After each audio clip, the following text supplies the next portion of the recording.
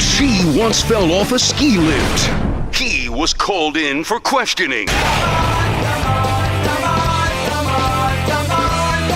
They are Maggie and Perloff on CBS Sports Radio. Can the 49ers win the Super Bowl if Brock Purdy is the 10th best player on the field? Hey, welcome to the show, Maggie Gray, Andrew Perloff. Those aren't my words. That's the words of former NFL MVP Cam Newton. Perloff, good morning.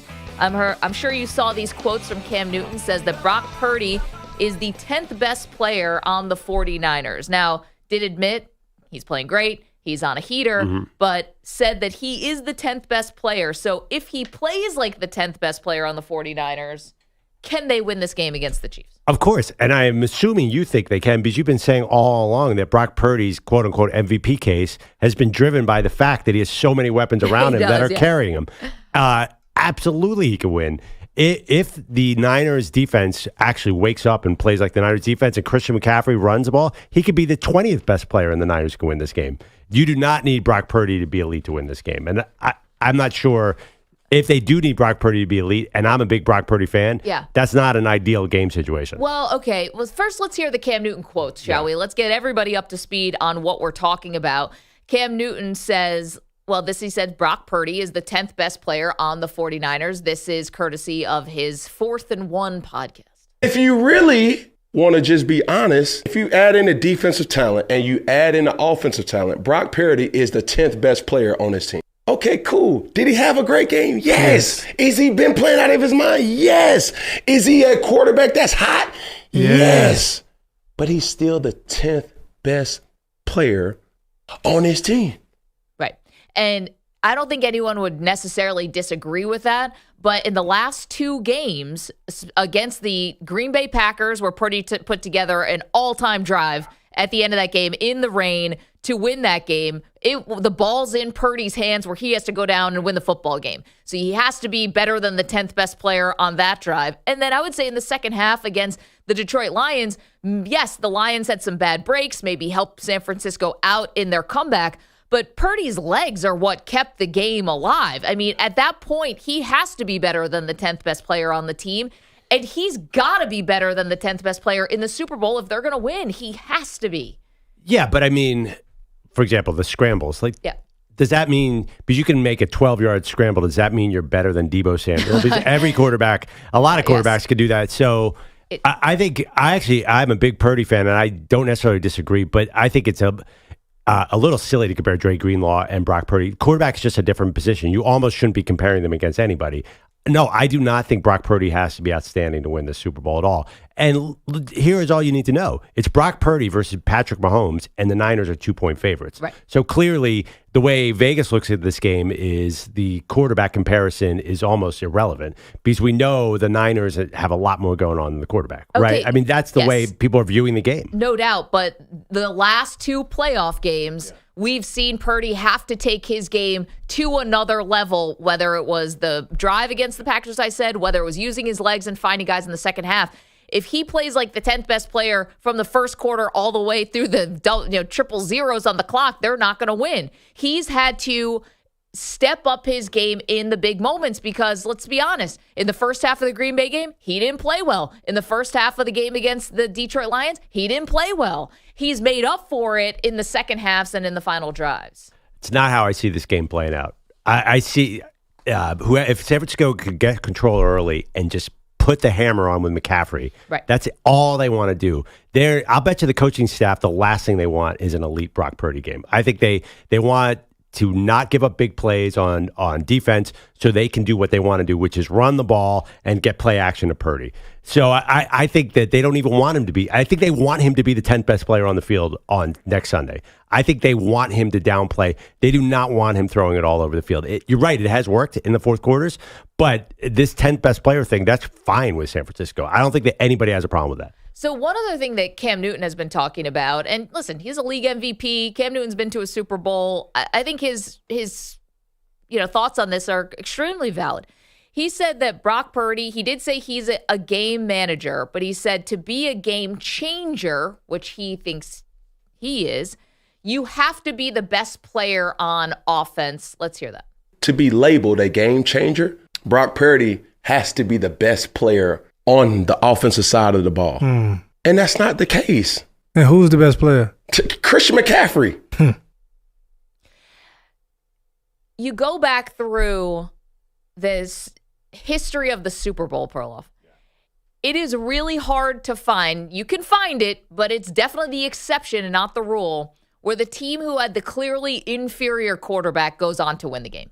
It is really hard. The rule is if you have the better quarterback, you're winning the game. The exception to the rule is either the two quarterbacks are kind of equal and there's not a big disparity, or the other team has an inferior quarterback but like an all-time defense or something that they do extremely well to overcome that. Well, I mean, I'm not sure that's fair because Brady won 7 and Mahomes has won 2. So, well, I don't think it's a coincidence. But just taking one step back, this game changer, what does that even mean? Cam Newton is presumably calling himself a game changer, right? He has, yes. When everything falls apart around you, he wasn't able to change the game against the Broncos. His offensive line was awful against the Broncos, and he was terrible. So he couldn't change anything there. Every quarterback needs the support of everyone around him, whether you're Cam Newton or Brock Purdy. And I'm not sure I totally agree with it's been quarterback play in these Super Bowls. I can think of so many Super Bowls where it was the stuff around the quarterback that determined the winner. Give me your examples of where it's been, except for Brady. If you took all the Brady ones out, I'll bet you it's 50-50. Well, not really. So the Super Bowls where the team with the clearly inferior quarterback ended up winning the game.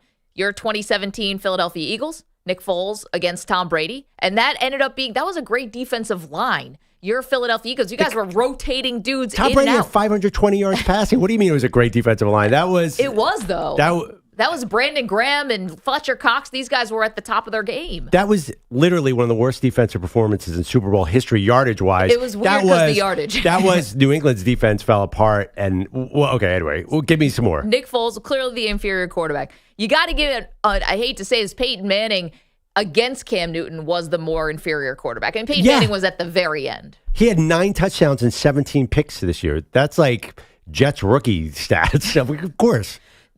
Both Giants Super Bowls. I don't think anyone believes Eli Manning is the better quarterback against Tom Brady, but 2011, 2007, you had Eli Manning. I would say the 2002 Bucs, Brad Johnson versus Rich Gannon. Rich Gannon had an MVP season that year. I mean, the 2000 Ravens, Trent Dilfer against Kerry Collins, there's really not a huge, difference, I think, between the two of them, but the Ravens had an all-time defense. I mean, you go back to 1990, go Jeff Hostetler against Jim Kelly. That ended up being almost like a Nick Foles situation because he came in as a backup. For the most part, the rule is if you have the better quarterback, you are winning this game, or you have basically, same quarterback, like a Drew Brees versus a Peyton Manning, a Tom Brady versus a Matt Ryan, stuff like that. I'm not buying it because I'm looking at the Super Bowls and I don't see quarterback out-dueling other quarterback mano-a-mano. Last year, Kansas City, Mahomes and Hurts. Hurts was perfect. Mahomes, they were equally perfect. The pick six. Yeah, but come on. Jalen Hurts almost could not have had a better game. And the fumble. Hurts was amazing in that game. His stats were incredible. And then the one before that was Stafford versus Burrow. There's no quarterback edge there. The one before that was Brady versus Mahomes. So who was the better quarterback in that one? That was Mahomes. So that wasn't a quarterback thing. I think it's always, and then there was a 13-3 New England Rams. That's definitely what's not the story of quarterback. It was two amazing defenses going at it. But Brady was better than Goff. Technically, yes, but that wasn't the story of the game. Nobody came out of that game and said Tom Brady outdueled Jared Goff. That was definitely not. It was 13-3. Tom Brady didn't outduel anybody. Okay, you're going to cherry pick that one. I'm just telling you. I go down all of them. There's very few games. There's so much more than just the quarterbacks. Every story of this, there's rarely where just quarterback talent alone is going to determine the Super Bowl. So I don't think you can say that the better quarterback often wins the Super Bowl because there's just all these cases, it's much more of a team game than that to me. But don't you see that the disparity between these two quarterbacks is not just, a tick here or there. Right. We're talking about Cam Newton saying Brock Purdy is the 10th best player on his own team versus Patrick Mahomes, who is the greatest player of this generation that we're watching right now. Right. This isn't like a small disparity. This is big. And when you have big disparities, it is very rare that the worst quarterback wins the game. Whether it comes down to whatever you think it comes down to, it is so rare. I'm giving you Nick Foles, and I'm giving you a banged-up Peyton Manning and Eli Manning. There's not much there when the disparity is this big. Yeah, I mean, but still the Niners are favored because it almost feels somewhat irrelevant. The mano-a-mano battle here is not Purdy versus Mahomes. It's McCaffrey versus Pacheco. I mean, honestly, Kansas City just scored 17 points. This is not Patrick Mahomes where he's thrown 50 touchdowns. This game is not going to come down to a Mahomes versus Purdy battle. Maybe I'm naive here. We're going to walk away from this game and we're going to be talking about some other unit. I'm going to be honest. You said this about the AFC Championship game. Right, which definitely did not come down to Lamar and Mahomes. Oh, it did. Not a shootout. Definitely not a shootout. But what was the difference in that game? Mahomes put it on early, could not miss to Kelce, was almost perfect to him. And then the second half played a clean game where they sat on a lead and he made no mistakes and game managed, as opposed to Lamar, who couldn't meet the moment. This was an all-time blowing it Lamar game that he's going to have to live with now through the entire offseason. He was completely out of sorts. So they weren't going throw for throw and touchdown for touchdown, but to say it didn't come down to those two quarterbacks, that is not true. You're going to look back at that game and say, that's the Spagnuolo game. You're not going to say that's the Mahomes game. That's one of the worst playoff games Mahomes has ever had. He scored 17 points. I'm just saying, though, did it come down to how the two quarterbacks played? No, that was the story of Kansas City's defense. That game, they're going to talk about that game for a long time. But man, do you remember when our D stepped up? No one's going to point to Mahomes as one of his better playoff games. No. He'll banish that from his highlight reel. I did not feel like it was Mahomes going mano-a-mano with Lamar Jackson. I just said they weren't going throw for throw and touchdown for touchdown, but to say that the quarterback wasn't the difference where Mahomes made no mistakes. Yeah, the stat line wasn't insane. The second half, they didn't do anything. But he also had no mistakes, no screw-ups, never put his team in a bad spot where Lamar couldn't get anything going.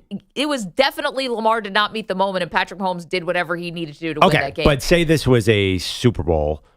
Is Patrick Mahomes even winning the MVP of that game? I'm not sure. It probably would have been. They would probably give it to him. Maybe, but it would be. That'd be a great opportunity for a defensive MVP. Because probably Kelce. Kelce was perfect. Kelce, you could have given 11. Yeah, I mean, that was definitely not one of Patrick Mahomes' highlight games.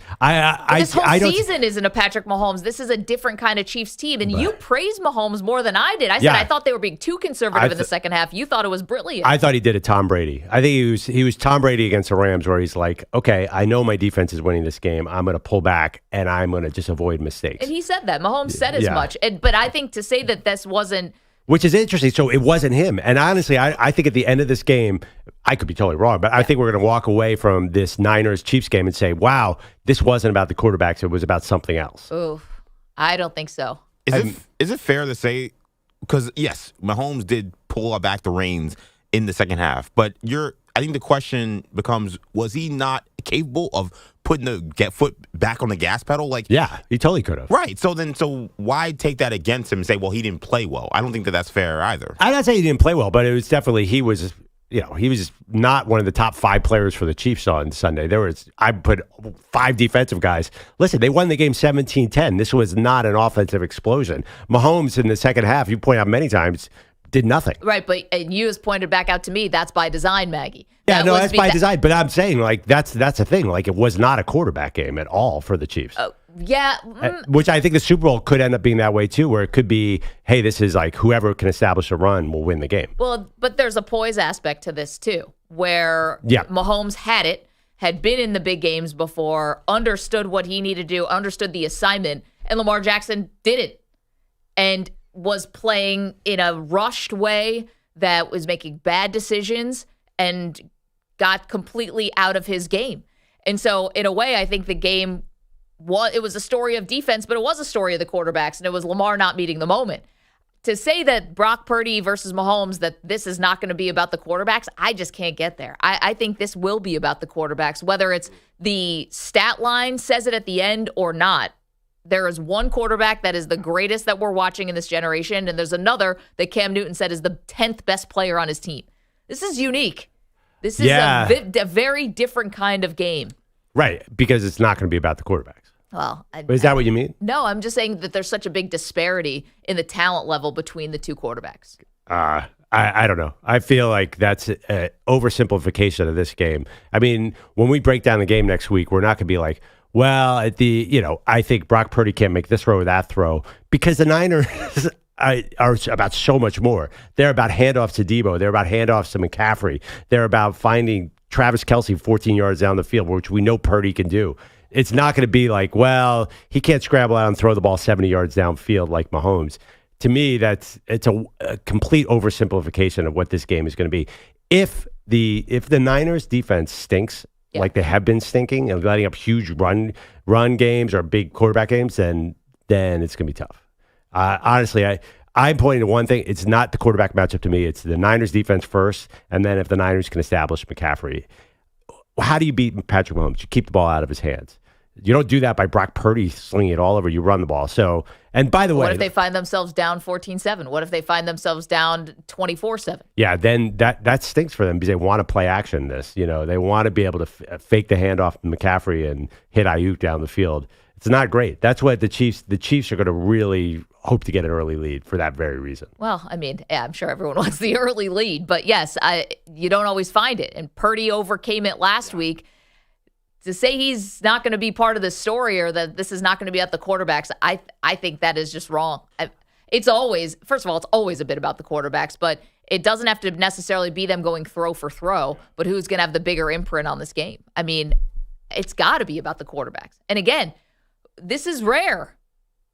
A two-time MVP versus Mr. Irrelevant, you don't get that kind of thing every day. And you're right. It's interesting that the 49ers are favored in this game, slight favorite. And what's the bet that you put on it, and what's the bet that I put on it?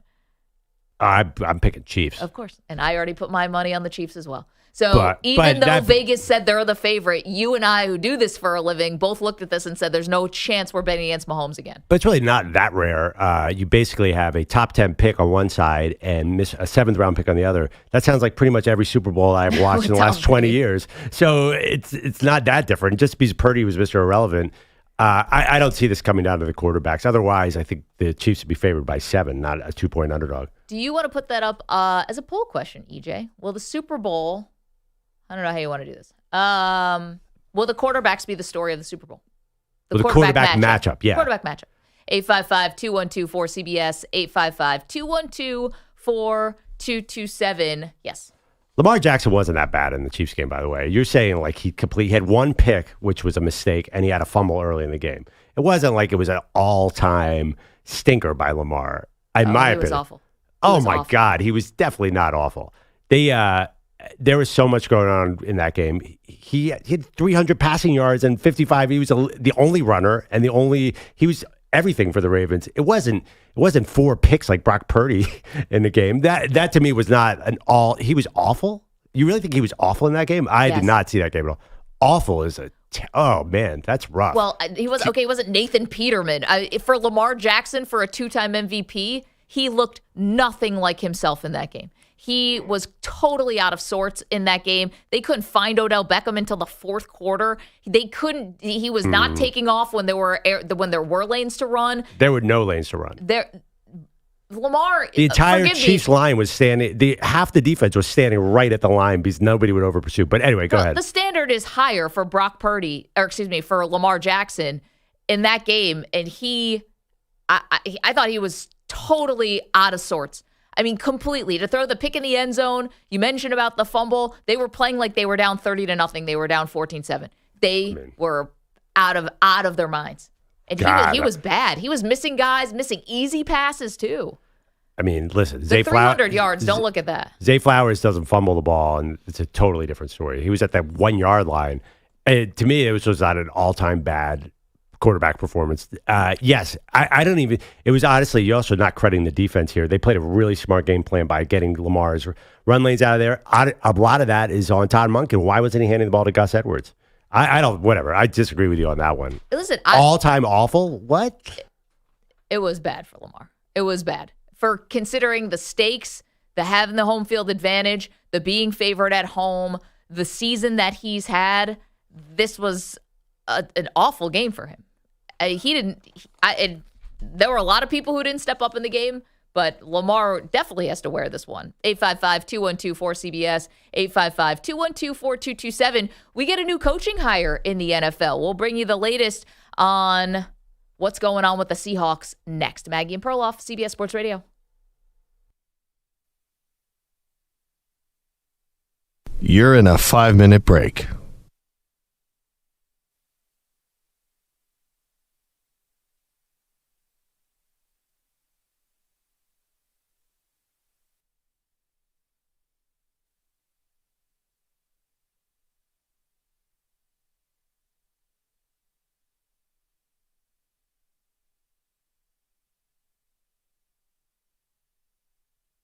Four minutes, 30 seconds remaining.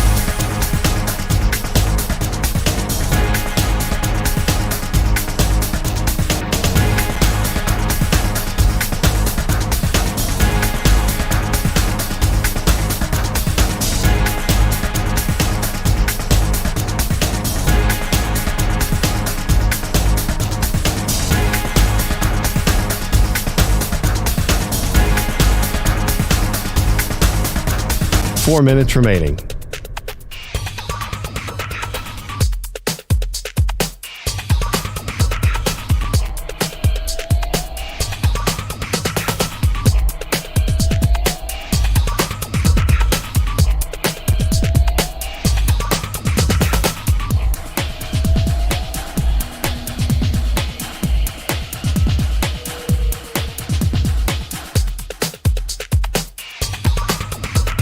Three minutes, 30 seconds remaining.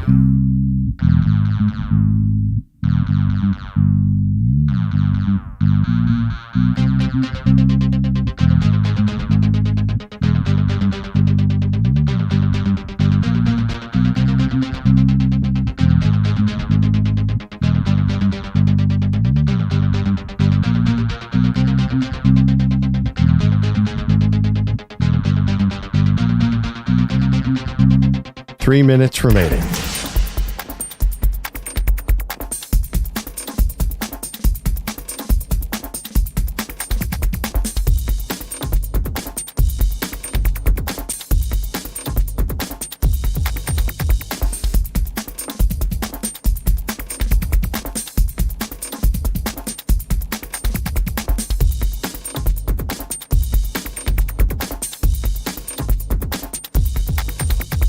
Two minutes, 30 seconds remaining.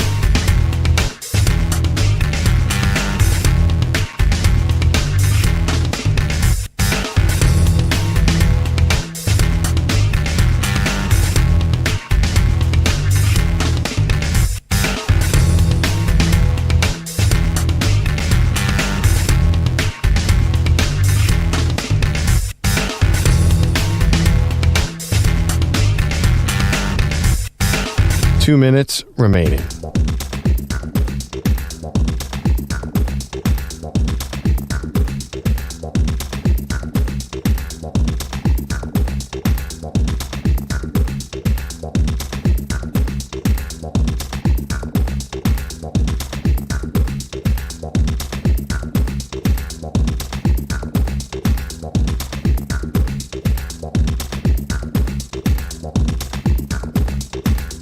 One minute, 30 seconds remaining.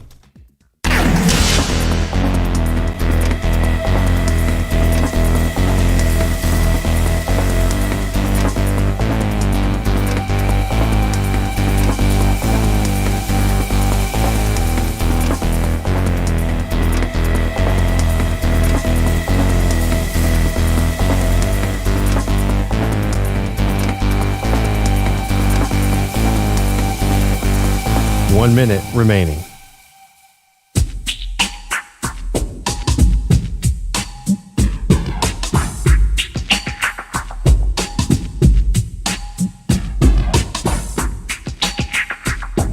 .45 seconds remaining.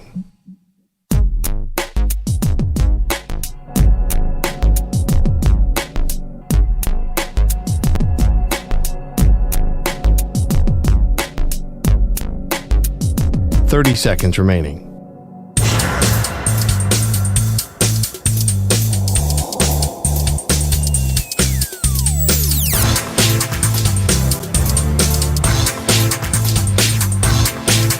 "15 seconds.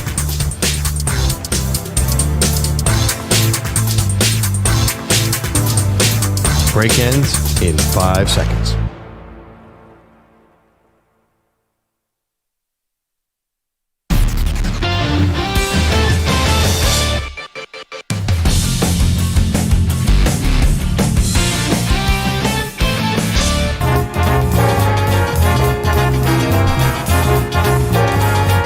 Stream the NFL on Westwood One for free, sponsored by AutoZone. All season long, you can listen to every Westwood One broadcast of the NFL live on the NFL app by asking Alexa to open Westwood One Sports, or on the Odyssey app. Get in the zone, AutoZone. AutoZone's free battery testing and charging is available for free at your local AutoZone. Get in the zone, AutoZone. Restrictions apply. Getting a little sentimental, a little sad. Unfortunately, this read is probably going away in 2 weeks. What the heck are we going to do when football goes away? Without AutoZone? AutoZone can come back, but I don't know how I'm going to structure my life come 11 days from now. It's just going to be wandering around the house on Sunday, wishing it was football season. You get like pre-depressed about the season ending? That happens with me too. Did you see the Saturday Night Live skit where it was they did a musical to open the show last week with the CBS crew, people playing the CBS crew, and they were just all in tears singing "I'll Never Forget You" because they have nothing to do after the season. There is I get that with all seasons, by the way. I get that. I do feel, and the end of a TV show or TV series, I get sad too. Yeah, maybe that one too. If you know it's ending forever, like Curb Your Enthusiasm is going to be ending. When Succession ended. The last episode will always get to be although the last episode for a lot of series is totally sucks. Yeah, it's hard. Always underwhelming. It's hard. Really hard to land the plane on a series that we all loved for a long time. Right. Seinfeld was a disaster, right? Yeah. It's funny, you know what came up recently? MASH, the last MASH is the most watched non-football game in the history of TV still. Even still better than Cheers? Yeah, wow. It beat all of them. But nowadays, and that'll never be topped because there are only 3 networks now. I have no idea. Is there one show that landed the plane on this? Breaking Bad, I think, landed the plane pretty well. Okay. People love the end. Yeah. Well, the Sopranos finale was, very controversial, but I think people enjoyed it.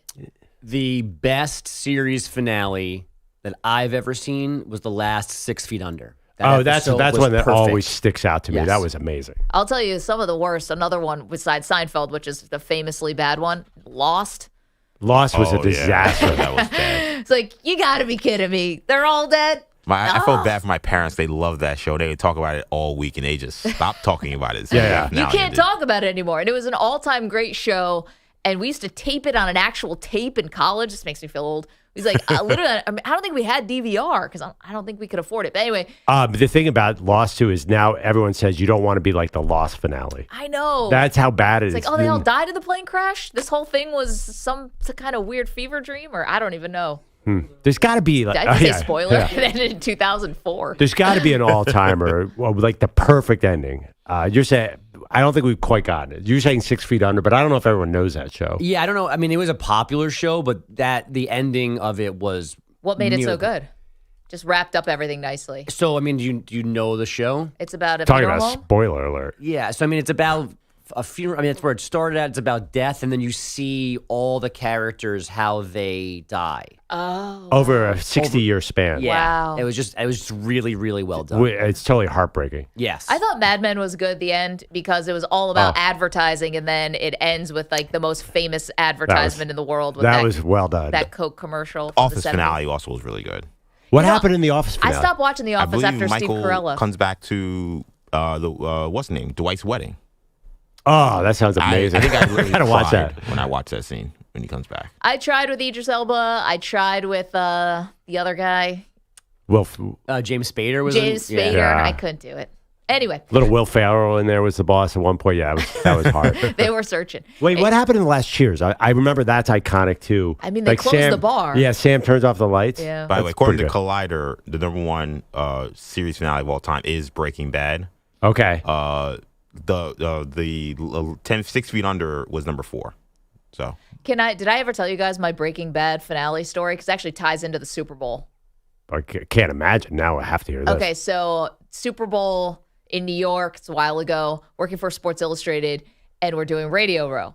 And I was behind on Breaking Bad. So everyone else was going for the season finale, series finale, and I was like still on season 2. So I was way behind. So we book Aaron Paul on Radio Row because you get celebrities, you know, coming around. Aaron Paul's like riding this high off of Breaking Bad. So I'm trying to binge the heck out of this thing to get to the end because it's all anyone's talking about. So I try to watch as much as I can. I fall dreadfully short. It's the day before the interview, and I just said to my producer, just tell me everything. Just tell me every part. Just spell it out for me as in much detail as you possibly can because I'm never going to be able to watch all of these and get it done. So we sit there for 40 minutes, and he just tells me everything that happens at the end. Aaron Paul cancels. Oh, I never interviewed him. So I never went back and watched it because I already know the end. Oh, that's awful. Yeah. Yeah. That's a horrible finale in itself. That's a bad personal finale for me. Bogish. Hello, sir. Good morning, everybody. Your headlines are sponsored by Progressive Insurance. Drivers who switch and save with Progressive save nearly $750 on average. Call or click today and find out if we could save you hundreds on your car insurance. Have you tried the lasagna? It's my favorite. A night of returns in the NBA. All love and applause in Portland with Damian Lillard back in town for the first time since being traded to Milwaukee. It was a fun game. You know, I think these types of games, you know, where it's a lot of meaning, you know, it's a lot of emotion to it. It's always a fun game. It's always competitive. You know, these games are never just a boring game or a blowout. It seems like it's always just a little bit more juice in them. Bilotti loves the juice. It might have been fun, but it wasn't a win for Dame and his new friends. Blazers down 1. 10 on the shot clock. Simons dances around up top. He takes off. He drives, steps through, runs it up and in! Anthony Simons with 17.6 left. Milwaukee takes a timeout. They advance the ball. 117-116. Anthony Simons gets it to go. That's Travis Demers on Blazers Radio. Lillard's protege, Anthony Simons, the go-ahead hoop in a 119-116 win. Lillard had 25 points and 7 assists. In Brooklyn, some cheers, some boos for Kevin Durant. Unlike Lillard, KD was a winner, scoring 33 in a 136-120 Suns victory. Even though I love these people here, I love to shut them up because it was some annoying people just trying to get my attention. I hate you, KD, but now look over. I love you, man. And they got my jersey on, you know. So it's good like I said, it's all good for the game, that relationship you got with the crowd. Phoenix is now won 9. As if he wasn't annoying here. 11. Yeah. Miami snapped at 7-game skid, 115-106 over the Kings, 31 for Jimmy Butler. Shai Gilgeous-Alexander at 34. The Thunder down the Nuggets, 105-100. Nikola Jokic did not play with lower back pain. Luka Doncic, Kyrie Irving out for the Mavs. They lost in Minnesota, 121-87. What excuses did they make up for Luka and Kyrie Irving? Luka, I think, his ankle and Kyrie's thumb, or vice versa, but those are the two body parts in question. Lower back pain. This is insane. Well, lower back pain sounds kind of bad, actually. Yeah, right. Yeah. Lumbar. Oh, come on. There's no injury. This is all fake, right? Well, they Bogus, can't you say- do these updates. Kyrie's been hurt, I think. I got it. Luka probably was just faking it, yeah. I mean, for going back to Jokic with the lower back pain, they can't be like DNP Serbian horse race. It's like not. Serbian Triple Crown. The league frowns upon that. What's the Belmont in Serbia? The NBA made dreams come true yesterday. The draft is finally expanding to 2 nights. Round 1 on June 26th, and then surprisingly, round 2's the next night. So clear your calendars. Teams wanted more time to make picks in both rounds. And the other thought of expanding or pushing round 2 into a second night, it gives teams more time to maybe make moves in and around the draft. I love this. I think you? Yes, because here's the thing. This is one of the big problems about the NBA draft. For some reason, the NFL doesn't have this as much, is you can't keep up with the amount of trades going on, and everyone's wearing a different hat than they're eventually going to go to, and it can get confusing. Why don't we have like a moment to sort of catch our breath at the end of the first round? All right, let's digest what happened and see if any trades happen before day 2. This is cool to me. I cannot stand this.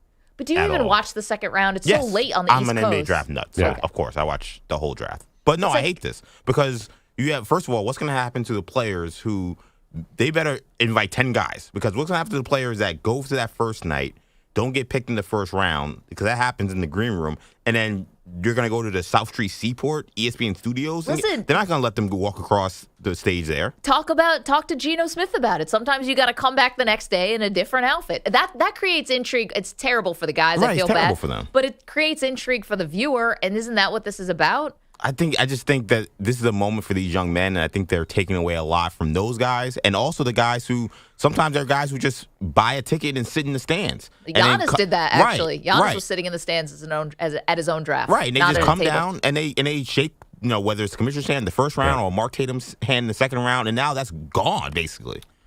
I don't think so. I mean...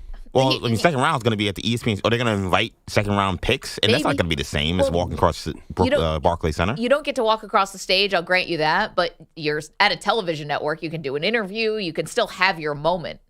The interview part, I guess. But I just think that there's something special about being able to walk across that stage. And now a lot of young men won't be able to do that. Wow. You're not going to like this take, EJ.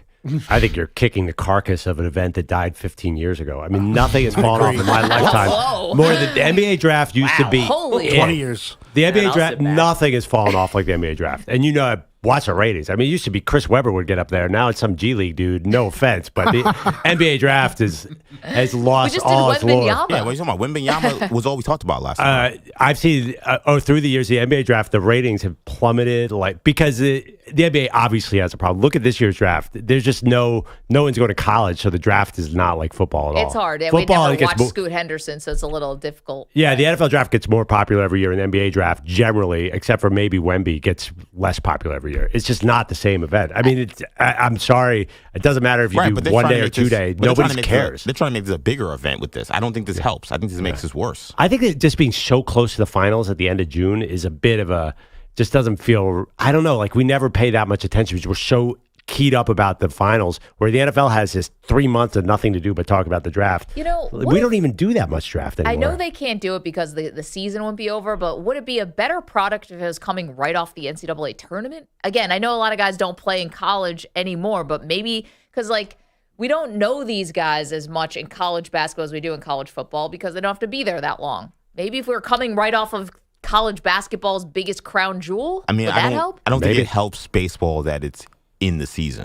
Baseball draft has never really been a thing. Yeah, so I think they've done. I don't know if these guys I think they've done some good things to try to make it a bigger thing. And they have it at a TV. They have it at a TV network. No, now they have it at All-Star Weekend. Yeah, that's like the 2 or 3 years old. Really cool, actually. Yeah, but the problem is again, no one shows up the next year or immediately in the majors. That's what that draft. They can never fix that part of it. Is that you're not going, oh man, he's my second baseman when I get to April. Yeah. Also, not everybody comes up. And some people choose college, right? That still happens. Yeah, there's that too. Yeah. One thing this year, you can't argue with this, EJ. The WNBA draft is going to blow away the NBA draft. They're not even going to be the same. You have stars all over this WNBA draft, and there isn't a single soul outside of you that knows anybody in this NBA draft. No, but everybody knows NBA teams, though, so people will still be interested. Yeah, but wait till Caitlin Clark and Paige Beckers get into this draft. That is going to be a big deal. Oh, of course it will be. Yeah. Because the NBA is, what are they saying? It's one of the worst drafts in 10 years? This one is not a good one. It is really bad. And 2 days, I agree with EJ, though. I think 2 days is going to be a problem. I think the second day is going to be really boring. No one's going to watch round 2. Get your tickets for day 2. That's where I want to be. You want to sit there next to Greeny at the ESPN studio? No way. You couldn't pay me for the Frisco Steaks to go there. I love the Friscos. We could probably pay you. But Maggie's right, though. I mean, the big problem is people can't keep track of the trades, and people can't keep track of where anybody's going, and this doesn't fix that. That's the problem? You're saying that's the problem? It's not the fact that nobody's seen Oscar Thompson play basketball before? No. A lot of people who watch draft complain that they're watching guys go up there and they don't know who it is. And that is a problem. And they are not fixing that, which they're not with this, because those trades won't be official. Still, adding 2-3 minutes to a pick doesn't make a trade more official than it was before. I think the trades add drama. I think that's actually an interesting part. The fact that these guys have not been in front of us is, I think, the bigger problem. Well, the trades are great. It's just not knowing what's happening. Because people are like, wait, that's not our guy? Like, I just saw Jalen Duren put on a Knicks hat. He's going to the Pistons. How did that happen? It's also, the irony is that they're not, the NBA is such a star-driven league, yet guys are coming into the league and no one knows who they are. It's like the NBA makes them into stars, but it's been a long time. It's been a while. Wembanyama, but nobody watched Wembanyama. If you're a regular, not even casual, if you're a regular basketball fan, unless you're really looking for the YouTube highlights, you haven't seen Wembanyama. Well, I mean, that's right. It's a European players in G League, and they're not playing college. And if they do play college, they play 1 year. So that is, I feel old saying this, but that's why the NBA draft is not compelling to fans anymore. Except for EJ, I will give credit. All year round, that dude's an NBA draft pick, for real. This is really going to come in handy. Yeah, it's really good. The second rounder that's going to Portland, you can tell us who he is. In the chat, Bucky Cheese says Nabisco Steaks. No, Pete said Del Frisco Steaks. Del Frisco's. I don't think Nabisco has a steak department. That would be nasty. Nasty word. It's a Chips Ahoy steak. Be a dessert steak. They let you into Del Frisco's with your steak preferences? No, they sent me right out. Yeah. Oh, well done How are with your ketchup? seasonings, garçon? You're looking for the fast food joint down the road. You're looking for Nabisco steak. That's right. Around the corner from FAO Schwartz. Mike MacDonald is not the only defensive coach leaving Baltimore. Secondary coach Denard Wilson will be the Titans' new D coordinator. MacDonald takes over the Seahawks. Men's college hoops, top-ranked UConn downing Providence 74-65 for a 9-game win streak, but 10th-ranked Kentucky losing in OT at home to Florida 94-91. Women's number 2 K-State saw its 14-game win streak end 66-63 to Oklahoma. This is the 7th loss by the number 2 team in the country this season. Wow. And this is a big hockey trade, I swear. Calgary sending pending free agent center Elias Lindholm to Vancouver for 3 players and 2 picks, including a first-rounder this summer. Guys, back to you. By the way, I think just from house cleaning, the 2023 NBA draft was the most watched draft ever on any network, according to Nielsen. So, Wemby Power of was, Wemby. yeah, so. Can he get drafted again this year? I hope so. Put him back in. Go back to France. Come back over. How many people are we talking about? We're first talking round was average viewer 4.9. 4.9 million. That's the most ever. You just said nobody was watching. There's never been an NBA draft with more than 4 million viewers? That sounds impossible. I'm reading the Nielsen thing. 4 million? That's like a Vikings-Bears game in week 8. What's going on here? Just reading what I'm telling you. I'm just reading the article. Don't kill the messenger. That didn't sound right when you said You're telling me when C. Webb and Sean Bradley and Penny Hardaway were in the draft, they could get more than 4 points? Okay. That's interesting. This is what ESPN put out. 855-212-4CBS. Coming up, we do get to this NFL news. Seahawks make a hire. So how quickly should we expect them to be a contender? 855-212-4CBS. Don't move. Maggie and Perloff, CBS Sports Radio. You're in a 5-minute break.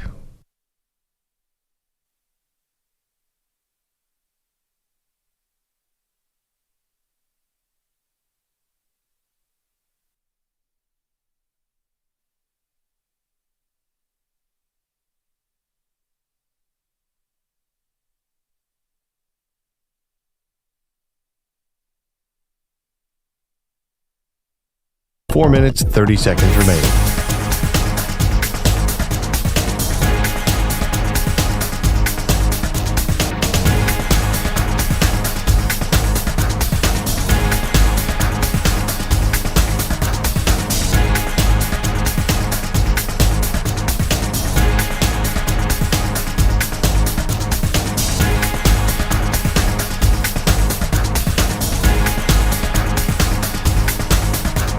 Four minutes remaining.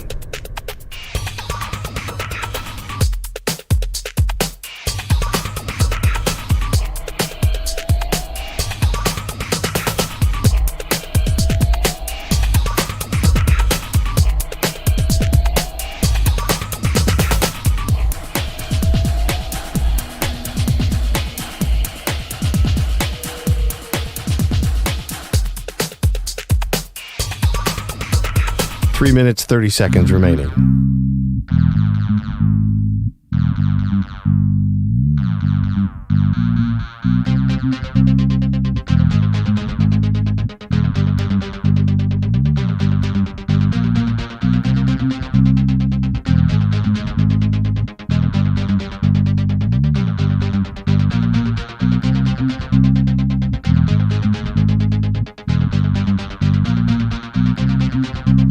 Three minutes remaining.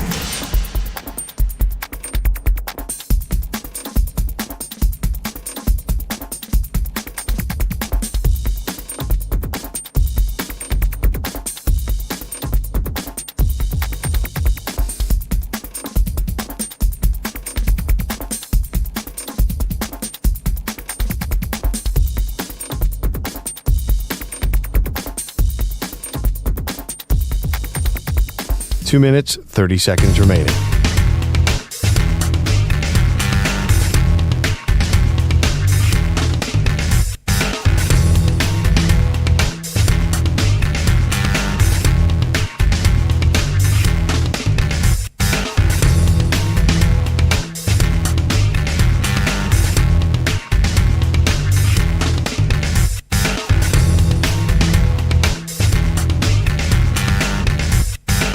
Two minutes remaining.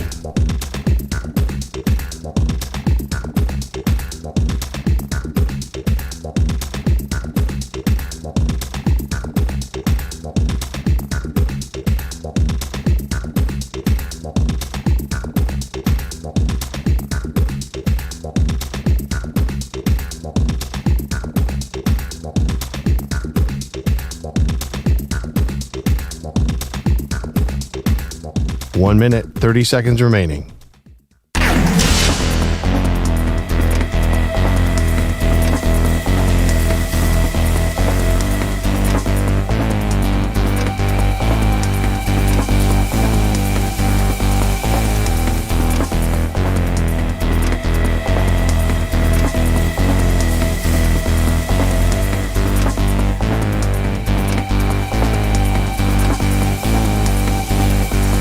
One minute remaining.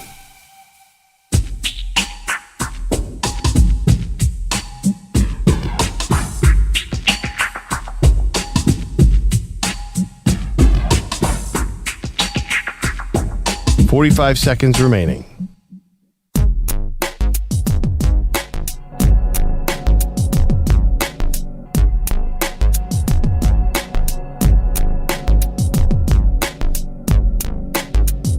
$30 seconds remaining.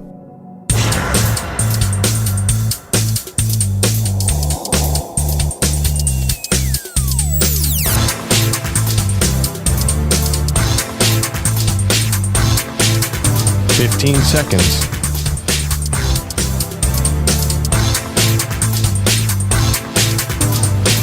Break ends in 5 seconds.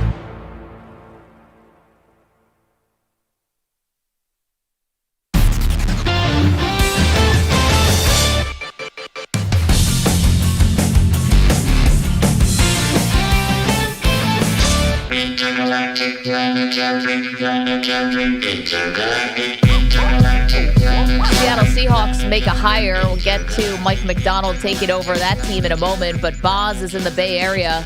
We were talking about the NBA draft is now going to be a 2-day event, so mark your calendars. But Baz, you don't love it.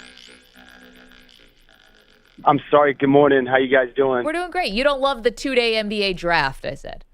Well, it's not that I don't want the 2-day NBA draft. I'm just looking at it from like a global standpoint, right?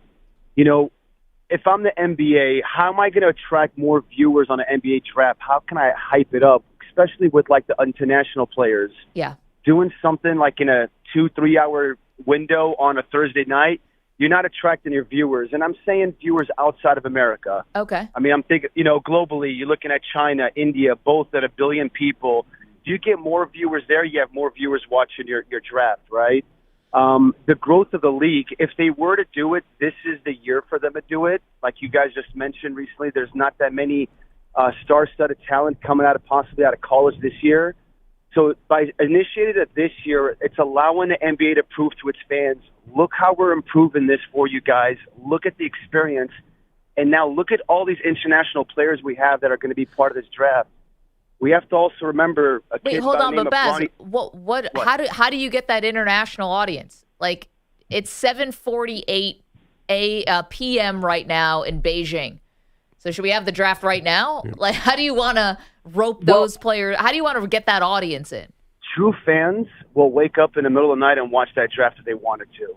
I mean, we here in America, we wake up at 1 o'clock in the morning to watch international soccer games, right? Yeah. I mean, so it's remember, it's all about that. It's just to get those viewers, and it just builds that hype to be the best of the best league across the globe, right? I guess so. Look at it from that standpoint. Yeah, you think Bronny and Cooper Flagg, these guys? I mean, we have people coming in. Baz, thanks so much for the phone call, dude. We have stars in college basketball. The question is Bronny actually going to be a highly coveted prospect. I mean, ever since his health issues, I feel like we kind of put that on the back burner for Bronny. Yeah, no, it's funny. Cooper Flagg is what we got right now. He hasn't even gone to college yet. Yeah, I was about to say college we all wake up to in March. But don't a lot of people consume the NBA on YouTube and other things? So maybe there's a lot of consumption that happens after the fact in China. Because you're right, the live is not going to work timing wise. The internet, and there's one thing that it's been proven throughout sports. American TV audiences love when international players take over a sport. That's their big thing. Like baseball, it's done nothing but been a dream for TV ratings. I think baseball and a couple other things as well. Okay, Mike MacDonald gets hired by the Seattle Seahawks. That becomes official yesterday. Perloff, you love the hire. I did. Did I say I love the hire? Oh, I'm asking. You love the hire or you do not love the hire? I like the...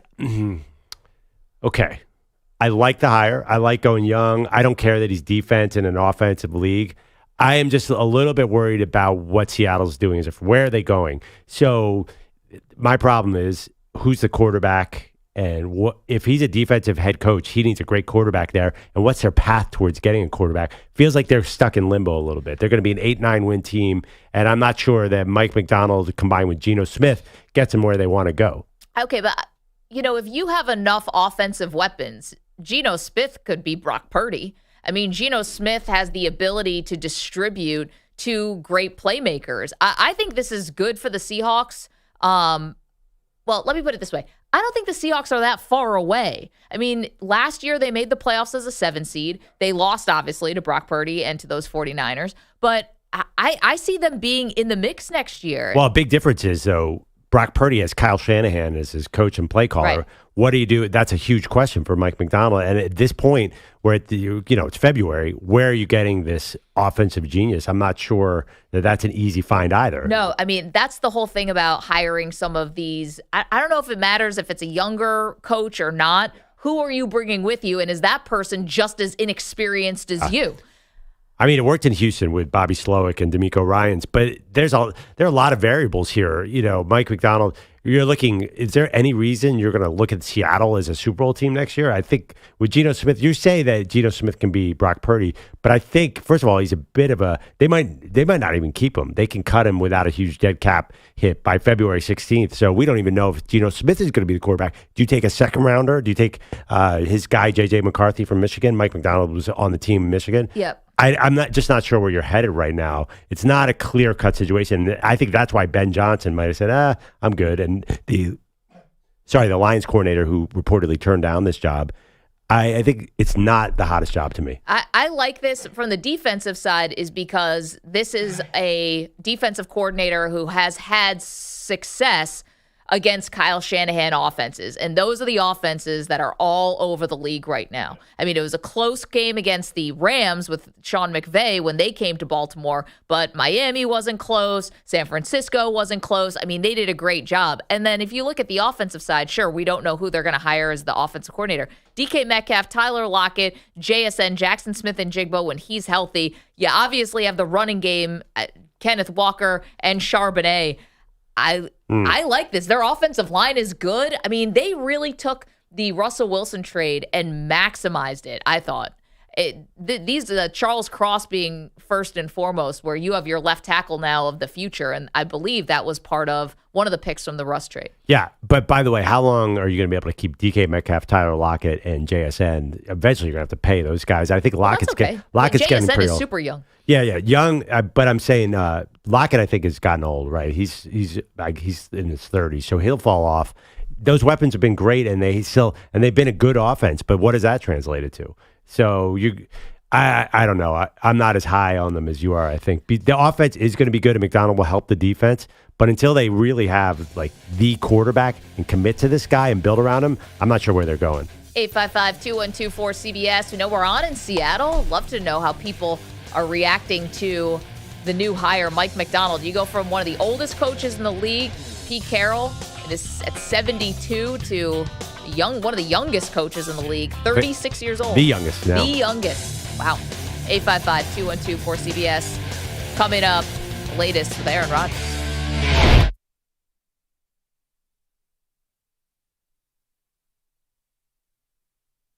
You're in a 5-minute break.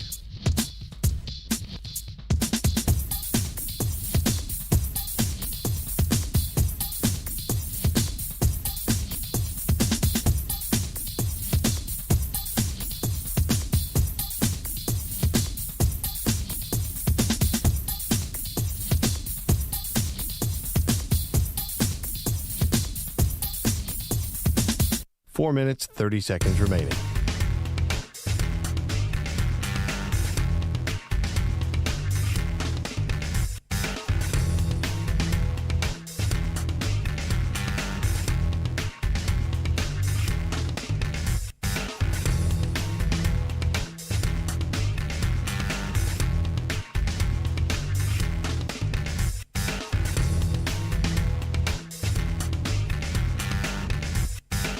Four minutes remaining.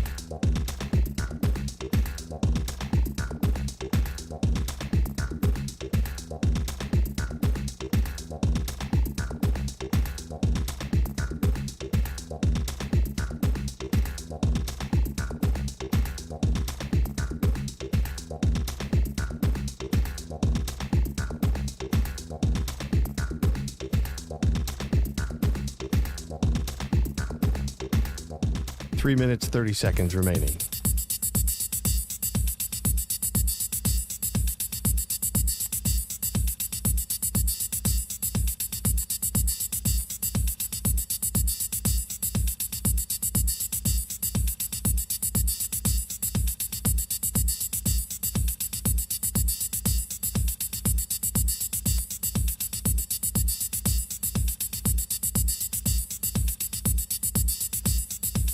Three minutes remaining.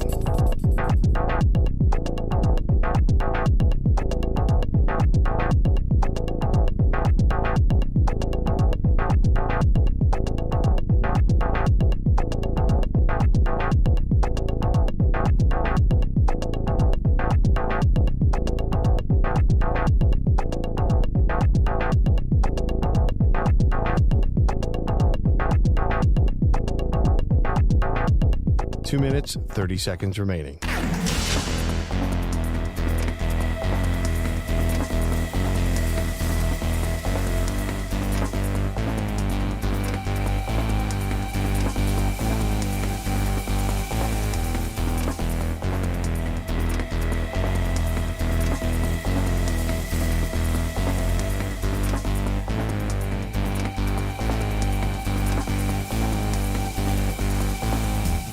Two minutes remaining.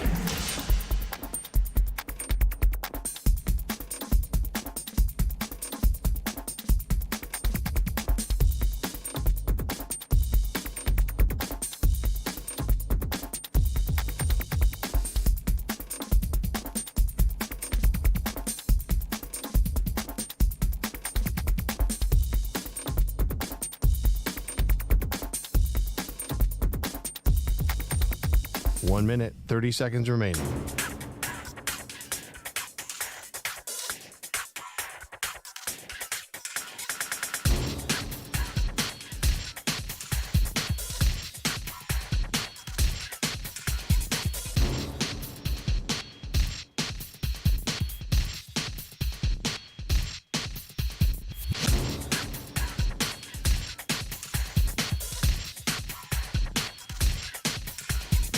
One minute remaining.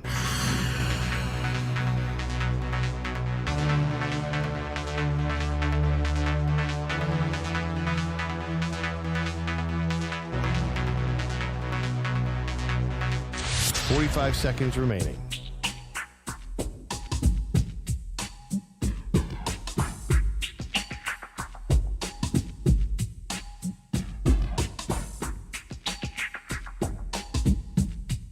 "30 seconds remaining.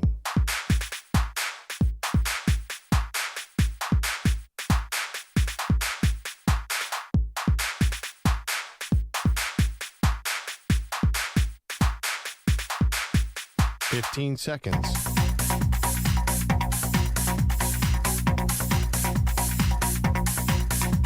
Break ends in 5 seconds.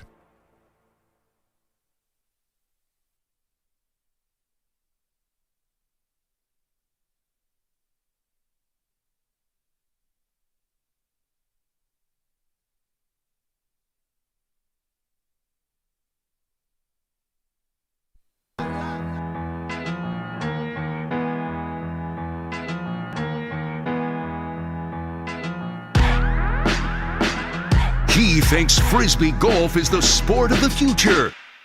She's sticking with football.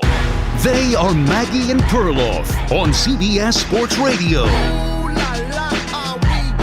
Will Brock Purdy versus Patrick Mahomes actually be the story of Super Bowl 58? Welcome to the show, Maggie Gray, Andrew Perloff. It is such a disparity between these two quarterbacks, Perloff. It's impossible to deny. Mahomes, the greatest that we're watching right now, the greatest of this generation, however you want to put it, versus the upstart Brock Purdy, who has wildly exceeded every expectation for him as Mr. Irrelevant, now finds himself in a Super Bowl, and it's so stark, but will that matchup be the difference in this big game? Okay.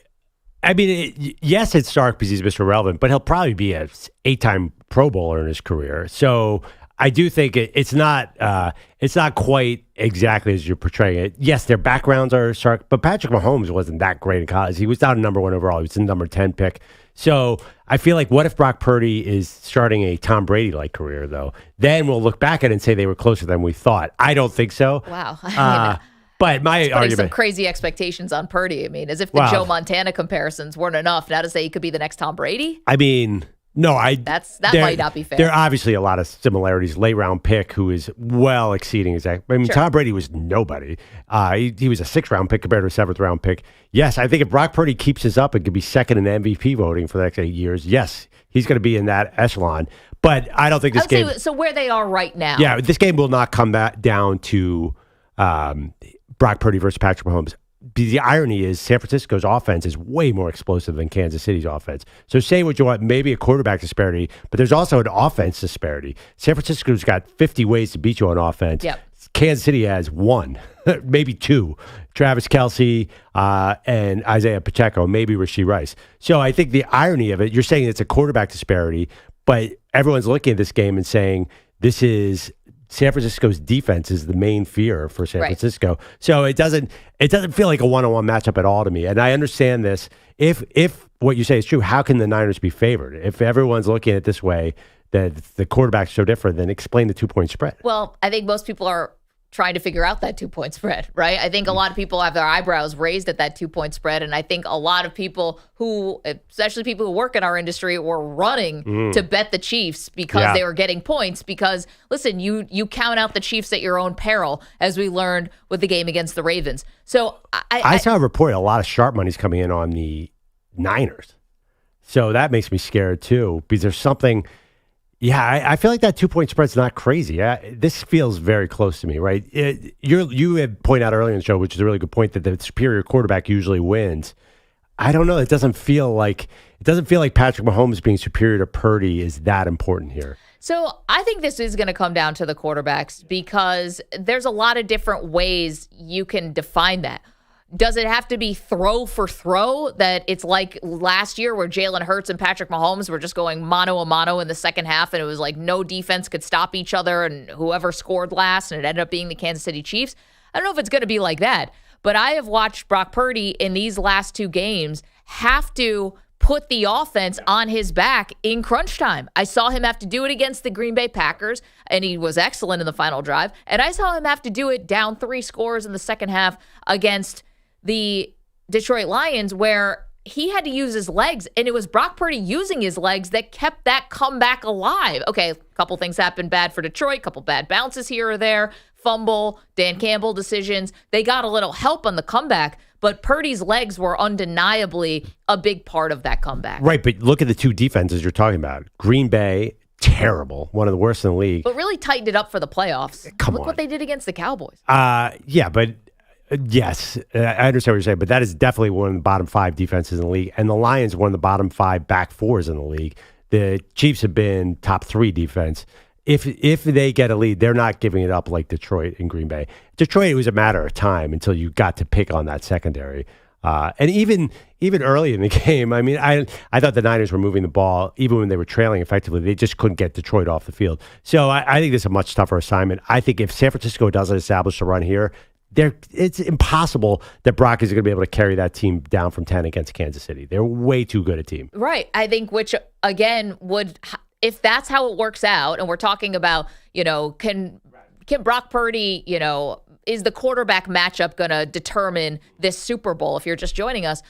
I think that will in some ways, if what you're describing, San Francisco down 10, can't come back against the Chiefs, you could point to the quarterback and say they could not overcome a great Chiefs defense. Look, Lamar Jackson couldn't do it a week ago. I don't know how we'd expect Purdy to do it. Yeah, I mean, obviously the Ravens are even worse. They're completely designed to not play from behind. They're the heavy run team.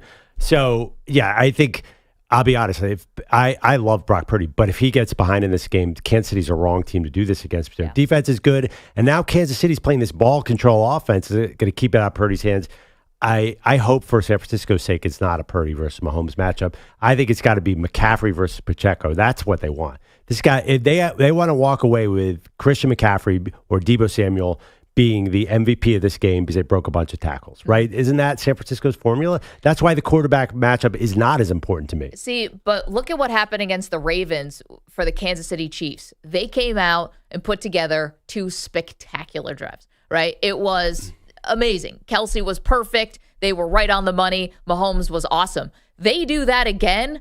I know that Mahomes didn't do next to anything in the second half except for play that ball control game, not turn the ball over, be the game manager, realize that he had to take a step back and that the defense could shut out the Ravens because the Ravens were totally discombobulated. But then you still have to, in a way, give it to the quarterback because they came out, he was awesome, they punched them in the mouth, and their opponent couldn't recover. Yeah, but look at this. If you're the 49ers, it's a run game. I mean, Aaron Jones destroyed you. Yep. And then the Gibbs-Montgomery thing was, they averaged 6 yards a run. So I don't even think it's going to be Mahomes. I think it's going to be Pacheco. Kansas City is going to be like, oh, there's a clear vulnerability here. For some reason, San Francisco's got all this money invested in their defensive line, and they cannot tackle anyone. When did San Francisco stop tackling? It's amazing to me. So, again, I'm going back to the run game being key here. You could be right. It could come down to Mahomes and Purdy, but I feel like both coaches are sitting and say, how do we control the ball on the ground to keep it out of the other offense's hands? Well, and you'll notice one thing that San Francisco does do, which the Chiefs wouldn't, anytime Purdy throws a ball that's even somewhat dicey, they immediately will hand the ball off for the next 6 plays. They do not. They let him settle back down, no matter what the score is. 855-212-4CBS. And because that is how they're built. We see you guys on the phones. Okay, a couple interesting topics here. We were just talking about the Seattle Seahawks getting a new head coach in Mike MacDonald. Kevin is in Oregon, has a thought on the coaching cycle. Good morning, Kevin. How are you? Good morning. First of all, my prediction for the Super Bowl, based on the way the 49ers defense is playing, it's going to be Kansas City 84, San Francisco minus 21. Wait, sorry, say it again. Your line cut out. Sorry, my prediction for the Super Bowl, based on the way the 49ers defense is playing, it's going to be Kansas City 84, San Francisco minus 21. Oh, yeah. The reason I called, I was just wondering what your opinion was on why Eric Bieniemy doesn't seem to be in the conversation for the head coaching positions. And thanks for taking my call. You got it. We ask ourselves this, feels like every offseason. And this is a little different because he did a lot with less in Washington. They had a good offense till it sort of fell apart at the end of the year. I think there's 2 or 3 impossible football questions. Is Derek Carr actually good? And why Eric Bieniemy's never got a head coaching job? I don't understand it. Joe Flacco elite. Joe Flacco elite. I desperately wanted the Eagles to poach Eric Bieniemy from Washington and let him run the offense. Heck, let him coach a team. I don't even care.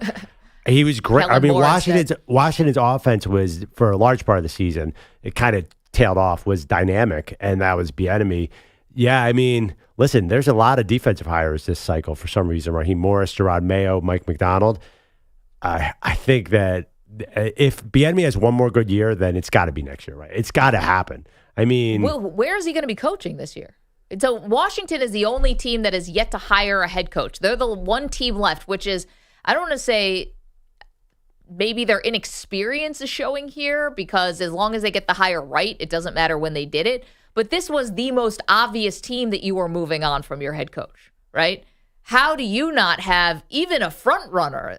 Again, maybe they're doing something different and it's going to end up working out, but I would be antsy if I were a Commander fan, because you knew probably from the middle of the season that Ron Rivera was going to be out. And the fact that you don't have anybody right now and you're the last pick feels a little weird. Feels like you're missing the cycle. Yeah, so at least though now you don't have to rush a decision because everybody's out there. What if they hire Dan Quinn, the Cowboys defensive coordinator, and keep Bieniemy in the house. Bieniemy has interviewed for the head coaching job there too. Yep. Find a way to keep Bieniemy. Maybe That's Bieniemy ends an up getting interesting the job. combo. Yeah, it's funny. He's not being listed by the insiders as a potential guy to get that. They have the number 2 overall pick. This is a good job, guys. I don't see this as a bad one, but we don't know what's happening behind the scenes with the ownership change. I mean, you got Bob Myers there, who was running the GM search. Then they landed on the guy from San Francisco, Adam Peters, who was this rising star guy behind the scenes from the front office. Maybe they want somebody who's on the Super Bowl staffs. I don't know. With Super Bowl staffs, Who are you taking from here? Spags he hasn't done a single interview.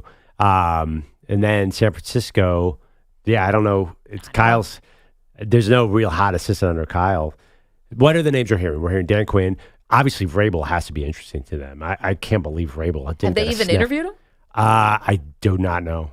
And listen, Eric Bieniemy. Wherever he lands, if he has one more good year, it's overwhelming. This is an offense league, and I'm not sure all these defensive hires are going to work. If Canales has more success than Raheem Morris in Atlanta, I don't think any defensive coordinators are getting hired next year because, everyone wants McVay and Shanahan, and then you're getting Gerard Mayo in the house. There's a lot going. If these defensive coordinators all do not do well as head coaches, then we're going to have 7 OCs get the job next year. I don't know if you were paying attention, but it was probably a pretty tumultuous day for one of our pals. What the is Aaron Rodgers up to today? Haven't checked in on him. I'm assuming answering lots of text messages. I also would think that he would do a press conference yesterday because doesn't the GM usually do that when there's a big change? I kid. Expose in The Athletic detailing just how terrible things were for the New York Jets last year. A lot of salacious details in here, like the head coach trying to root out the leaks in the organization surrounding backup quarterback Zach Wilson, threatening to take people's phones. Meanwhile, the coach himself is texting with a radio personality in New York who read his text messages on the air, but sure. Just basically, Nathaniel Hackett could not adjust after Rodgers went down. There was a lot of backbiting, infighting, coaching staff looking, or at least not coach staff, Nathaniel Hackett being unprepared. And the fact that Aaron Rodgers has this really outsized influence over the entire team. Did I miss anything, EJ and Pete, as your big Jets fans? The fact that Zach Wilson soured on his big bro, his OG, Aaron Rodgers. Apparently, Aaron Rodgers got hurt, went to California, didn't pick up the phone. Yeah, right. Yeah, Wilson soured on Rodgers. Yes. Is anyone not soured on Wilson? Is the bigger question. That's a good question. Let me ask you guys, the Jets fans, if Aaron Rodgers is healthy, what is the record of this team? They were 7-10 without him. This article left me doubt that this team would win more than 10 games. I'm not sure if they get to 10. I don't know. They had a lot of easy opponents that they lost. They lost the early game to the Patriots and scored 4 points or something. I mean, yeah. I think they that win. That was their 15th straight loss to the Pats. I think they win 11 games, and you do not see this article. I agree with that. Yeah. Because I'm sure also to the 30 sources and Jets coaches. Yeah, 30 sources talked to them. That means people were not shying away from these reporters because they felt like someone feels like they're going to get scapegoated and they want their opinion out there. Right. But if it's a bunch of idiots in the building, guess what? These 30 sources are also idiots. Yeah. And those coaches, I was reading some of the anonymous coaches, they clearly have some bizarre agenda here too. So it feels like the front office and the coaching staff not exactly on the same page in this one. And this is what it made me think, which is Aaron Rodgers can come in and he can make everything look a little bit better and he can make up for a lot of flaws. But this thing, the names can change. The same stuff is going to keep happening. It's the culture in the building. It's the owner. The owner isn't front and center in this particular expose, but it is the owner. He is not just a star chaser, which he has been the whole time. He's impetuous, and everyone's afraid for their job. Clearly, there's so much paranoia going on, and that's what leads to these kind of leaks. It's not because the reporters in New York are better than they are anywhere else. It's because the people in the building are running to the reporters to tell them their side of the story and their stuff. This is not all on Rodgers for me. It's like you've alluded to. It's the whole organization from top to bottom. You could tell that Woody Johnson is probably an Aaron Rodgers fan, thus not being able to do anything else outside of Aaron Rodgers, not being able to move on from Aaron Rodgers. They are a very disjointed organization. They always have been under Woody.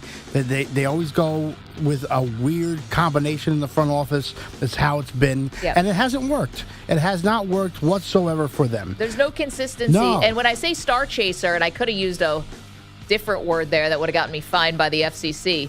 People would have dumped it. Star chaser, which was Favre, obviously, the Tebow situation, listening to Peyton Manning, who told him to hire Adam Gase against everyone's better judgment, the Aaron Rodgers stuff. I mean, you're desperate with Rodgers. I get it. A lot of teams would have done it. I'm not saying the Jets are alone there. Better than like Deshaun Watson or something like that, if you're all things being equal. But I'm telling you, this dude is blinded, and that's not a way to team build. What I will say, though, is I'm not Woody's biggest defender at all, but I saw nothing from this article that made Woody Johnson look bad. Like, he was the one that apparently was going to Salah saying, hey, people in the media, people on social media, look, I don't know if that's where I want him getting this information from. Maybe he should call, reading the tweets making decisions off of it. Maybe he should call a consultant or a former NFL coach. But still, like, that offense was broken last year. It was hot garbage. Yeah. And that coach... Well, he should need a Twitter feed to tell him, a Twitter user to tell him that. I know, but like still, like that coach and that coordinator wasn't saying anything, and they apparently weren't doing anything to fix it. So the fact that Woody was apparently pressing solid, being like, hey, this is what people are saying about our offense, like, what are you doing to fix it? Well, where's Woody been? Robert Saleh hasn't touched the offense since he got hired. I mean, This is what you did. You brought in Robert Saleh, then let him hire the guy who was the best man at his wedding, who had never been a full offensive coordinator ever, and decided to throw a rookie quarterback out there and thought this is going to work. They're all idiots. And the other part, this is how you, even if Woody reading Twitter and making assessments off of it is probably something a lot of owners do, but that's really dumb. Here's how you know that this reflects bad on Woody, because 30 people talk to these reporters. That's when you know you got a bad building. Well, I mean, Woody knows it, and he's doing nothing about it. That's the big problem. I mean, he's going to Salah. That's great, but you're the owner. You can go in there and you could. This was a team that needed to either double down, which is what they are doing now, and going back with the same crew because they could hey, Aaron Rodgers is hurt. We could try it again. If not, everyone's out. Or blow it up now. Right. And if I was running this team, the first thing I would clear out Douglas and Saleh, and I would have said to Aaron Rodgers, hey, look, you're gonna be. We want you here. If you don't want to be here, we'll arrange a trade right now, and we'll move on. They're not going to. Rodgers is calling the shots. He took a pay cut. They love him. And I know Perloff said, if Aaron Rodgers is healthy, his team wins 10 games. In that article, basically, it said that the Hackett didn't seem to think that the offensive line was an issue. They were getting their ass kicked every day in practice by the defensive line. And that's because their quarterback had no idea where to go with the ball. No, this is training camp with Aaron Rodgers. But that was one version. Whatever. That was some coach saying that. I'd like to hear what Hackett or Rodgers thought. The first 2 games of the season, Aaron Rodgers was under siege. We knew that offensive line was terrible. First 2 games, I mean, he lasted 4 plays. And in preseason, he was under siege. Yeah, I got to say, all this dysfunction with Rodgers and Hackett, the same thing was going on in Green Bay, and they went 13-3 every year. You don't think Rodgers was a pain in the butt in Green Bay? I'm telling you, he would have, quote unquote, papered over all this. They probably would have won 12 games. He can't block for himself, Perloff. That's what I'm trying to say.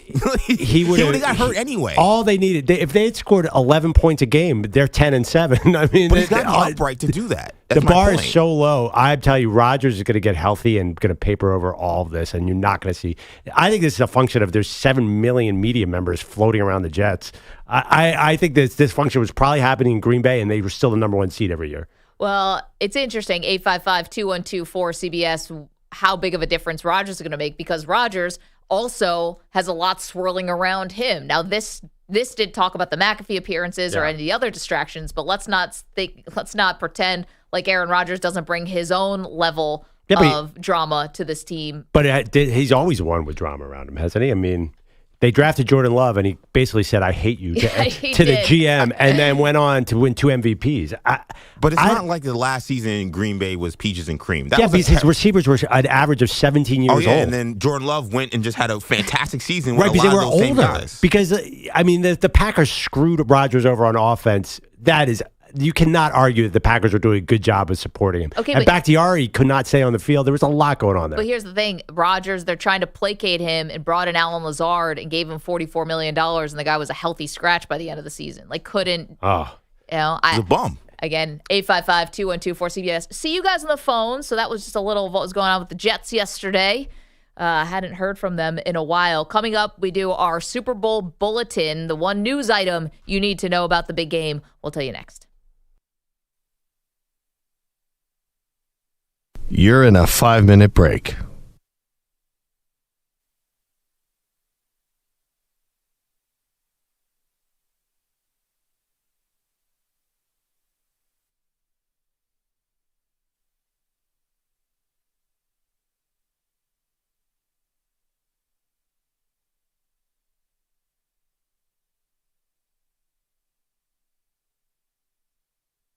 Four minutes, 30 seconds remaining.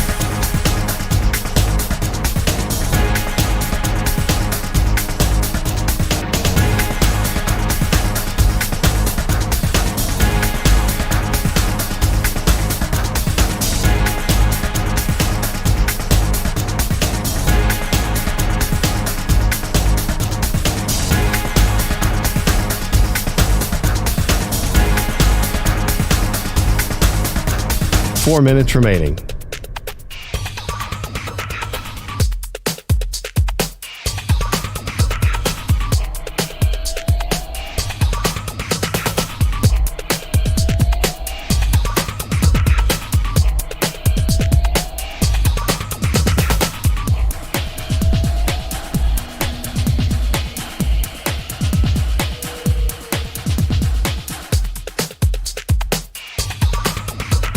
Three minutes, 30 seconds remaining.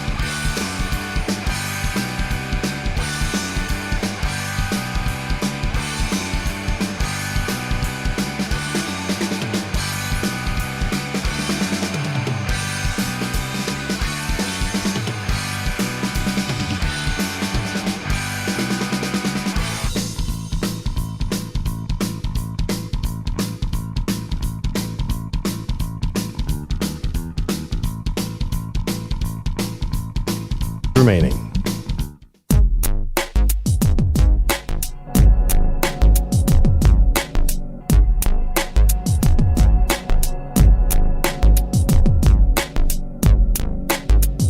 30 seconds remaining.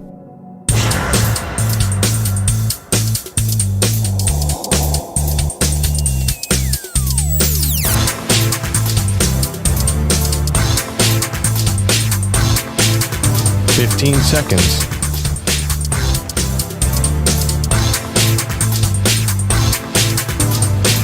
Break ends in 5 seconds.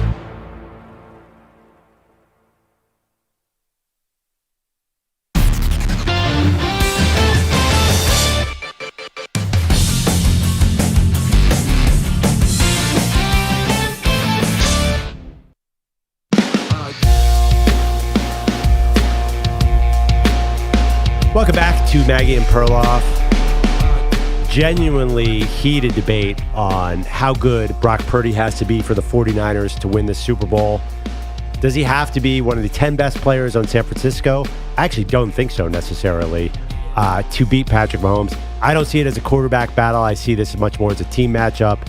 Maggie says the reality is it is Patrick Mahomes versus Brock Purdy. It's going to come down to the quarterbacks, definitely. And he can't be the 10th best person on the field for them to win the game, because in crunch time against the Packers and the second half against the Lions, he was better than the 10th best player. And if they find themselves trailing or in a dogfight, he's going to have to elevate his game. That's just facts. Well, what if it's a Panthers-Broncos 2015 Super Bowl where the best player on the field was Von Miller by 50 miles and Nick Bosa just blows up Patrick Mahomes like the Bucs Super Bowl? There's all sorts of scenarios here. I don't think we should do some kind of show bet. I don't know how you determine this. Does it come down to the quarterbacks or does it come down to something else? I don't know how you possibly, we could have EJ Judge. We have a poll question up right now at Maggie and Pearl where you can go and vote. And the poll question is, will the quarterback matchup be the story of the game in the Super Bowl? Right now, 57% say no, 43% say yes. So it is rather tight. That was our Super Bowl Bulletin music. Just a quick update on what's going on. Kadarius Toney, the injury status has been a little, murky. Yeah, murky, I think is a good way to put it. He says he's not hurt. Team says he is hurt. He's no longer listed on the injury report for the hip injury, Perloff. Now it's personal reasons. This dude, they don't want this dude anywhere near the team. You know, Andy Reid, I listened to an interview with Alex Smith the other day, who was with Andy Reid in Kansas City. He said Andy Reid has this unique ability to let players be themselves. And even when he has malcontent players or players who have perceived character issues, he is very forgiving. He's known as a forgiving coach. So I wonder if he's going to give Kadarius Toney another chance. And the other thing, too, is Toney showed up big time in last year's Super Bowl. So he's not a stranger to this moment. I think he's going to play. It doesn't make any sense to me because I would never have him out there. But just they can bring him in on one sort of jet sweep or something. I feel like he's going to be out there. Do you think he's on the roster? Well, he just went on Instagram Live and said to bleep by bleep to the entire Kansas City Chiefs organization. That was like 4 days ago. So I don't think so. But you're right. Maybe Andy Reid is very forgiving, coaching Tyreek Hill, Michael Vick back in Philadelphia. Yeah, I mean, it wasn't even Michael Vick. Off of prison. It was handling Deshaun Jackson. I mean, wide receivers. Sure. Any coach that can handle a wide receiver is, I don't think you get enough credit for that. But today, it's Thursday. They practice. If Toney's out there, I think he's playing. And first of all, San Francisco can't tackle anyone. Why not put Toney out there? He'll probably run right through him. Or he'll fumble the ball, or who knows. He'll definitely line up in the wrong place. That's a given. You just knock off 5 yards, get it out of the way. Marlene's in Gary, Indiana. Good morning. Good morning. What's on your mind? So I just want to say a few things. Number one, I think you guys are, some of the fans, they're just making it too much about the quarterback versus the quarterback. Mm-hmm. It's a team game. First of all, just what you guys said. If a quarterback's the 10th player on the field, there's 22. Yeah. They're going to lose the game. But listen, Brock Purdy's been proving since high school that he's a natural-born winner. You can't compare him to Patrick Mahomes, who's been there for almost 10 years now. But at the end of the day, hand the ball off to McCaffrey like you've been doing all year. Mm-hmm. Give the ball to Debo and Ayuk. And when he needs to make a play, he makes a play. people forget that in the first game of the year, it was Patrick Mahomes that lost to the Detroit Lions. Now, granted, Travis Kelce was out. Or no, Chris Jones. But what if San Francisco really double teams Kelce and you see Bosa put on the heat? Yeah. Then what's Mahomes going to do? So that's my number one thing. But I guess, Marlene, I think I'm curious about that also. If finally San Francisco becomes the first team ever to actually stop Travis Kelce, then what's he going to do? And I think he's going to find Rashee Rice, and I think he's going to find MVS, and I think Mahomes is going to make it happen. MVS? He sealed the game in Buffalo and in Baltimore. That's a tall order for MVS to all of a sudden step up and be a consistent weapon here. I don't know about consistent, but I don't agree with you there, and I also just have to say, look, Brock Purdy, people need to start taking notice. He's a winner, and a winner is a winner is a winner, and so I think he's got as good a chance as anyone. Now, I want your take more specifically because you're a lady just like myself. Yeah. With Caitlin Clark, and I don't want to get too off of your topic, but being that she's the most marketable female athlete right now, possibly on the globe, do you think that she's going to get a WNBA contract that is going to be a breakthrough contract for women, just like you, as the amazing radio announcer you are, deserves a breakthrough contract? Thank you. Marlene, What are your appreciate that. I can guarantee you I'm not breaking any records for radio salaries. I do disagree a little bit because I think when Simone Biles gets a hold of that Olympics, she'll be number one by far. But Caitlin Clark is a huge marketing force, and we're seeing her in all sorts of commercials. Yeah, I think Naomi Osaka probably. I mean, does she still play? Yeah, I mean, she's on a maternity leave, I believe. She's back now. She's back. Yeah. So I don't know if Caitlin Clark's the biggest on the planet, but let's not parse Marlene's words. I get what she's saying. She's probably the biggest female athlete in the country. Yeah. I just say it's funny about because that a little. I think the Olympics will change that a little bit. But right, Caitlin Clark is huge. Now I'm curious, does WNBA slot salaries? I thought they did. So they do. So for the number one pick, you get $76,000, and that goes up to about 3 years, where it's $85,000, and there's a fourth-year option for $97,000. Yeah, she's taking a significant pay cut to go to the WNBA, which is why, it's funny, yeah. Which is, this has always happened, and this is why these women have to play or elect to play overseas in the off-season so they can try to supplement their income. Well, she'll still get big marketing money too, though. So, she has Gatorade, I believe, and does she have State Farm now? She's one of the big insurance companies, so she'll still do that in the WNBA. Yeah, I don't listen. If she wanted to, could she say? I mean, does she have the power? Let's put it this way. I don't know how you change the salary structure. I don't know if you could do that, but does she have the power to maybe influence where she wants to be drafted or things like that? Probably. I don't think she'll use it. I think she'll be drafted just like everyone else. Well, also, too, I think there's a legit question. It's not like she's LeBron where she's going to be so far and away better than the second best player in this draft, right?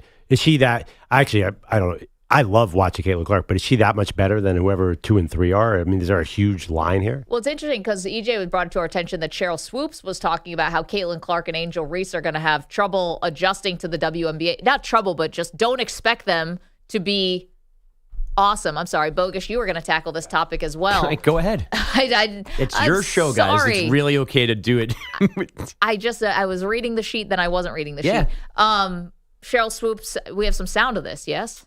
I don't think so. I don't have it in front of me right now. So Cheryl Swoops, all good. You do have this sound. All right, let's hear some Cheryl Swoops. I think Angel will eventually be a good pro. I don't think Angel will come into the league immediately and dominate the way people think she will. And I say that for people who have never watched a WNBA game. It's good. Like there's talent. Like these women can play. Will Caitlin Clark be a good pro? Absolutely. Will Caitlin Clark come into the WNBA and do what she's doing right now?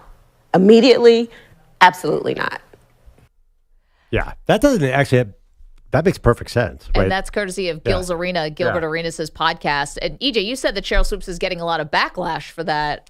Yeah, a lot of people are saying that she's a hater for this and that, this is kind of like what we've seen in the NBA where you got old heads saying that someone won't be as good. Right. But honestly, it's 100% true. I mean, I'm a Liberty fan. I watched Sabrina Ionescu's first full year. First year she was hurt in the bubble, but then the second year she played, she struggled a lot. Right. Kelsey Plum broke almost every scoring record that we have in college basketball.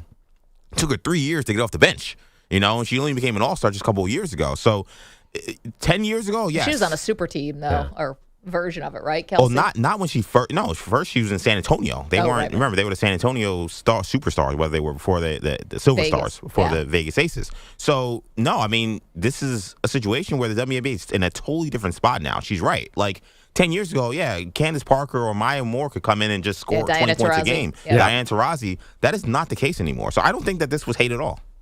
I totally agree. And also, we forget Paige Beckers is probably the biggest star to come into the sport. She's the biggest high school recruit ever in the sport, and she's in this draft too. She'll probably go 2 or 3. I know she's just been so hurt in her career, which is a bummer. Yeah, but she scored 20 points a game this year. I think, I don't see Caitlin Clark as such a difference maker. I mean, obviously the comparison is Steph Curry, right? Because she just hit from the logo all game long.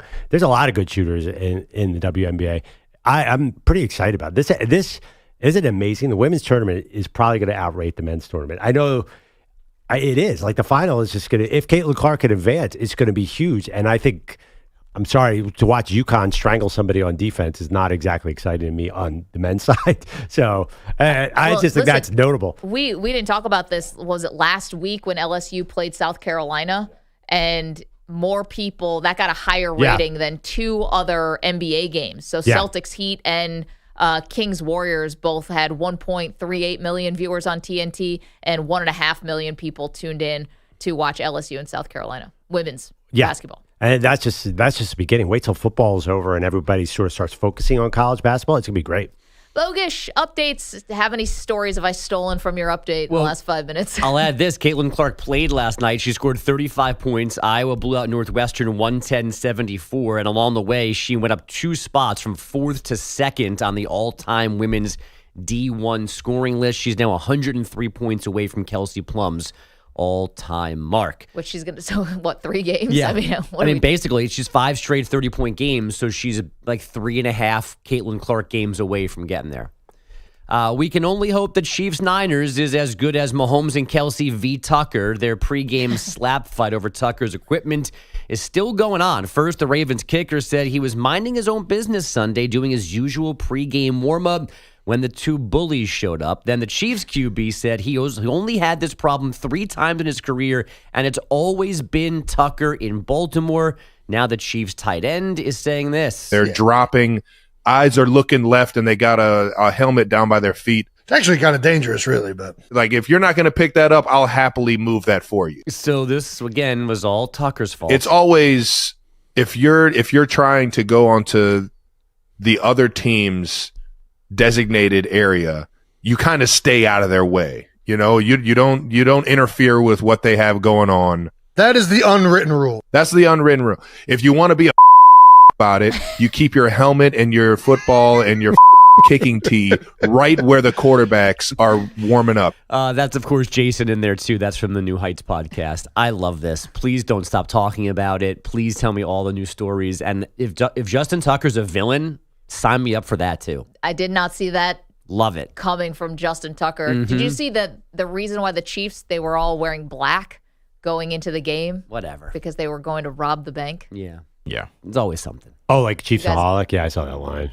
Yeah. Wow. There's always gimmicky stuff. That's fine. As great as that sound was from Kelce, I think the bigger story out of the New Heights podcast was Jason saying that he's trying to bring back backyard baseball and backyard football, which if you've not played this, is the greatest maybe computer video game ever created.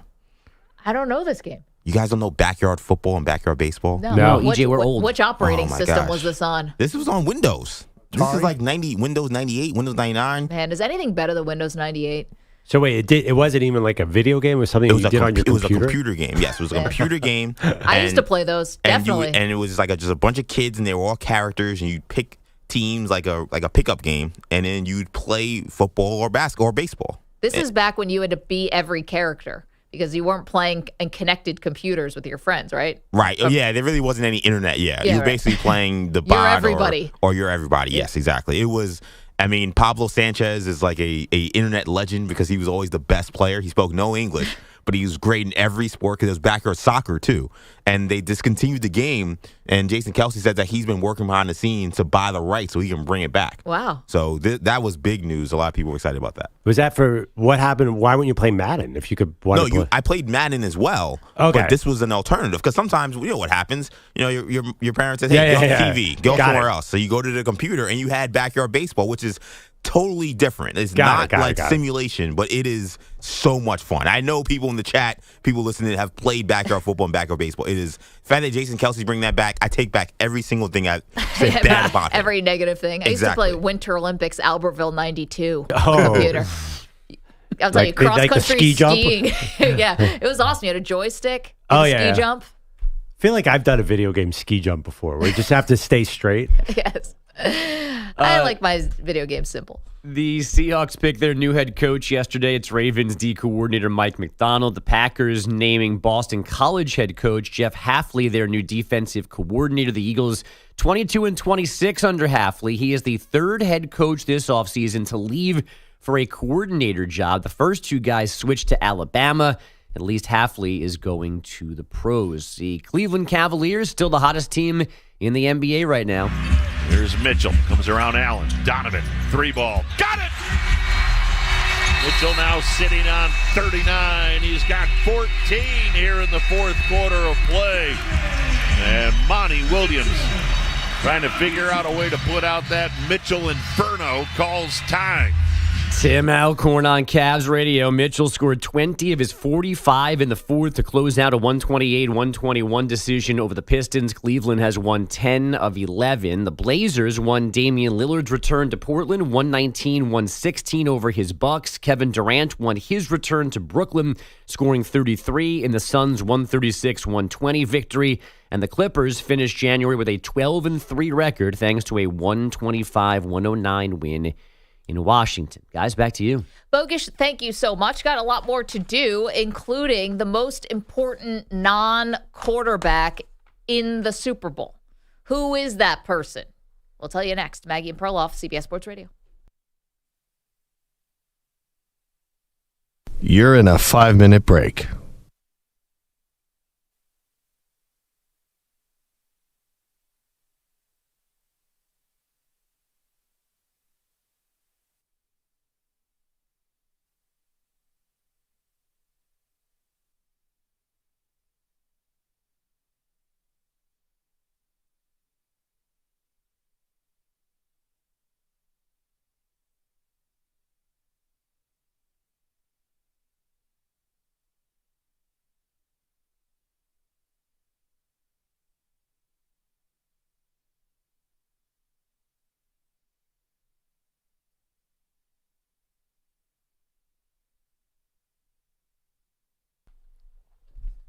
This is Maggie Gray with an Odyssey Sports Minute.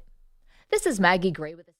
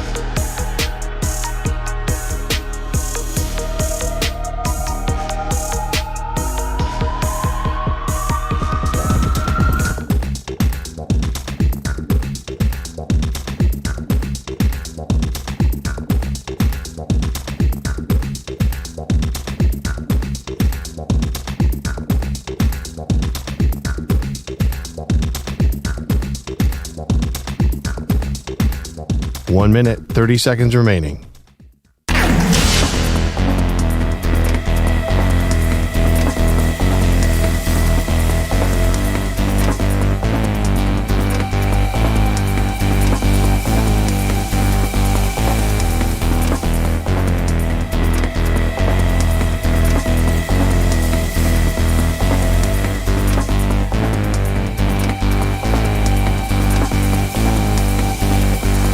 One minute remaining.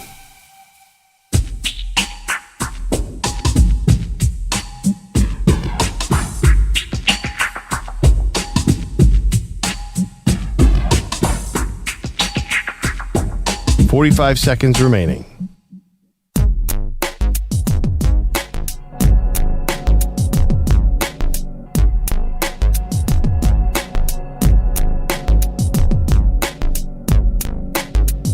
$30 seconds remaining.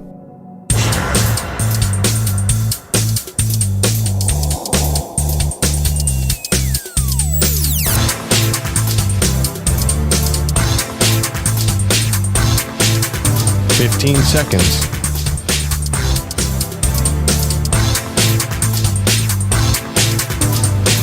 Break ends in 5 seconds.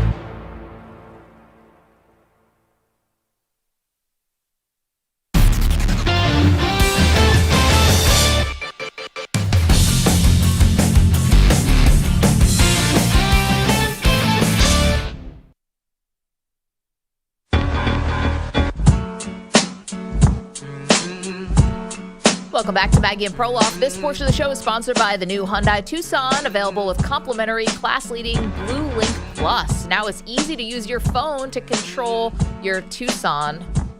Love Hyundai.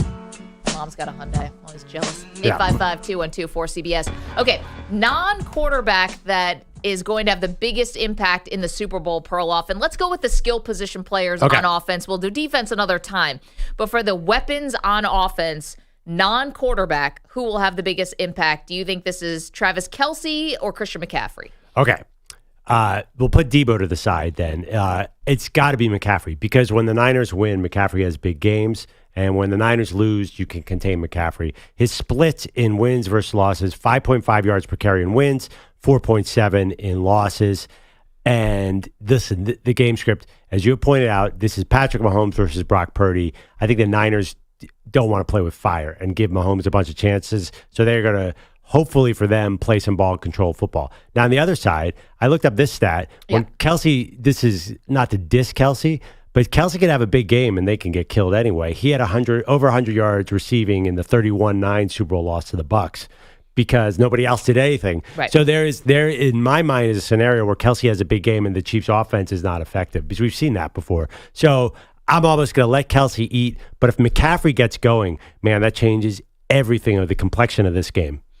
Yeah, I got to go Kelce on this one because, first of all, no one's been able to cover him all these years. Yep. He's 34 years old. He's still getting open. I saw Luke Kuechly was actually on Kay Adams' show yesterday and had a pretty good sort of description as to why, which is you can never leave his hip. And, like, you have to be playing him constantly and looking in his eyes to see if he's tracking a ball. I mean, it was a really good breakdown from Kuechly on Kay's show. But to me, what was the difference ultimately offensively for Kansas City against Baltimore, this great defense? Kelce. It was Kelce, and it was getting to Kelce early. And he's just, with the big game experience, they've been there, done this before. And then, like, on the flip side of it, there's just not that, besides Pacheco, who else are you really giving me on the Chiefs that really scares you? Well, Rashee Rice to some extent, the rookie wide receiver. Yeah, but have we seen him win a game for the Chiefs yet this year? He's at the second half of the season. He's had some huge games. No, he's not Tyreek Hill. Yeah. He's not Tyreek Hill. But can you see a scenario where Kelce has a big game and the offense doesn't really kill you? Because Kelce's not going to get over the top and have a 70-yard strike. That's true. So we were talking about this earlier. You kind of likened it to like a Kobe Bryant game, right? You let Kobe get 40, and then you shut down everybody around Kobe. I just think, I don't know if you're going to be able to do that.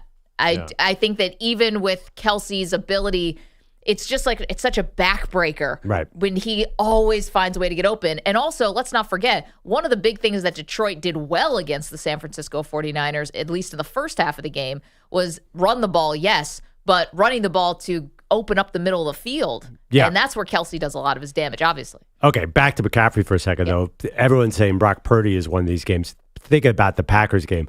What was the hammer? What was the death knell when McCaffrey started going downhill at the end against the Packers? It was over. So that is the scenario I think that Kyle Shanahan is envisioning right now.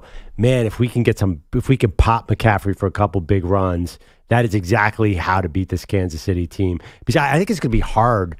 It's been hard to throw against those cornerbacks. Those guys are glued to people right now. I know. And I think in the postseason, I think they give defensive backs a lot of leeway. I think San Francisco has to win this game on the ground. I think Debo has some role in that too as well. Yeah, that's the other thing. If McCaffrey's twisted, I'm going to knock on wood here. I don't want to happen. Say he twists an ankle in the first quarter. Yeah. I mean, you still have Elijah Mitchell. Yep. You still have Debo. You still have Kittle. You still have Brandon Ayuk. Ayuk's a big part of this too. Yeah, but if Kansas City, if you take that run element and you de-emphasize it, I think Kansas City can cover all those guys. Ayuk's great, but where was he 2 weeks ago against Green Bay? Right. And rain game a little tougher. Yeah, I don't know. Obviously, listen, you've been saying it all year, so I'm stealing this from you. McCaffrey is probably the MVP of this team. Yeah. As a Brock Purdy fan, I countered you because Purdy's also outstanding. Yeah. But McCaffrey is the heart and soul of San Francisco. And listen, you do not want Patrick Mahomes to have the ball in his hand. I think he didn't do much against Baltimore because he didn't have to. But if you're going to go tete-a-tete like the Eagles did in last year's Super Bowl, it's really scary to see that guy in the second half. Yeah, I mean, look at what the Chiefs defense was able to do to the Ravens run game just in general, like as a philosophy. Like they took them completely out of it. Now, I think a lot of that is the Ravens got spooked. Todd Monken took them out. Their offensive coordinator took them out of it. Right, and I don't know that Kyle Shanahan would make the same mistake, but this is a good run-stopping team up front. I mean, yeah, they've been effective. Man, I saw Gus Edwards have a couple good runs early, and they just went away from him. It was crazy they didn't go back to him. I don't know why they did. Yeah, I think they got nervous. I think their game plan fell apart. So, and I think Kyle Shanahan hopefully learned from that. Kyle Shanahan will not abandon the run. Even down, McCaffrey still gets, even when they were down in these two playoff games, McCaffrey was still part of it. That's true. So, yeah, but one thing about Kelce, if we're going to do prop bets on the road, he's hit the over, whatever his yardage is in a playoff game, he hits the over by 30 yards in the first half. I know. He is such a playoff performer. It's insane. Except if you bet on Christian McCaffrey receiving yards against the Packers and you lose your bet by 3 yards. Oh. The Maggie Gray story. I don't like when Brock Purdy just throws it to McCaffrey every time, by the way. That feels like that you're talking about Green Bay, right? Yeah. That McCaffrey, they weren't able to do anything with him in the receiver game. It's like Purdy had nowhere to go. He's like, I'm going to give it 2 yards to McCaffrey with 8 guys around him. And thus concluding one of the worst betting seasons that I've ever put together in my entire life. You know what, for both of us, you know what really screwed us this space? Prop bets. Why did we got a lot of over-unders and a lot of games, right? The props. The props are the easy ones. I couldn't nail a prop bet like if my life depended on it this year. Yeah. So we'll have plenty more for you for the Super Bowl. We'll actually bring in some other experts to tell us how to bet this game because Perloff and I clearly need help. On Thursdays at this time, we do the Multiverse of Maggie and Perloff. The biggest sports what-ifs and what could-have-beens comes your way next.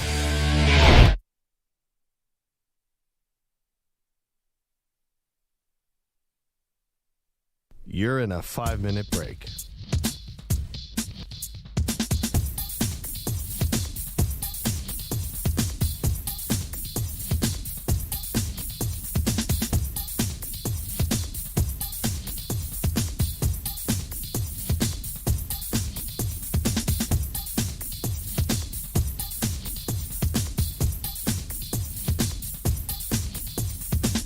Four minutes, 30 seconds remaining.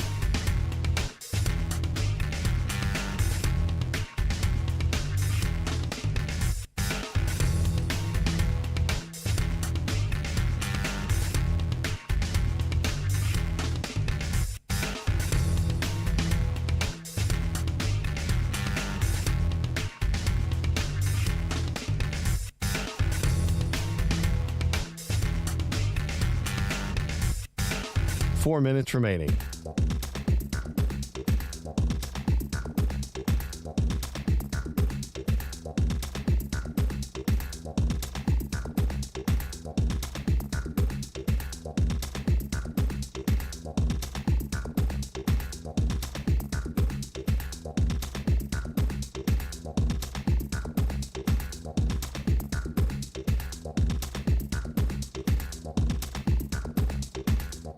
3 minutes, 30 seconds remaining.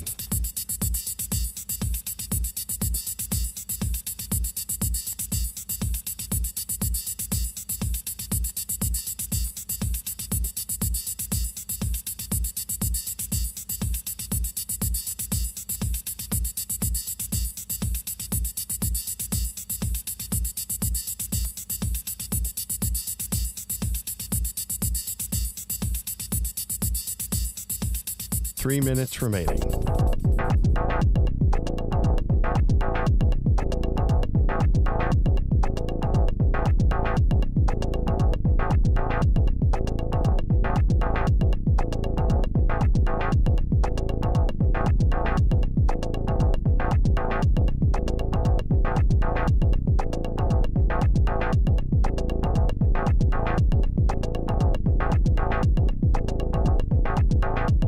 Two minutes, 30 seconds remaining.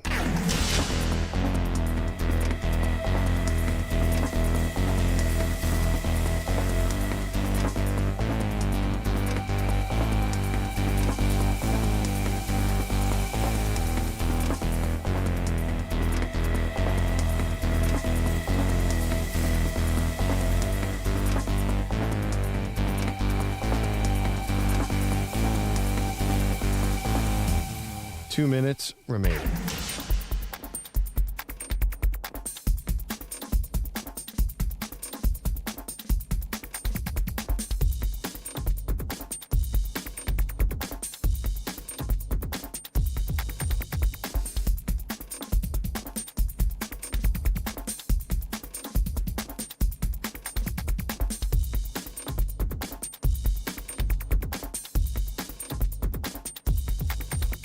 One minute, 30 seconds remaining.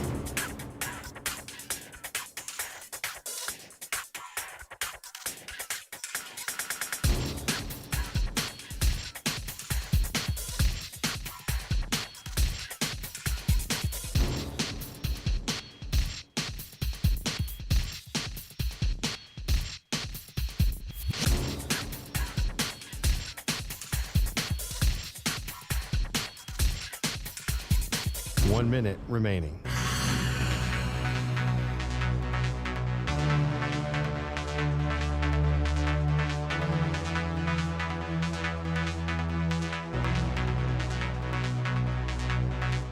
Forty-five seconds remaining.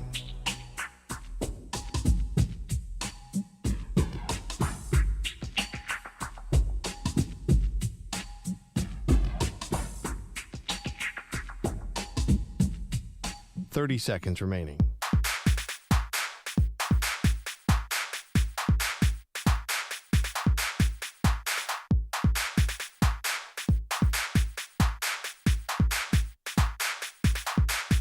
Fifteen seconds.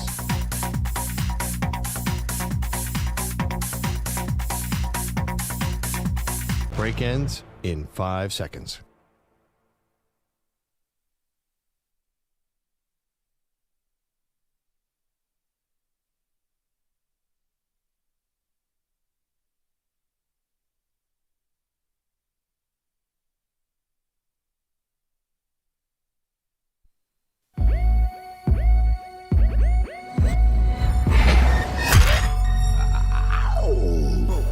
She was the Heisman Trophy winner in 1986. He left her off the ballot. They are Maggie and Perloff on CBS Sports Radio. On Thursdays at this time, we do something called the Multiverse of Maggie and Perloff. This is what it sounds like. Exploring sports' biggest what-ifs and could-have-beens. Let's dive into the multiverse of Maggie and Perloff.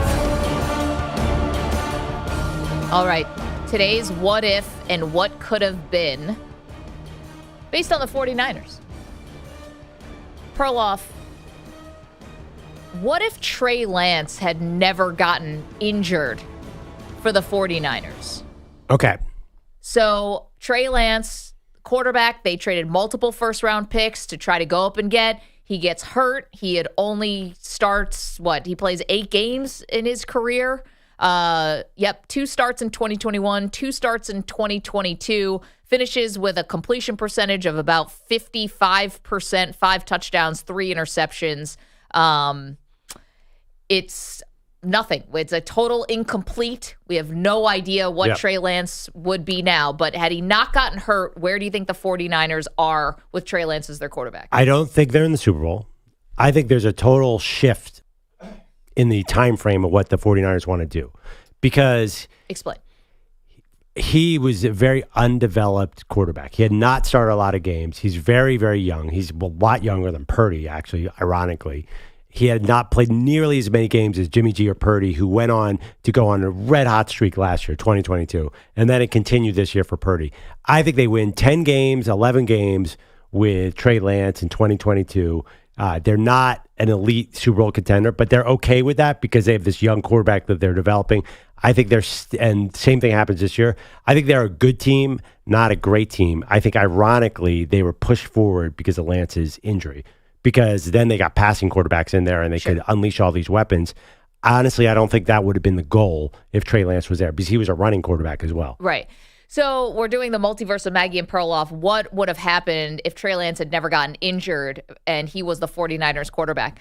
I think, and I'm going to give a lot of credit here to Kyle Shanahan and to the front office. I think if Trey Lance had never gotten hurt, I think we are watching a version of the 49ers offense that would be revolutionary, that people would be in complete and total awe of this offense. I think it'd be the new thing.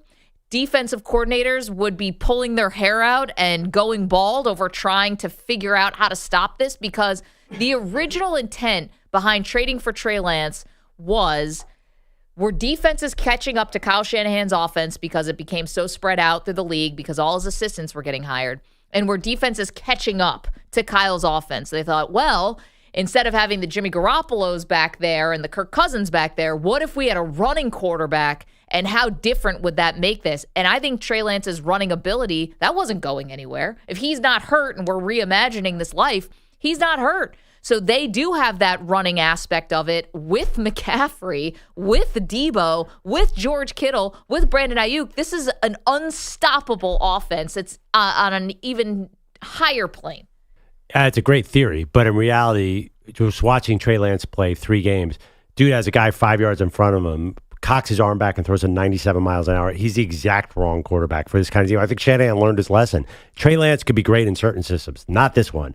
You have all those weapons. You need a point guard. You don't need a shooting guard. Well, that's where they've settled. See, but I think Shanahan made a mistake and he knows it. Okay, well, obviously, because the guy's not on the team. Yeah. But we're imagining a world where he doesn't get hurt. So, yes, he didn't have a lot of experience in college. That's like the biggest stark difference. Purdy is like with a 4-year starter, basically, having all those games in college, or 3-year starter, and Trey Lance playing no games in college. But he is developing. He is getting those game reps. He is getting that practice time. He is getting a full off season. We're talking about him being in perfect health. I believe that he would have been able, I don't know about catch up, but I think he would have been able to be refined, seasoned. This is called development. That's what you are supposed to do that on the pro level. These guys aren't all finished products when they get to the league. But I think it was going to take a long time for Trey Lance to develop. I think he had to be in the 25, 26 range to really be what they want. Years old, which will be 3 years from now. He's still 23. I don't think he was. I think the development would have been much slower, and there's no way they're here now with Trey Lance. Purdy is ideal for the situation. I just think it's a matter of time frame, and I think that would have been okay if Trey Lance stayed healthy and they'd gone 11-6. They'd be like, "This is awesome. We're building something." They wouldn't. But last year they were 13-4 in 2022. I think they were 13-4 this year. I think they would have been completely happy and settled where they are. I don't think they'd be in the Super Bowl. And by the way, Brock Purdy is a starter. If you include the postseason, he's 21-5. There's no way Trey Lance would be 21-5. Purdy's just better for this team right now. Well, but this is implying that this is maybe the perfect way to run Shanahan's offense. Like this is it functioning at its peak. Right now, yes. Yeah, and I believe that Kyle doesn't believe that because your dad coached for as long as he did. You're in this league as long as you are. What's the biggest constant is change. And people are going to catch up to your defenses. Look at how Mike MacDonald, the defensive coordinator for the Ravens, basically got hired in Seattle, and one big part is because he's had success against a Shanahan defense. I mean, what if you change it up with a super athletic quarterback? Not to say Brock's not athletic, but someone like Trey Lance who's a running quarterback. I think you take this in a totally different direction that we haven't even really imagined yet. And it's So impossible to stop. Why did they trade Lance for a 4th-round pick? I think they gave up on him because the injuries. And because Brock came in and played well. I mean, I think Listen, they saw him in practice. I think they saw him in practice and said, he's not what we thought he was going to be. Well, maybe. I mean, listen, they botched that whole thing, right? They really did. They botched the thought process behind Trey Lance potentially, or they were not sold. They traded up before they were sold on him as a quarterback. But in theory, I got what they were talking about. Again, we're doing the multiverse of Maggie and Perloff. This is where we go through one of sports what ifs or what could have beens. And today we're doing what if Trey Lance had never gotten hurt for the 49ers. Yeah, I think the Niners are a good team, not a great team, which would probably be fine. And I think Shanahan, you're right, he did want to develop this. I'm just not sure what would happen. The fact that they kind of lucked into quarterbacks that fit their system better. Yeah. I think Shanahan is thrilled with Brock Purdy. I think they signed a gigantic deal this offseason. I'd be surprised if he's actually, I know what you mean about he does have a wandering eye at quarterback. I think he's found his guy. Well, definitely. And that is part of the reason why Lance got traded. The injuries, Brock Purdy stepped into the spotlight and took it and ran with it. And also, if you have Lance there, it's always going to be a distraction. Yeah, right? I think Lance became a bit of, not a total malcontent, but I think Lance's people were probably like, what's the deal here? I'm number 3 pick. Am I going to play? Yeah. You don't need that in the building. No, especially not when you're trying to win a Super Bowl. So I think there's a lot of reasons why they traded Lance.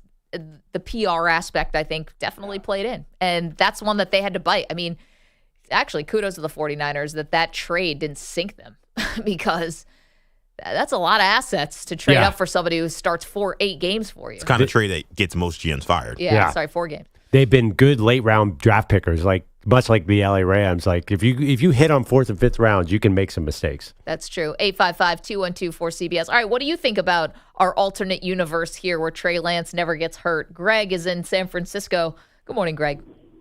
Good morning, guys. Hey, the one thing I was thinking of with this what if Trey Lance is still the quarterback, I don't think we ever trade for Christian McCaffrey.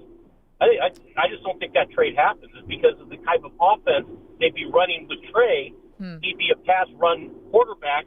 They're not going to trade for a star like Christian McCaffrey to bring in.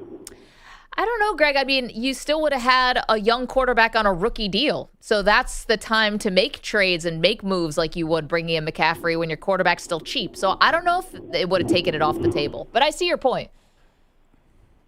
I mean, if Trey Lance tucks the ball 10 times a game, or 8 to 10 times a game, that's 8 to 10 targets that Debo and McCaffrey and Kittle are not getting. Right. So that's why I think Shanahan said, I tried this. That's not what I want to do. I think he realized he made a mistake for what the team he had. Trey Lance was not the guy. Okay, but even running quarterbacks need running backs. But you need to invest heavily. Do you need to invest more heavily? Is he the most expensive running back? Do you need the most expensive running back in the league around Lamar? The Ravens clearly don't think so. They had Gus Edwards. I know, but look where they are going home. I think that, yes, he's expensive. I know Carolina's still picking up a lot of that bill, but they did trade a 2nd-round pick for him. This was an all-in move from San Francisco. And I think the other part about McCaffrey is he's available.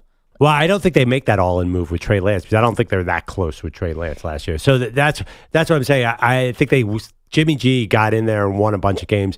I don't think they think they're on the brink of a Super Bowl with a 22-year-old Trey Lance in 2022. Okay, so we're talking about the multiverse of Maggie and Perloff. What would have happened if Trey Lance had never gotten hurt? I hear you saying that the timeline would have been different with Trey Lance. I'm going to disagree with you on that because you have everyone else is in their prime right now. You've got Debo in his prime. You've got Trent Williams is maybe towards the end of his prime, but still very good. That's another guy who probably would have no interest in blocking for Trey Lance. Okay, well, you block for who's behind you. But, you have, Debo who you just paid, so you want to be getting the most out of him. You've got Fred Warner who's in his prime. Dre Greenlaw's in his prime. Nick Bosa's in his prime.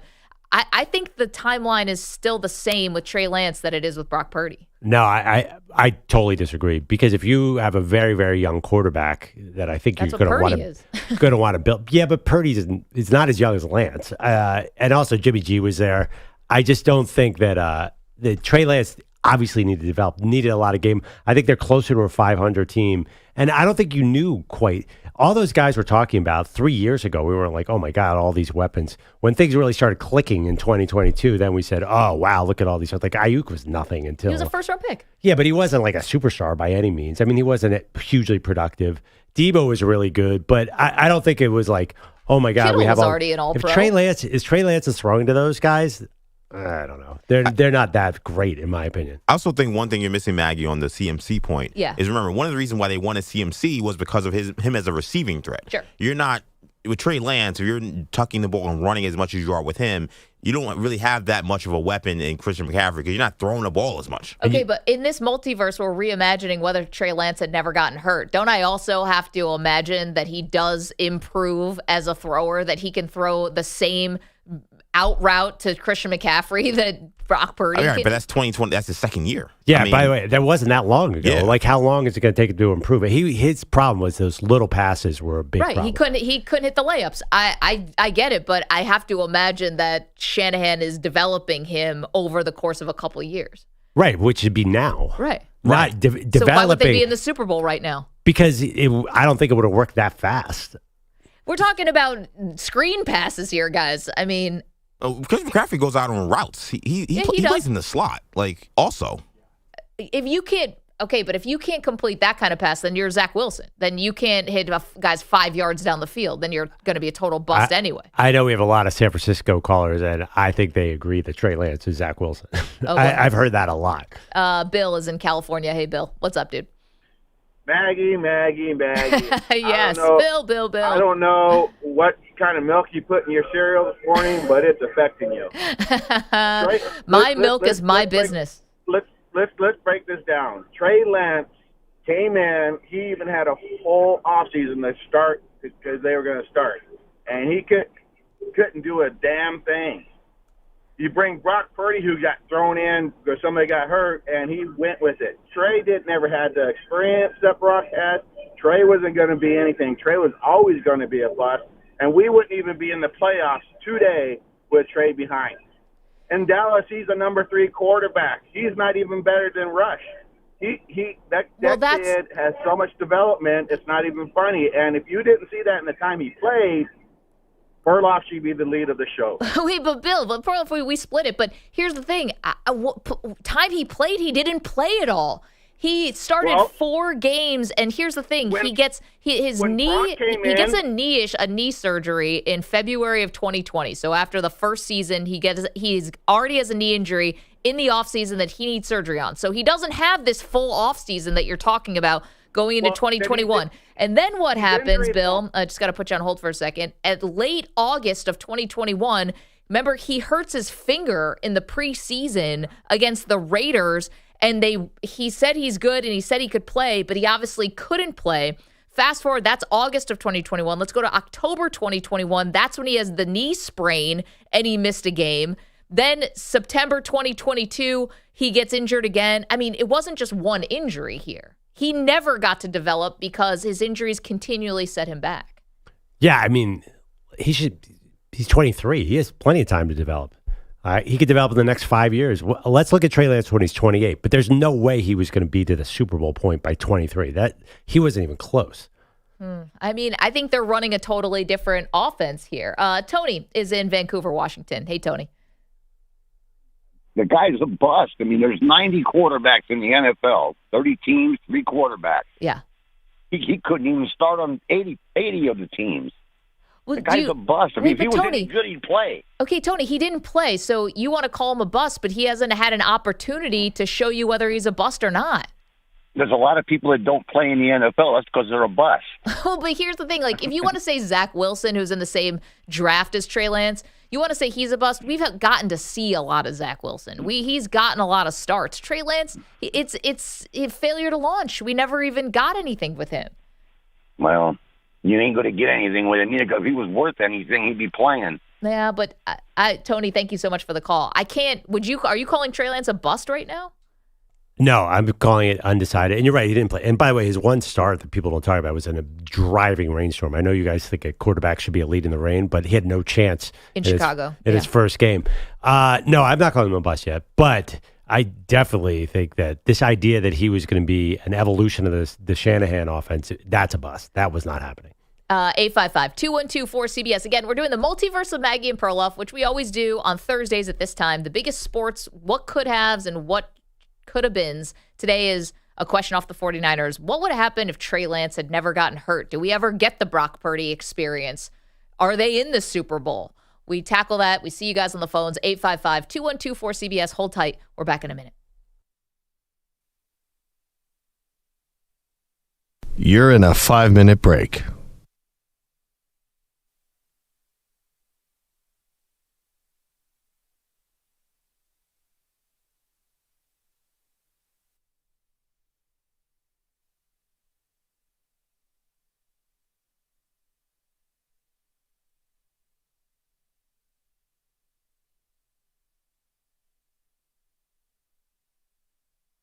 Four minutes, 30 seconds remaining.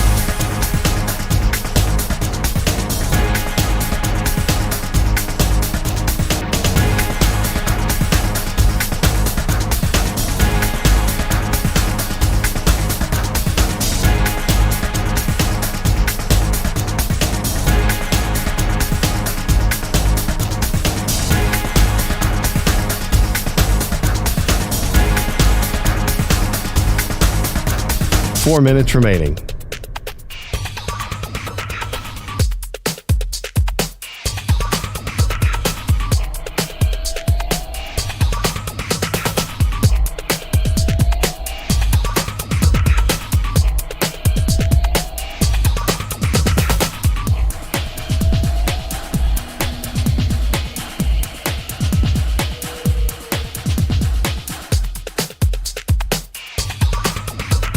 Three minutes, 30 seconds remaining.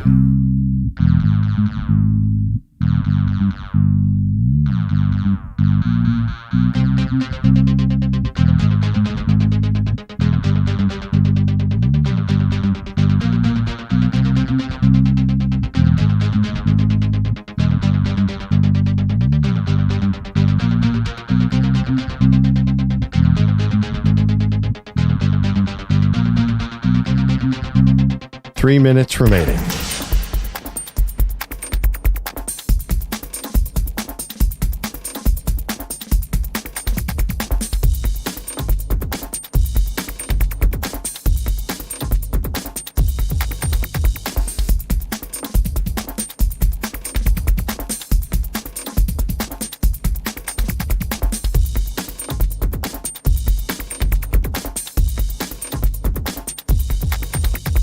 Two minutes, 30 seconds remaining.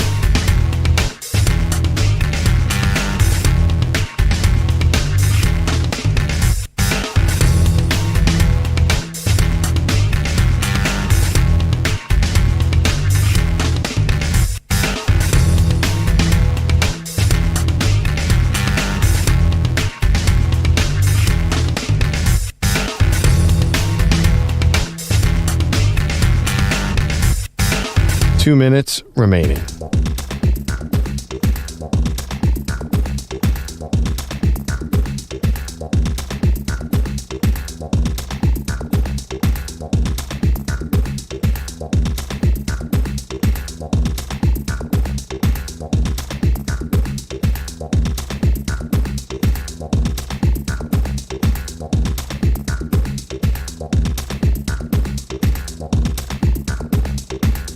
One minute, 30 seconds remaining.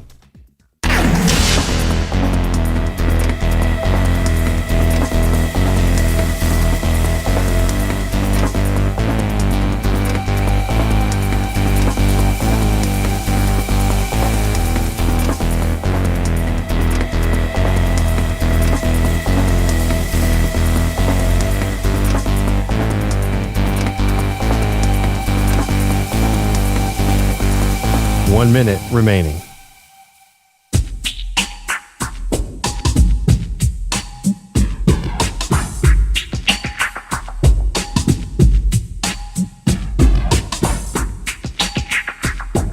$45 seconds remaining.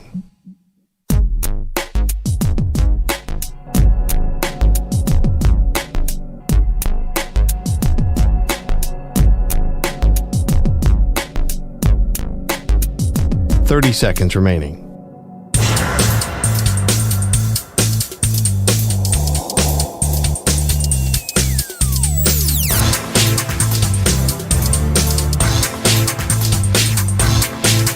$15 seconds.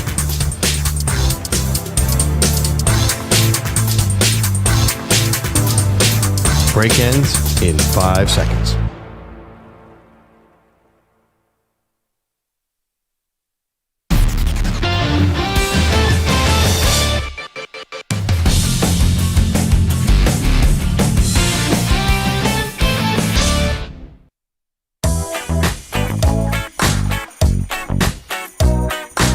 Stream the NFL and Westwood One for free, sponsored by AutoZone all season long. You can listen to every Westwood One broadcast of the NFL live on the NFL app by asking Alexa to open Westwood One Sports or on the Odyssey app. Get in the zone, AutoZone. AutoZone's free battery testing and charging is available for free at your local AutoZone. Get in the zone. AutoZone restrictions apply. Welcome back to Maggie and Perloff. It is Metaverse Thursday. Every week Multiverse. Oh, what is Metaverse? That's is that Mark Zuckerberg? Product. Yeah, I think that's Facebook. He was apologizing yesterday, by the way. What would happen? Little late. What would have happened in today's? What would have happened is, what if Trey Lance had never gotten hurt in week 2 of the 2022 season? Would the 49ers be in the Super Bowl? I say no. Maggie says yes. What do you think? Give us a call, 855-212-4CBS, 855-212-4227. What do you got? Well, here's a blast from our previous life as the afternoon show on CBS Sports Radio. Our pal Ryan is in Santa Barbara. Ryan, what are you doing up this early? Oh, Maggie and Perloff. Good morning from the West Coast. Wait, Ryan, are you awake from? Did you just wake up, or have you not gone to bed yet? No. So this is my New Year's resolution, but it started in February. So today's the right on time. Didn't answer my question. I love from it. The Pineapple Express on the West Coast, and I'm just kind of tuning in a little bit late, but hello. You guys, I am totally on board with Perloff here. Yeah. I'm kind of just tapping in a little bit. And Trey Lance, why are we even talking about Trey Lance? Because, Ryan, this is a new segment we have called the Metaverse, the Multiverse. This is where we reimagine sports, what could have been. The Metaverse? The Multiverse. What are we doing? Are we just kind of... Are we hanging around the rim? We're just kind of hanging around the rim. Jerry. No, we're going all the way. I'll see you in Vegas. Ryan, are you coming? I'm going to meet you in person on Radio Row. Okay. Now we're talking. I'm hoping to make the trip out there. I'm going to get my buddies to see if we can put it together. Do it. Talking about Brock Purdy here, and I agree with the caller. I think it was Tony from somewhere, but Brock Purdy being, one of the top 10 QBs in the NFL out of 90, and he is. Right. I put him up near 10, but and the way he's playing, he's a scrambler. You saw how he ran. You can't compare that game with sheets of rain in the Bay against Green Bay about how he played. Right. But he put together that amazing drive, though. He has really elevated his game when they needed to. And, Ryan, that was one of our other questions this morning.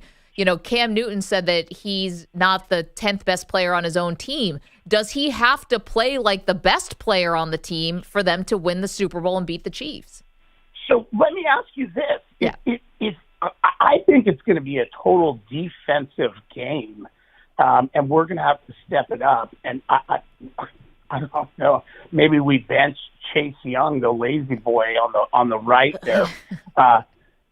He has not exactly made himself at home in San Francisco. No, Ryan, I don't think he's coming back. But if we double team Travis Kelce, which we need to do, and then if McCaffrey steps up our run game, and we kind of play the Kansas City Chiefs game, I think we win. Yeah. Listen, Ryan, if you are in Vegas, definitely come by. Definitely say what's up. Awesome to hear from you.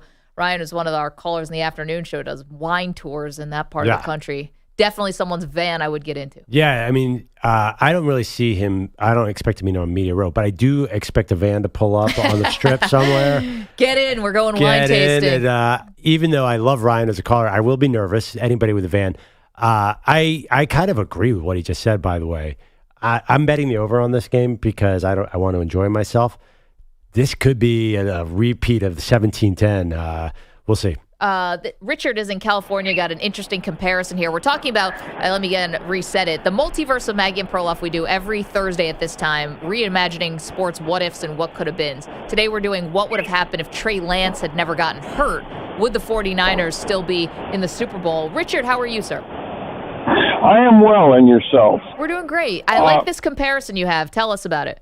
Okay, the 49ers had a version of Trey Lance. It was called Colin Kaepernick. Yep. Athletic quarterback, unfortunately could not learn the playbook, and not terribly accurate as a passer. Now, the fact that they went to Darnold as a second quarterback as opposed to Trey Lance that was already there tells me that they were looking for continuity between the two quarterbacks, basically different sides of the same quarterback. You have a running quarterback and a pocket quarterback, much like Purdy. How do you have continuity in your blocking schemes? Oh, you have two different types of quarterback. No, I mean, Richard, the moment that they traded, thank you so much for the call, the moment they traded for Sam Darnold, that was not a good sign for Trey Lance. Yeah. Because there's two general thoughts on what you do with your backup quarterback. You either try to make him a carbon copy of your starter, or as close as you can get, or you do have somebody totally different that's a change of pace guy. So if your quarterback gets hurt during a game, you throw a different guy in and he'll give a different look. Your quarterback goes down for enough time, you're probably going to be screwed no matter what. Oh, absolutely. I don't agree with that characterization of Colin Kaepernick, by the way. Colin Kaepernick got hurt. I think he was on a pretty good trajectory and he got injured, so whatever. Oh, but not knowing the playbook? Yeah, I'm not sure that's not what happened to him. He basically tore up his entire left shoulder, and he's a running quarterback, and it took him forever to get back to it, but whatever. Yeah, that was a criticism I think Eric Mangini might have had of him at one point, was that as the offense as people started to figure out Kaepernick, he couldn't make the adjustment on the adjustment. So that's where it's coming from. I hear you. I don't really agree with that. I think that regardless, Kaepernick didn't play with Shanahan, so it's apples and oranges. It doesn't really matter.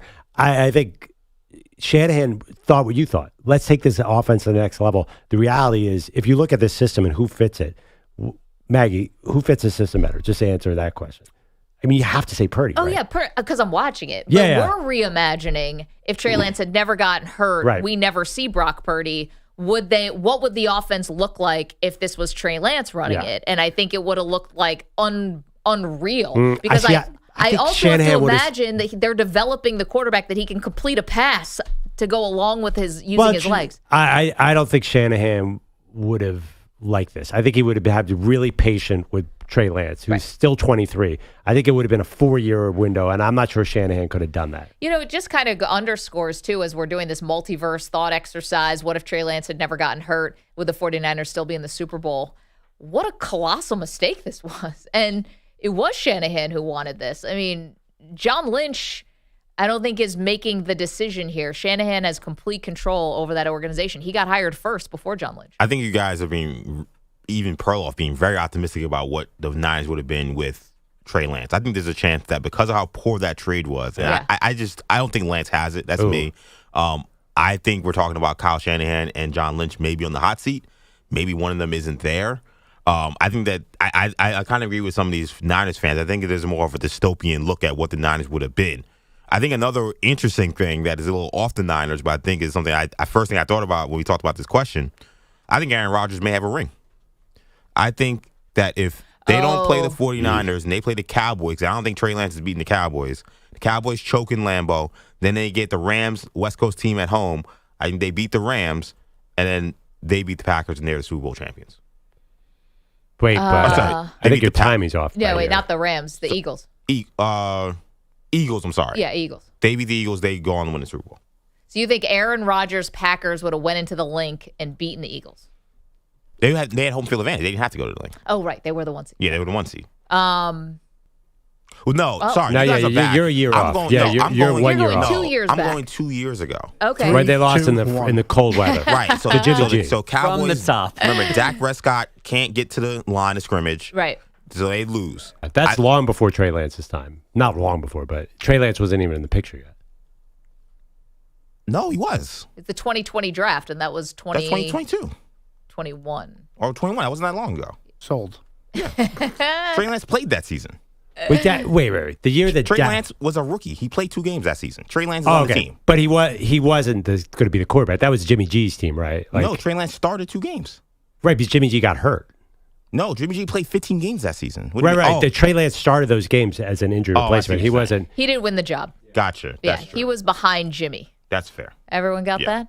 Got it. But This multiverse, we're all getting sucked in. they handed the team to Trey Lance in 2022, and Aaron Rodgers didn't do anything in 2022. I think so. So yeah. So no, not Aaron Rodgers. Sorry, guys. Yeah. And then Dwight Clark made it.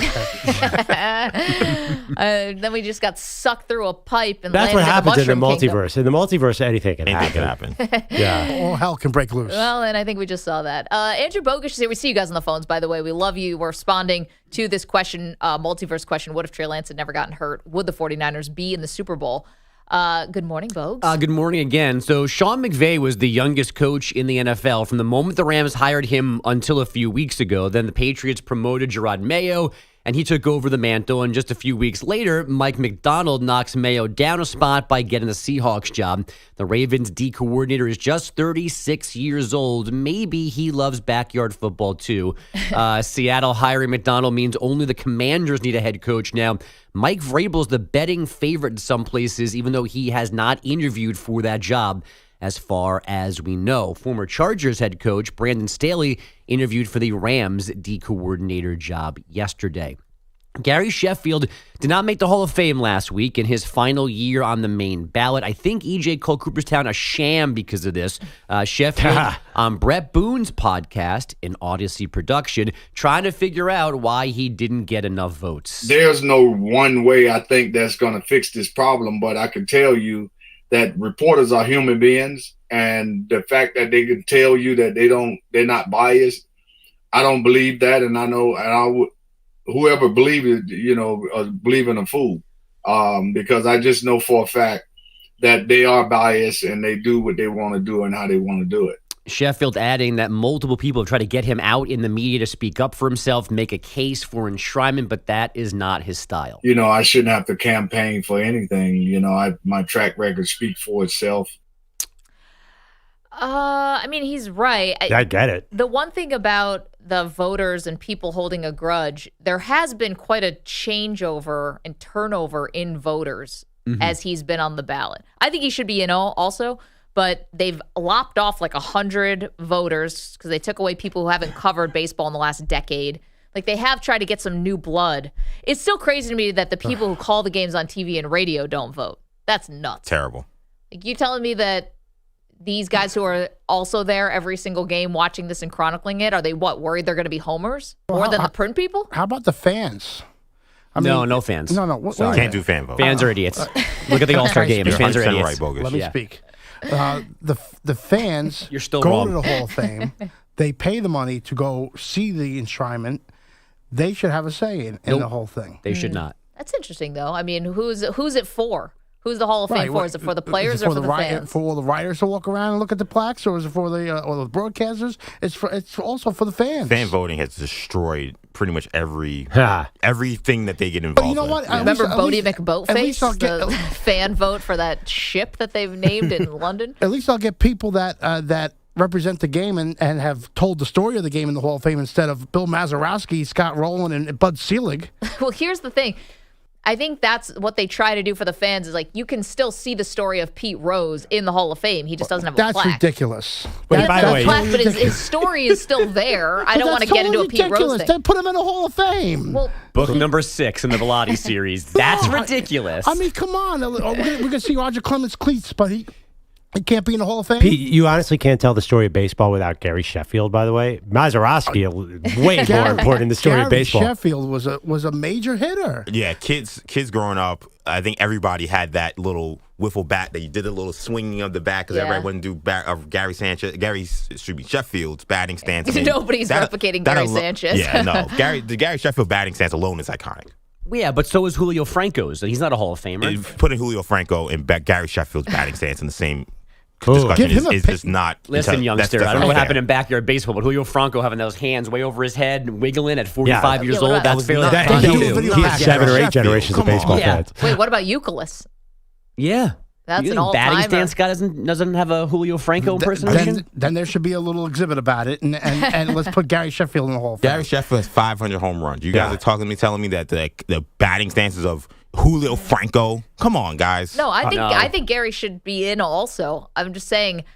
That's part of his story, though. That's my point. I think that the voting to blame the writers, obviously you're blaming the writers. They're the ones who are keeping you out.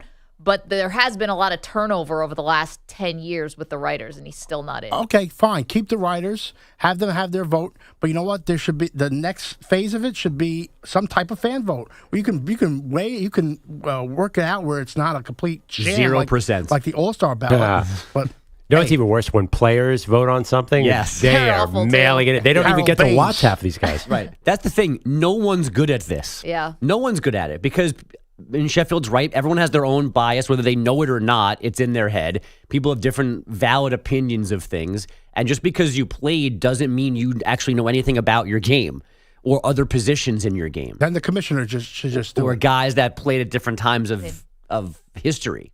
Rod Manfred said the World Series trophy is a piece of tin. He's going to be the judge and jury on who gets into the Hall of Fame. Great scenes at Purdue last night. The second-ranked Boilermakers survived Northwestern 105-96 in overtime, partly because they shot 46 free throws and the Wildcats got 8. Just before losing, the ball still in play, Northwestern head coach Chris Collins went on the floor, arguing with an official face-to-face, got teed up, got ejected, had to be restrained by players and assistants, and then stopped to shake hands with Matt Painter, and Zach Edey left the floor and then egged on the crowd that was booing him. I'm not going to go into the officiating. We have great officiating. I just don't know if I've ever seen a box score like that, honestly. I've been, you guys, I don't know, you guys have been doing this too. A lot of you guys have been covering. I don't know if you've ever seen a disparity like that in a Big Ten game. I didn't watch this game. I assume his team crossed half court to play offense. And therefore, you probably should have earned more than 8 free throws. Probably. But I just wonder on the flip side, were any of the 46 free throws that Purdue got, were any of them really bad calls? Yeah, that I don't know either. But his performance in this 90-second window of arguing, getting ejected, stopping to still shake hands, and then dap up Zach Edey and walking off asking for more booze was good TV. I think it's a classy move in the moment as you're getting ejected to still shake hands with the opposing coach. That's like an autopilot kicks in.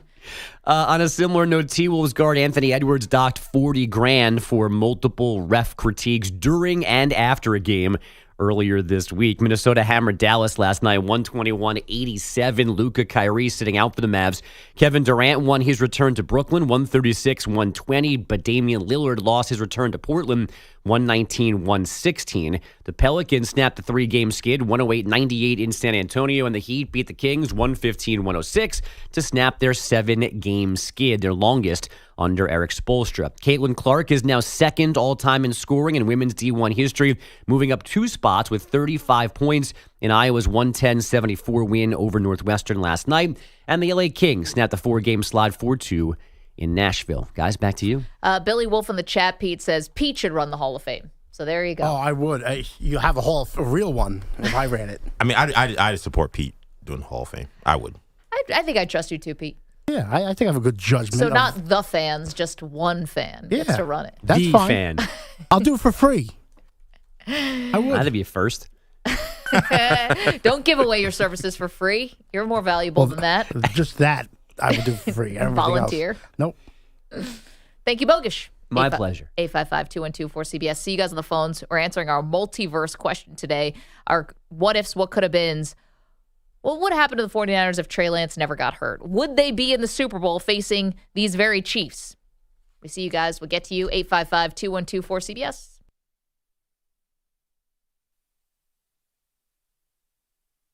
You're in a 5-minute break.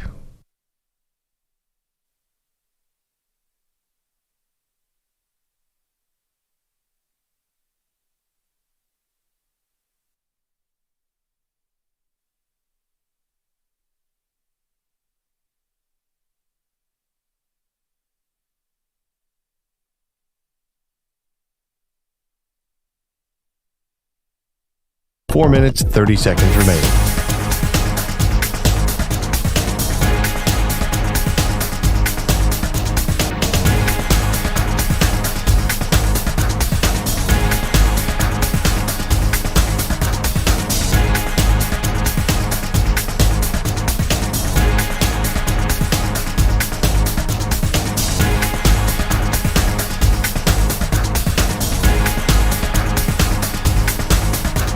Four minutes remaining.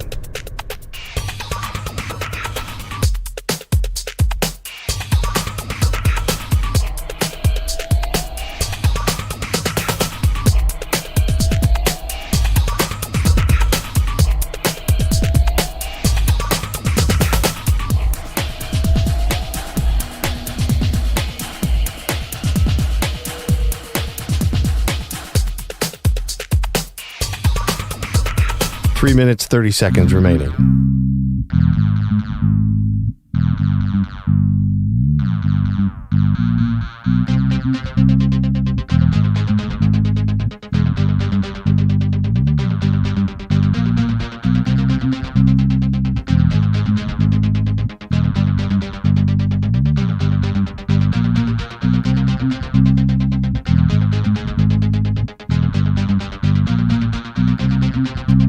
Three minutes remaining.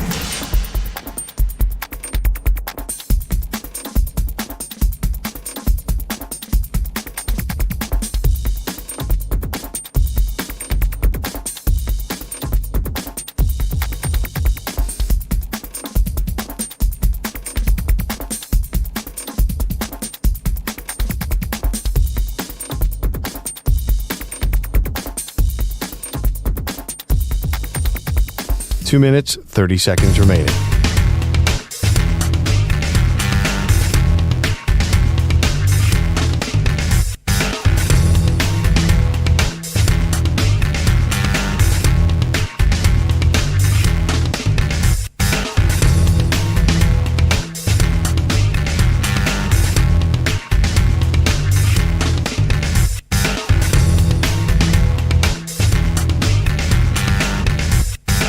Two minutes remaining.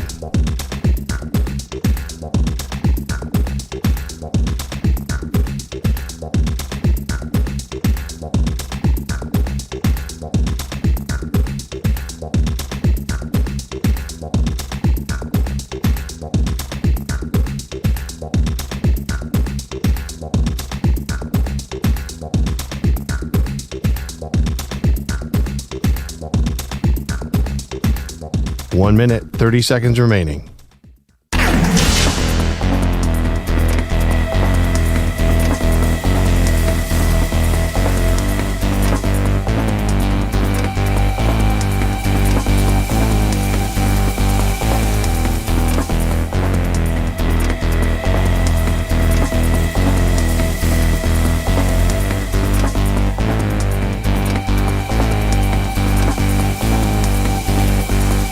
One minute remaining.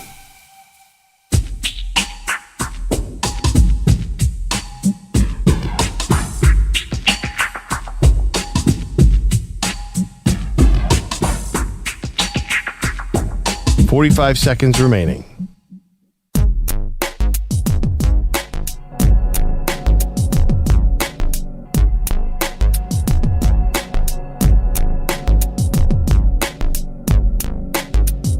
.30 seconds remaining.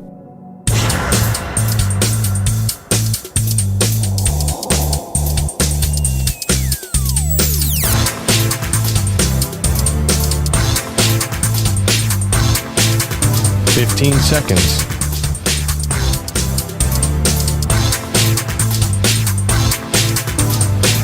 Break ends in 5 seconds.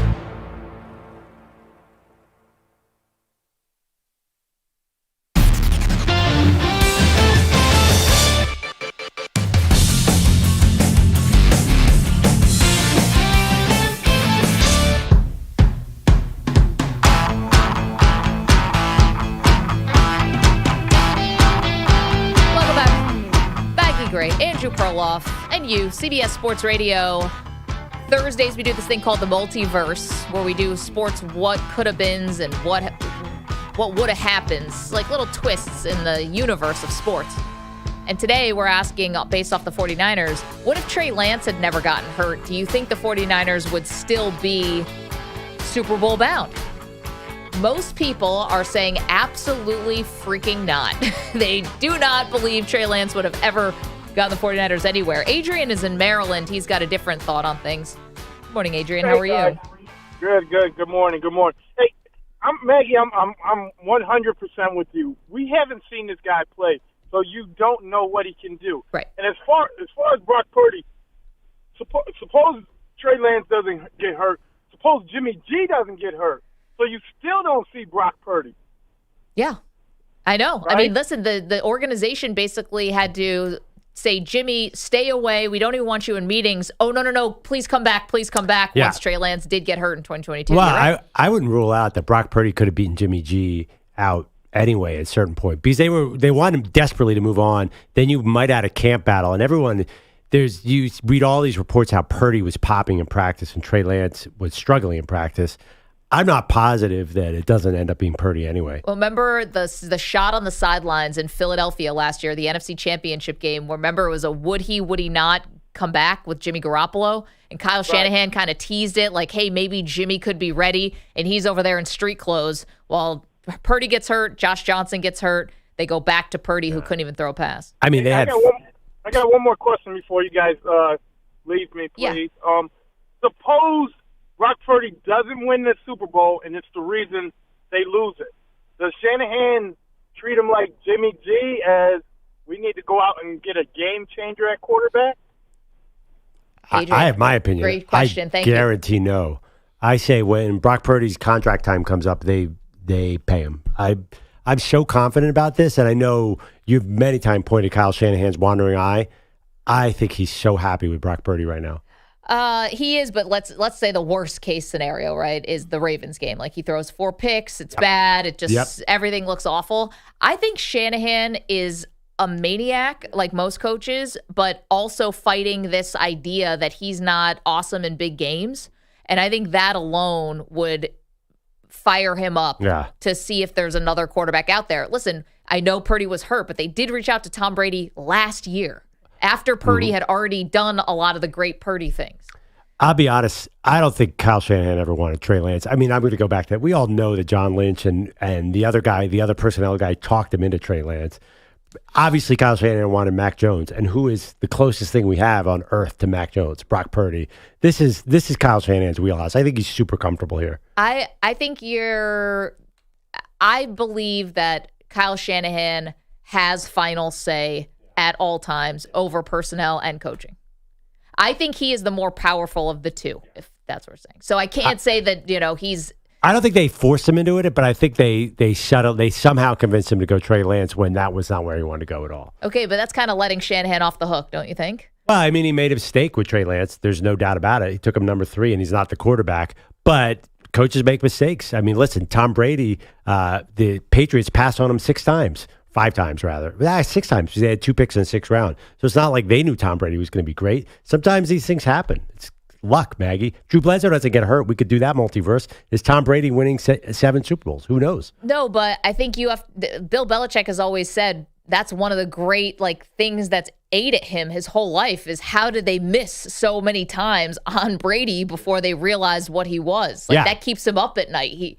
It's a similar. He owns it, if you will. Similar blind luck, just they landed with Brady, and I think the same thing happened with the Niners. Will is in San Francisco. Will wants to answer a multiverse question. What if Trey Lance had never gotten hurt? Would the 49ers still be in the Super Bowl? Hey, Will, what's up? Good morning, Maggie Perloff. How you guys doing? We're doing awesome. So, my thing is, no way would we be anywhere near with Trey Lance in the preseason. Nate Sudfeld was a made man. He came in with a guarantee. Oh, Will, we're losing you, pal. Oh, I'd love to hear this Nate Sudfeld. You just got Perloff's. That got his spidey senses up. Austin is in Sacramento, wants to weigh in on this. What could have been? Could Trey Lance have gotten the 49ers to a Super Bowl if he never got hurt? Hey, Austin, how are you? I'm doing well, thank you. I love hypotheticals. This is wonderful. I'm not a 49ers fan. I'm not a 49ers hater. Objectively speaking, the 49ers would be exactly where they are right now, except they wouldn't have an extra pick. I consume a lot of sports. Being from the Bay Area, KNBR, on 95.7 The Game. Yep. The story is he couldn't cut it in practice. Yep. He would have been cut, and they wouldn't have gotten an extra pick. Purdy was going to get the team no matter what. Him getting injured was exactly what Shanahan and Lynch wanted because they used that as leverage. Now, you guys don't hear that across the country, but as a Bay Area resident, the story is he was terrible in practice. Trey Lance was going to get released no matter what, so they got an extra pick anyway. Austin, yes, they got the 4th rounder from the Cowboys. But can I also tell you another person who we used to hear was struggling in practice through his first couple years was Jordan Love. That was always the thing coming out of Green Bay, is that Jordan Love was struggling in practice. I can go back. That was a story coming out of Green Bay. And look at what happens now. When I say that Trey Lance, I think the 49ers would still be in the Super Bowl if they had Trey Lance. Austin, thank you. I think that's, you also have to imagine that Kyle Shanahan is developing Trey Lance, that he is getting better as a passer, right? Well, but the argument is, would they be where they are now? Right. And Jordan Love took 3 years to get to this point, which was a wild card round. He's probably going to take 4 years to get to the championship game and 5 years to get to the Super Bowl. That's the kind of time frame we're talking about with Trey Lance, where Purdy, for whatever reason, is ready to go right now. I mean, he's 4-1 in the playoffs. He's obviously is where Kyle Shanahan wants him. Trey Lance, how long would that have taken? You're saying, well, he would have developed, but in a year and a half, he would have developed to the point where he's getting the Niners all this way? Well, but you're assuming that he's a purely pocket passer. While his passing game is developing, he has the legs to expedite, if you will, this new kind of offense that I'm imagining Kyle Shanahan would be running. I think that would have driven Kyle Shanahan nuts. If he had an open Ayuk down the field and decided to tuck the ball, Shanahan would have reamed him out every time. Will is in San Francisco. He's back. He's got a better line. Hey, Will, what's up? Okay, sorry about that. So, yeah, my point was like I was making, that other caller called it. And in practice, he just was not doing it. Right. And then Nate Sudfeld was already brought in, a guaranteed contract, and still he got beat out and they were still looking at Lance like they weren't sure if this was the guy. Right. And then, at the times when Lance was not hurt, he never looked good. He never gave you a wow moment. When Purdy stepped in, he gave you those wow moments in practice and even on the field in real time. Right. And Lance never gave you that wow moment, Kelce, or not. Will, totally understand, and thank you for the phone call. I think there were setbacks. I'm not now trying to be a Lance apologist. We're just reimagining this, and I still think the 49ers would be a great team. I'm giving credit to the 49ers here that they still would be in the Super Bowl, even with Trey Lance, because you have to reimagine that he didn't get hurt in the first offseason and the second season. We're talking about him getting surgery in February after his first season that took away a lot of his offseason where he would have developed. If he had that, maybe we're talking about a different guy. Don't think so. I think maybe in 5 years, Trey Lance will be there. But the guy's played like 7 football games. We pointed this out. He's so far behind where you think he is. Coming up, Micah Parsons dishing on the Cowboys. What did he have to say? We'll tell you next.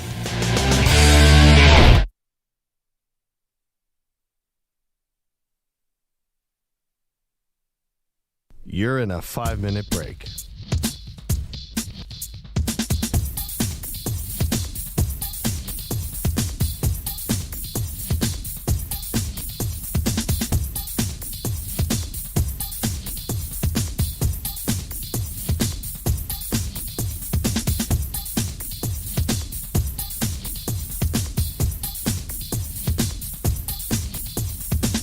Four minutes, 30 seconds remaining.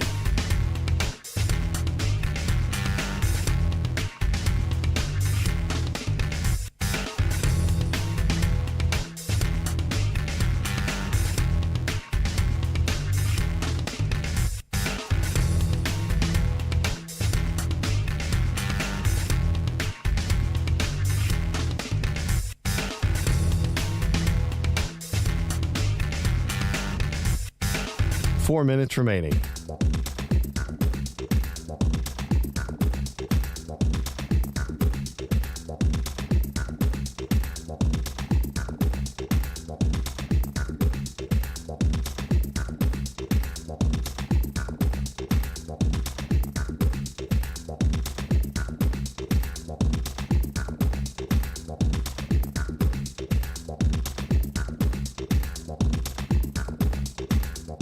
3 minutes, 30 seconds remaining.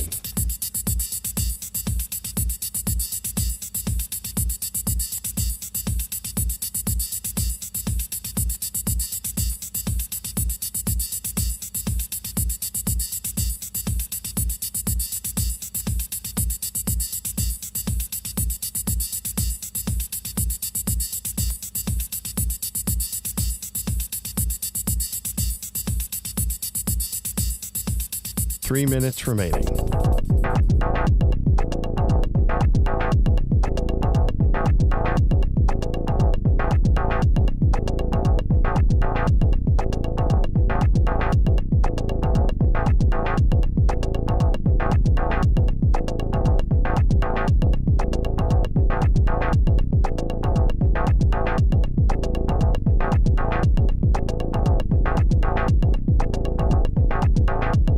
Two minutes, 30 seconds remaining.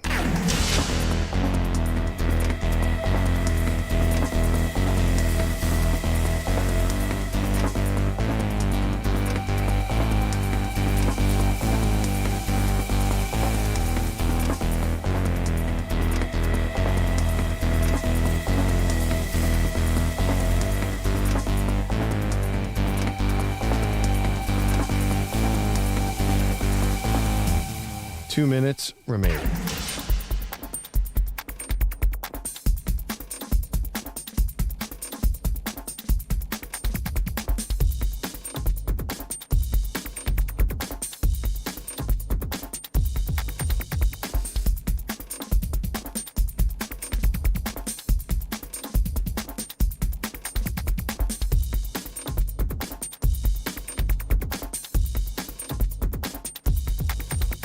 One minute, 30 seconds remaining.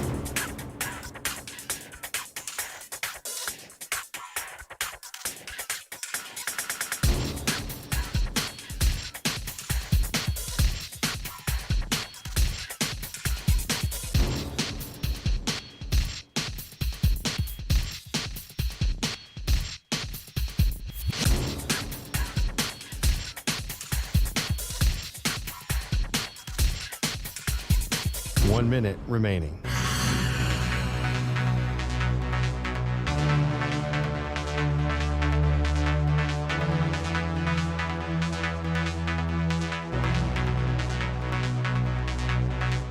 Forty-five seconds remaining.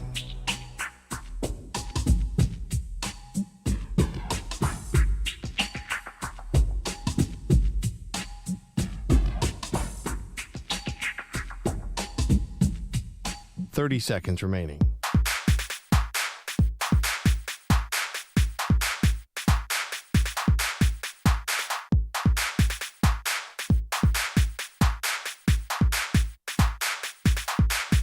Fifteen seconds.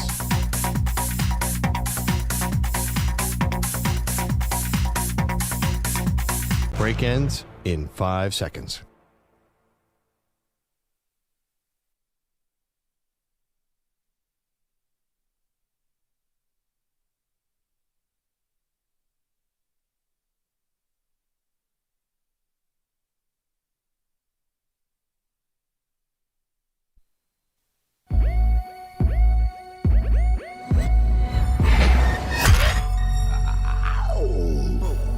He's destined to get knocked out by Jake Paul. She's destined to film it. They are Maggie and Perloff on CBS Sports Radio. Welcome to the show. Jerry Jones says the Cowboys are going all in this offseason.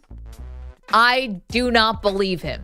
Maggie Gray, Andrew Perloff, it is the morning show. Perloff, you do believe that Jerry has this sort of grand plan to just throw caution to the wind and become, just big spender this offseason. I think there are people in the Cowboys building who've been holding Jerry back, and I think that those days have ended. Jerry wanted to make every crazy draft pick there ever was, and now finally we're going to get to see it.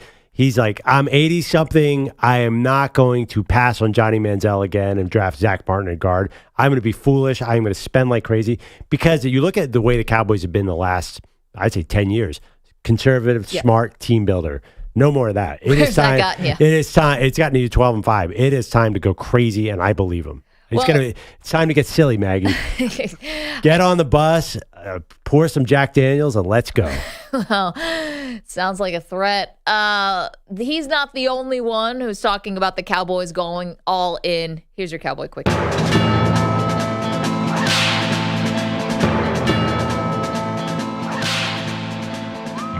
This portion of the show is brought to you by Wesley Financial. Stuck in a timeshare and want out? Contact Wesley Financial Group now and get a free timeshare exit information kit at wesleyfinancialgroup.com. Well, if Jerry's all in, Micah Parsons already been all in.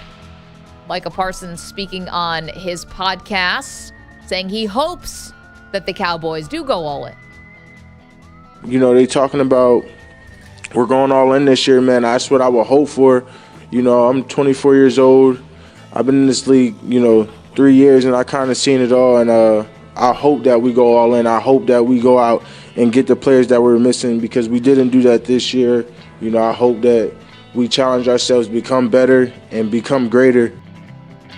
Guys, he's been in the league 3 years. He's seen it all, okay? Young people today. Okay, he also said the loss to the Packers, so embarrassing he could not show his face in public.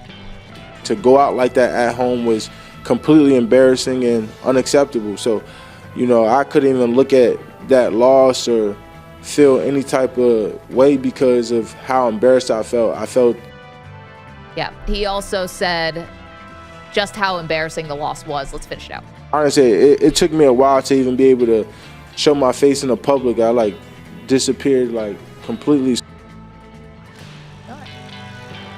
Micah Parsons, Cowboy Quickie. There you go. By the way, this is not very nice to the guys they added last offseason, Brandon Cooks and Stephon Gilmore. Yeah, clearly not enough. But, I mean, honestly, it wasn't. There's a reason Brandon Cooks has been on 8 teams now, and there's a reason Stephon Gilmore was worth a low-round draft pick. They really did not make that splash last offseason. So it's about time. I think they structure every contract to have the salary cap hit come 10 years from now, and they really go all in financially, kind of like the Rams. This is it. Because Jerry's not getting any younger. I know you're not going to get him. I want to go for Chris Jones. I want to go for Joey Bosa. I want to go for T. Higgins. At least make an effort here because they haven't really done those kind of deals, have they? No, not recently. I mean, they used to do these kinds of things, and then Jerry kind of cooled off. I'm talking about back in the early 2000s. But I think this to me is all Jerry trying to manipulate Cowboy fans. This is all him trying to turn the page on the embarrassing loss to the Packers by trying to make promises that, to be honest, I don't think he's going to deliver on. First of all, there is this thing called the salary cap. They're $20 million over it, and we haven't even gotten to free agency yet. Yeah, but they have a bunch of easy cuts. Okay, you also have to re-sign CeeDee Lamb. You also need to re-sign Parsons. You also have a Dak Prescott issue. Yeah. He's going to count $60 million against your cap if you don't restructure it. He's got the Cowboys over a barrel for the second time in his career. So you have to hope that Dak plays ball with you a little. There's a lot of things to be ironed out. And to be honest, this is another thing that Jerry's doing to try to manipulate the fan base, is putting it out there how well he works with Bill Belichick. Oh, I work so well with Belichick. And Belichick, we could definitely work together. Look at what he's doing. He just gave McCarthy the vote of confidence, so he's going to stay for one more year, but he's not getting a contract extension. So you got a lame duck coach with Belichick now out there, unless he some miracle gets the Commander's job, the last one open. And Jerry's just setting up so that McCarthy becomes the fall guy next year and you guys live this same pain.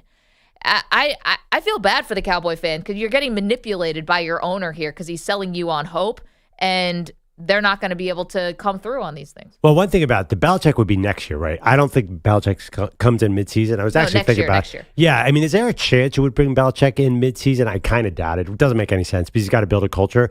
But I think that Jerry cannot wait a year. I mean, he's got a 12-5 team. He's got Micah Parsons. He's got CeeDee Lamb. I don't think he can look ahead to 2 years.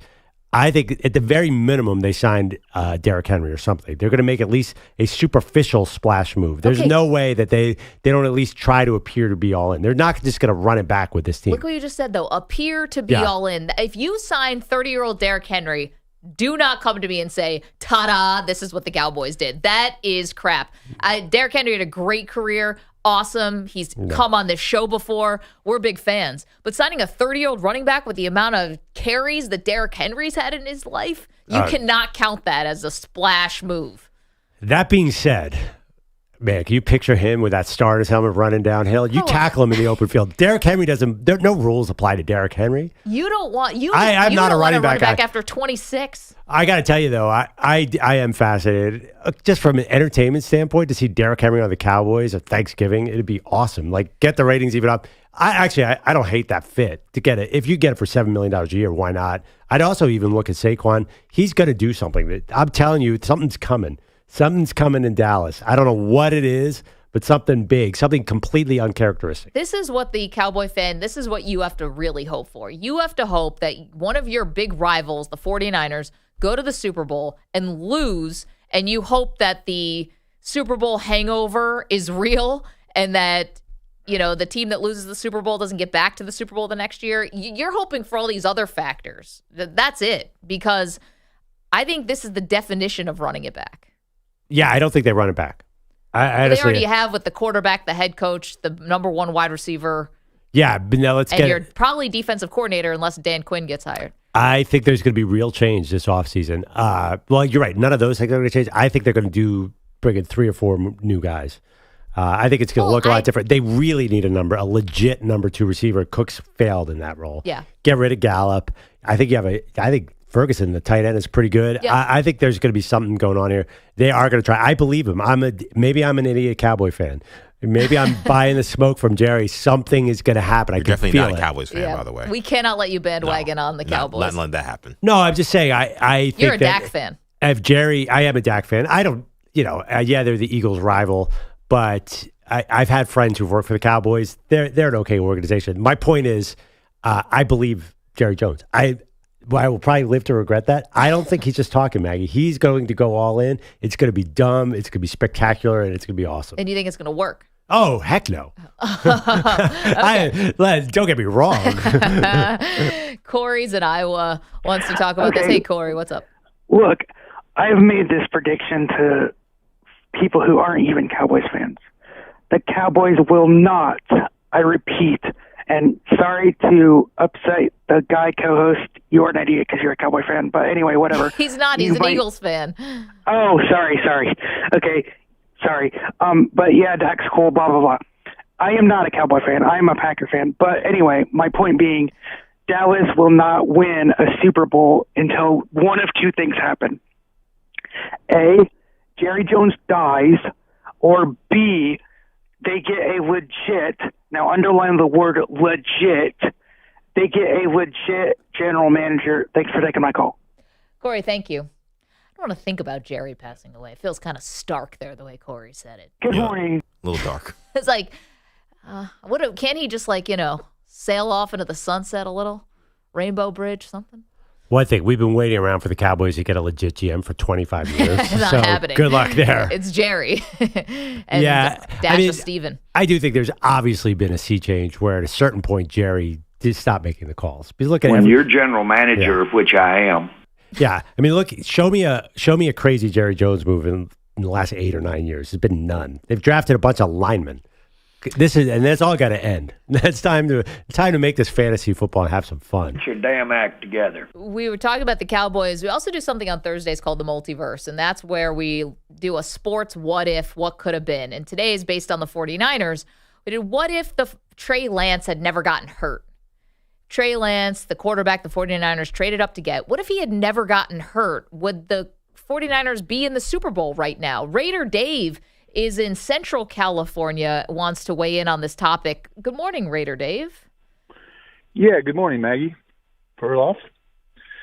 So you're kind of making the point that Trey Lance is going to be a running quarterback. Primarily. So if he got hurt, it's when is he going to get hurt the next time? I see what you're saying. So I don't think that metaverse is going to last very long with him. I mean, I'm not going to call him a bust. Sure. I think the perfect place for him is to go to Baltimore and work with whoever got Lamar to throw the touch pass and still be able to use his legs reasonably effective. Raider Dave, thank you for that. I mean, listen, Lamar this year had Todd Monken, before had Greg Roman. And don't forget, Greg Roman was also there with Colin Kaepernick. So Greg Roman has had a little stint with Josh Allen. He's been around for the running quarterbacks. That's not a terrible idea. Well, I think the guy now people point to, Shane Steichen, did wonders with Jalen Hurts. Right. And Trey Lance, just like Jalen Hurts, loves to roll to his right. I think Shane Steichen would be great, but he has Anthony Richardson now. Maybe put Trey there. There are certain coaches who seem to like a big mobile quarterback. Kyle Shanahan is clearly not one of them. He made a mistake in that draft. He will never go back to that well where he's going to have a tall, mobile, necessarily not short throwing guy. The other thing, that's right. Trey Lance is gigantic too. He's a huge target when he gets out there. I think he would have gotten hurt too. He's just one of those guys. I don't understand how Josh Allen doesn't get hurt. Well, stop putting it out there in the multiverse. How do you be 6'5" and run 11 times a game and not get hurt? It's amazing to me. Well, because you inflict the punishment. You don't take the punishment. Maybe That's how. Yeah. Sounds easy. Yeah, you're a linebacker playing football. That's how. Yeah, I mean, Cam Newton is the biggest human being I've ever seen in my life, and he could not stay healthy at all. Yeah, but Cam had a nice peak, you know? Yeah. It was a short career, but it's a Hall of Fame career, I'm assuming. You remember he went to the Super Bowl, then the first game the next year, the Broncos just like hit him everywhere, hit him illegally about 8 times. I don't know. Is Cam Newton definitely a Hall of Famer? It's going to be close because his peak was so short. His peak was short, but I think Cam is probably a Hall of Famer because I think he calls himself a game changer. I do think he was a game changer. Well, I mean, you had running course. quarterbacks before, but not at his size and what he was doing around the goal line. I mean, you don't have Josh Allen without Cam Newton. So he was an MVP, which helps, but he was a 3-time Pro Bowler. No Super Bowls? 2011, his rookie year, to really 2015, it was such a short peak. I think he's close. No Super Bowl wins, you know what I mean? Yeah, I think Matt Ryan's going to make the Hall of Fame. So if Matt Ryan does, then Cam has a great chance. I mean, who do you think has a better case, Stafford or Cam?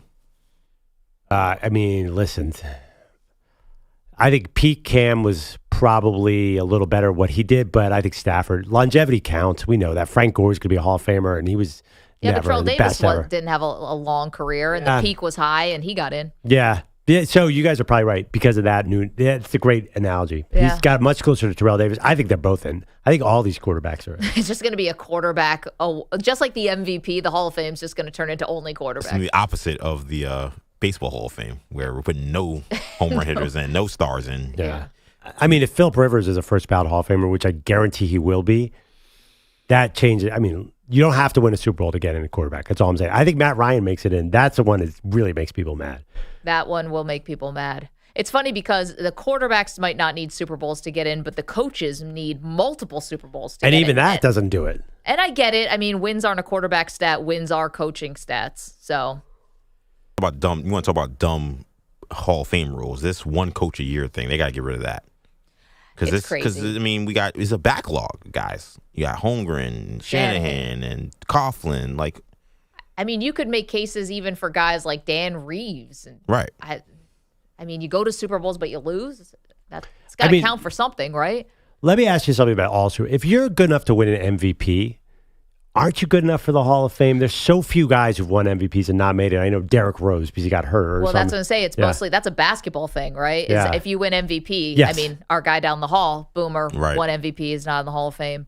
But I assume a majority of NFL MVPs are in the Hall of Fame, right? I mean, it was Manning, Rodgers, Brady for about 15 years. They kind of put a stranglehold on the whole thing. Yeah. Now I think MVP is going to help you. Also, if quarterbacks are the most important position, that's more clear now than ever. I think the Hall of Fame voters are going to realize that.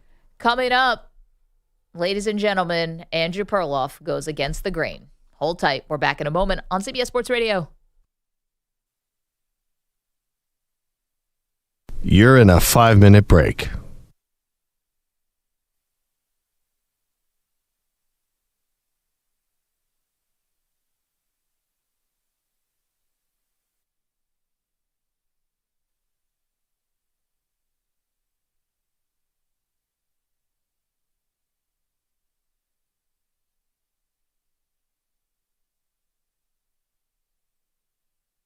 Four minutes, 30 seconds remaining.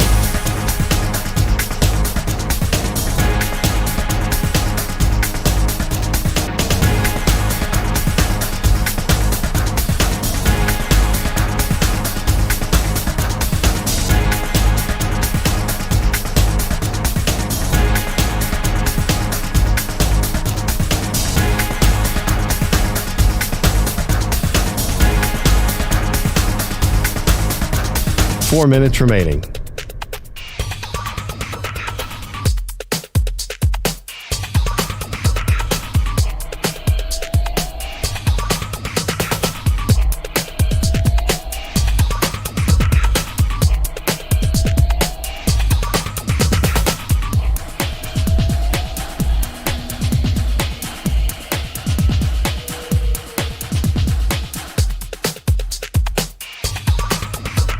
Three minutes, 30 seconds remaining.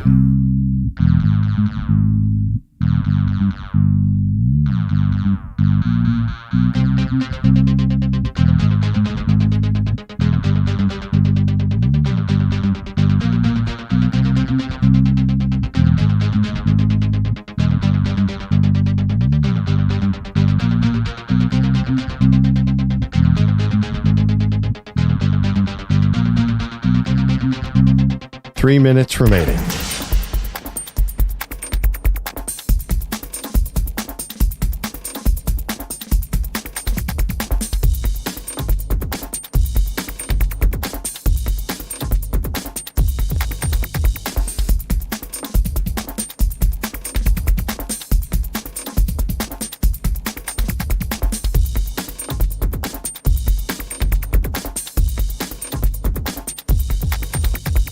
Two minutes, 30 seconds remaining.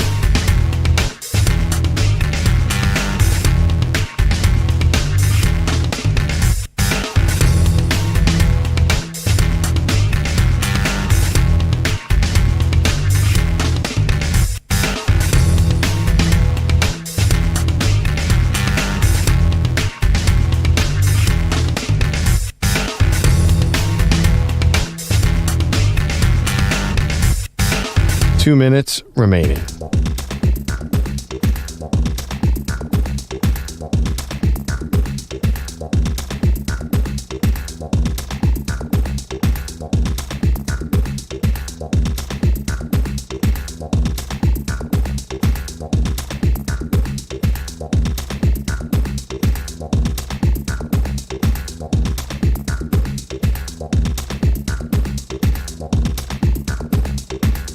One minute, 30 seconds remaining.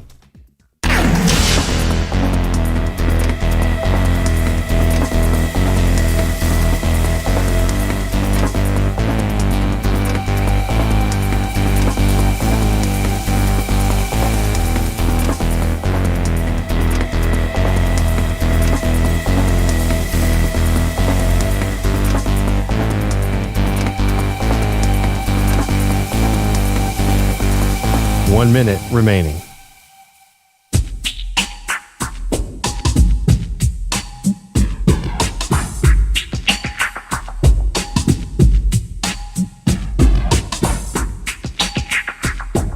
$45 seconds remaining.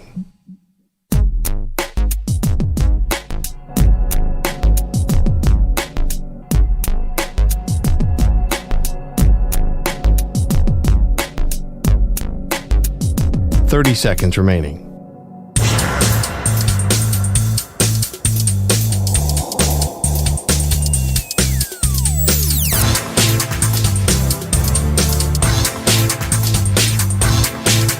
$15 seconds.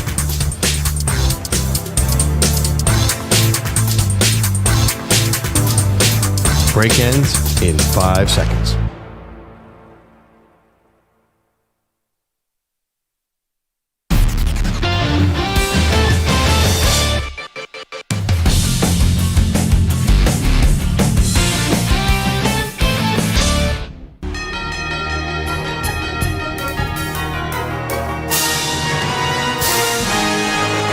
Against the grain. Welcome back to Maggie and Perloff. All right, Maggie, there was another coaching hire yesterday. Baltimore went with, I hope I say this right, Mike MacDonald. You mean Seattle? Seattle. I knew I was going to get this. Baltimore defensive coordinator. Yes. But there's a reason I'm having trouble keeping these facts straight in my mind. Okay. Because I have an against the grain theory that the NFL is actually attempting to clone the same person over and over again and hire him, because it is insane how ridiculously similar all these coaching hires are. Let's start with the fact that there's a dude in the NFL named Mike MacDonald, there's a Mike McDaniel, and a Mike McCarthy. I mean, what is it going?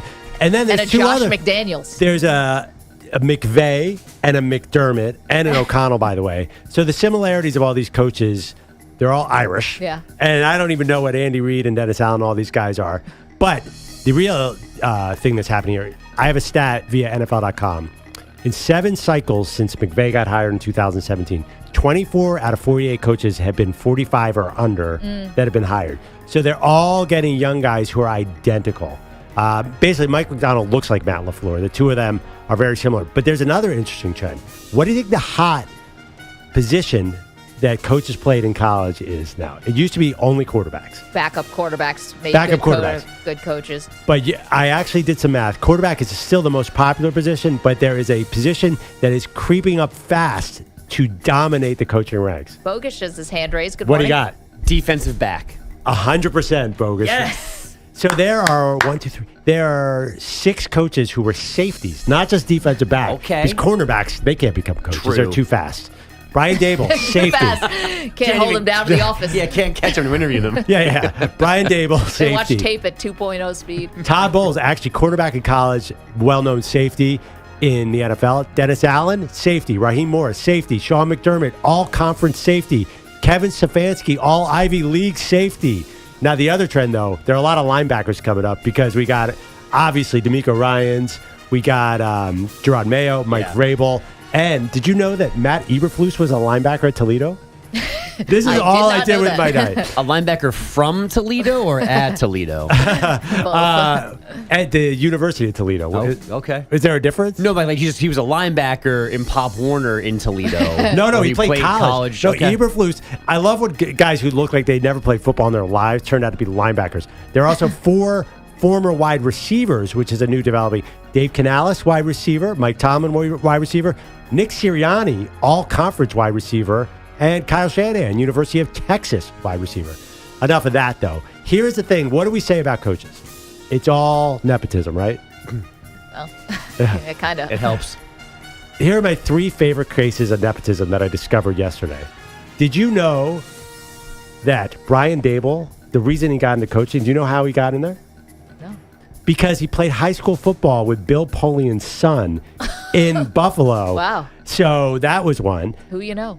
Do you know that Sean McVay, of course, was the grandson of John McVay?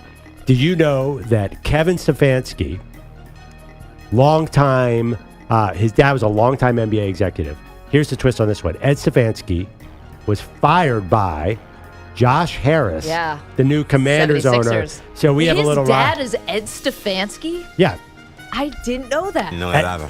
That's Ed wild. Stefanski, Ed who is- Stefanski, I feel like, was running the 76ers like not that long ago. Yeah. No, he's right. He was in 2020. He got votes for Executive of the Year with the Raptors, so he's still around in the NBA.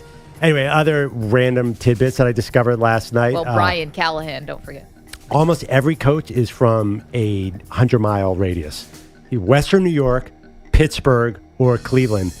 We got. Where all the smart people are from. Yeah, and basically where Vrabel's from. Gannon is from Cleveland. Went to high school with Brian Hoyer. Did you know that? Did not. Yes. I could bore you guys with this all day long. But my favorite thing, though, is the coaching trees. Andy Reid's coaching tree, I think, right now is the one. It feels like the Reid, he's got all these guys. He obviously got Doug Peterson, John Harbaugh. Even Shanahan has connections with Andy Reid. Everyone says it's McVay. Andy Reid's the guy. So my whole point is that they keep hiring the same guy over and over and over again. And why do you think that is, Maggie? You have a theory on this. Copycat league? Copycat league, but why are they all 36-year-old coordinators? Oh, well, my theory on this is we're going the way of baseball, where the front offices are making more and more decisions and the coaches are not making decisions. So who wants to deal with a opinionated Mike Vrabel who's seen it all, or Bill Belichick who's done it all, when you can have 36-year-old Mike MacDonald might be a little bit more, welcoming to notes from the front office, if you will. 37-year-old Brian Callahan in Tennessee fit that? Well, I think Bill Callahan's going to probably join him on the staff, his dad. You're talking about nepotism. Yep, 37-year-old Gerard Mayo in New England. Dave Canales, who is his mentor, is Dan Morgan, the Panthers GM. He has no say in this. You're exactly right. So they keep on hiring the same guy, and I think the underlying reason is exactly what you say.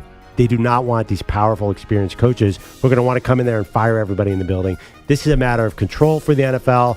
So that makes me think that not all these guys are going to work out, by the way. I think when the GM... That's a given. When the GM and the owner are running the show, I like Mike MacDonald a lot in Seattle.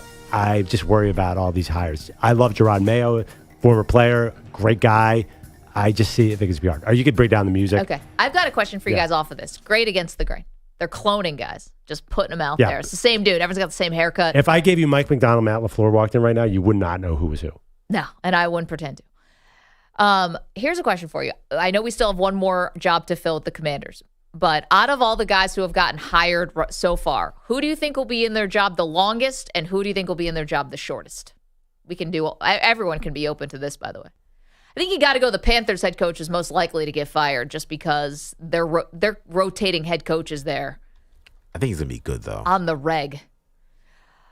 I'll go longest. I will say Gerard Mayo.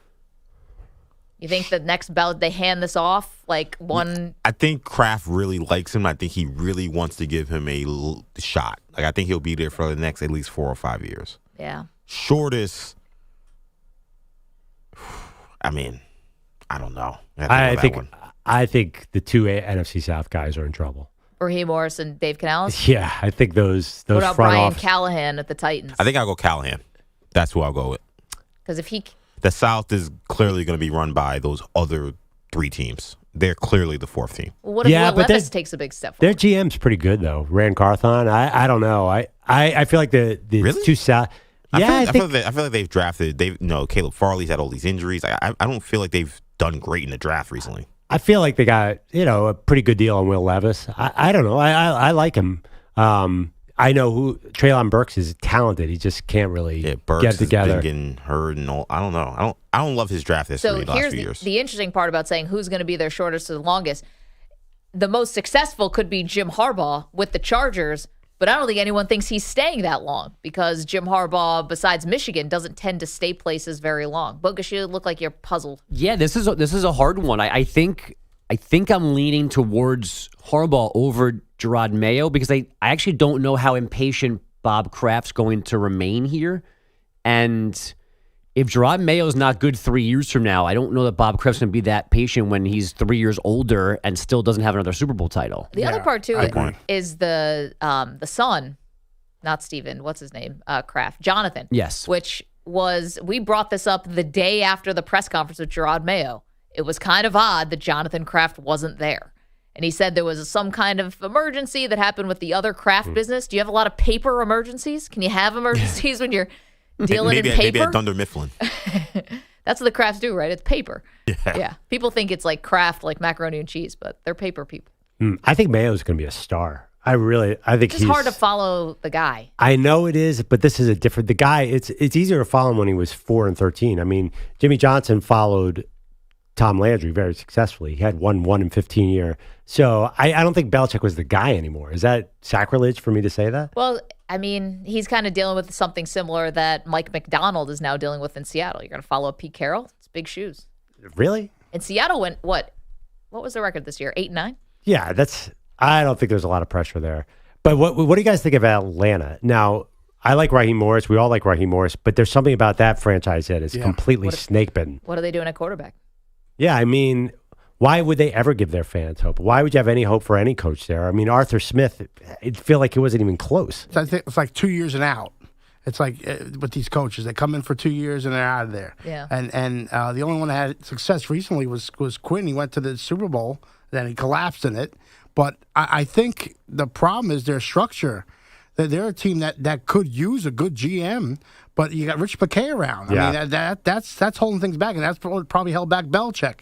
So once they figure that out, I think they can get a good coach. They have a GM because I had to learn his name recently, Terry Fontenot. Yeah. They have a GM. Whether he's good or not remains to be seen, but they do have somebody in between the coach and Rich McKay. Something tells me that some coach, and maybe it's Raheem Morris. I know he's a defensive coach. Maybe it's who he brings on the offensive staff. I know he's bringing in guys from the Rams, so McVay tree there. Somebody's going to unlock these weapons that the Falcons have. That is not a bad offensive roster. It's not. I just think that the coaching staff, Arthur Smith, is, he's basically living in 1999 with how he's running offenses today. I think that really set them back. I think even you're not going to ever get a superstar quarterback with where they are, but they can get a decent guy, and with those weapons, I think somebody can win. But those weapons, you're not giving the Steeler fans much to be hopeful about if you're saying the offense is from 1999. Oh, I think this is exactly what the Steelers want to do. Well, yeah, but they anyway. have 2 running backs. Yeah. This is perfect for them. They love winning games like Well, this. what are these Falcons' weapons? Kyle Pitts. Nothing. Drake. Kyle Pitts is done zero in this NFL. He's coming up on a contract. You think they're going to even keep him? Oh, contract year, that means he probably play better. And it's better than what?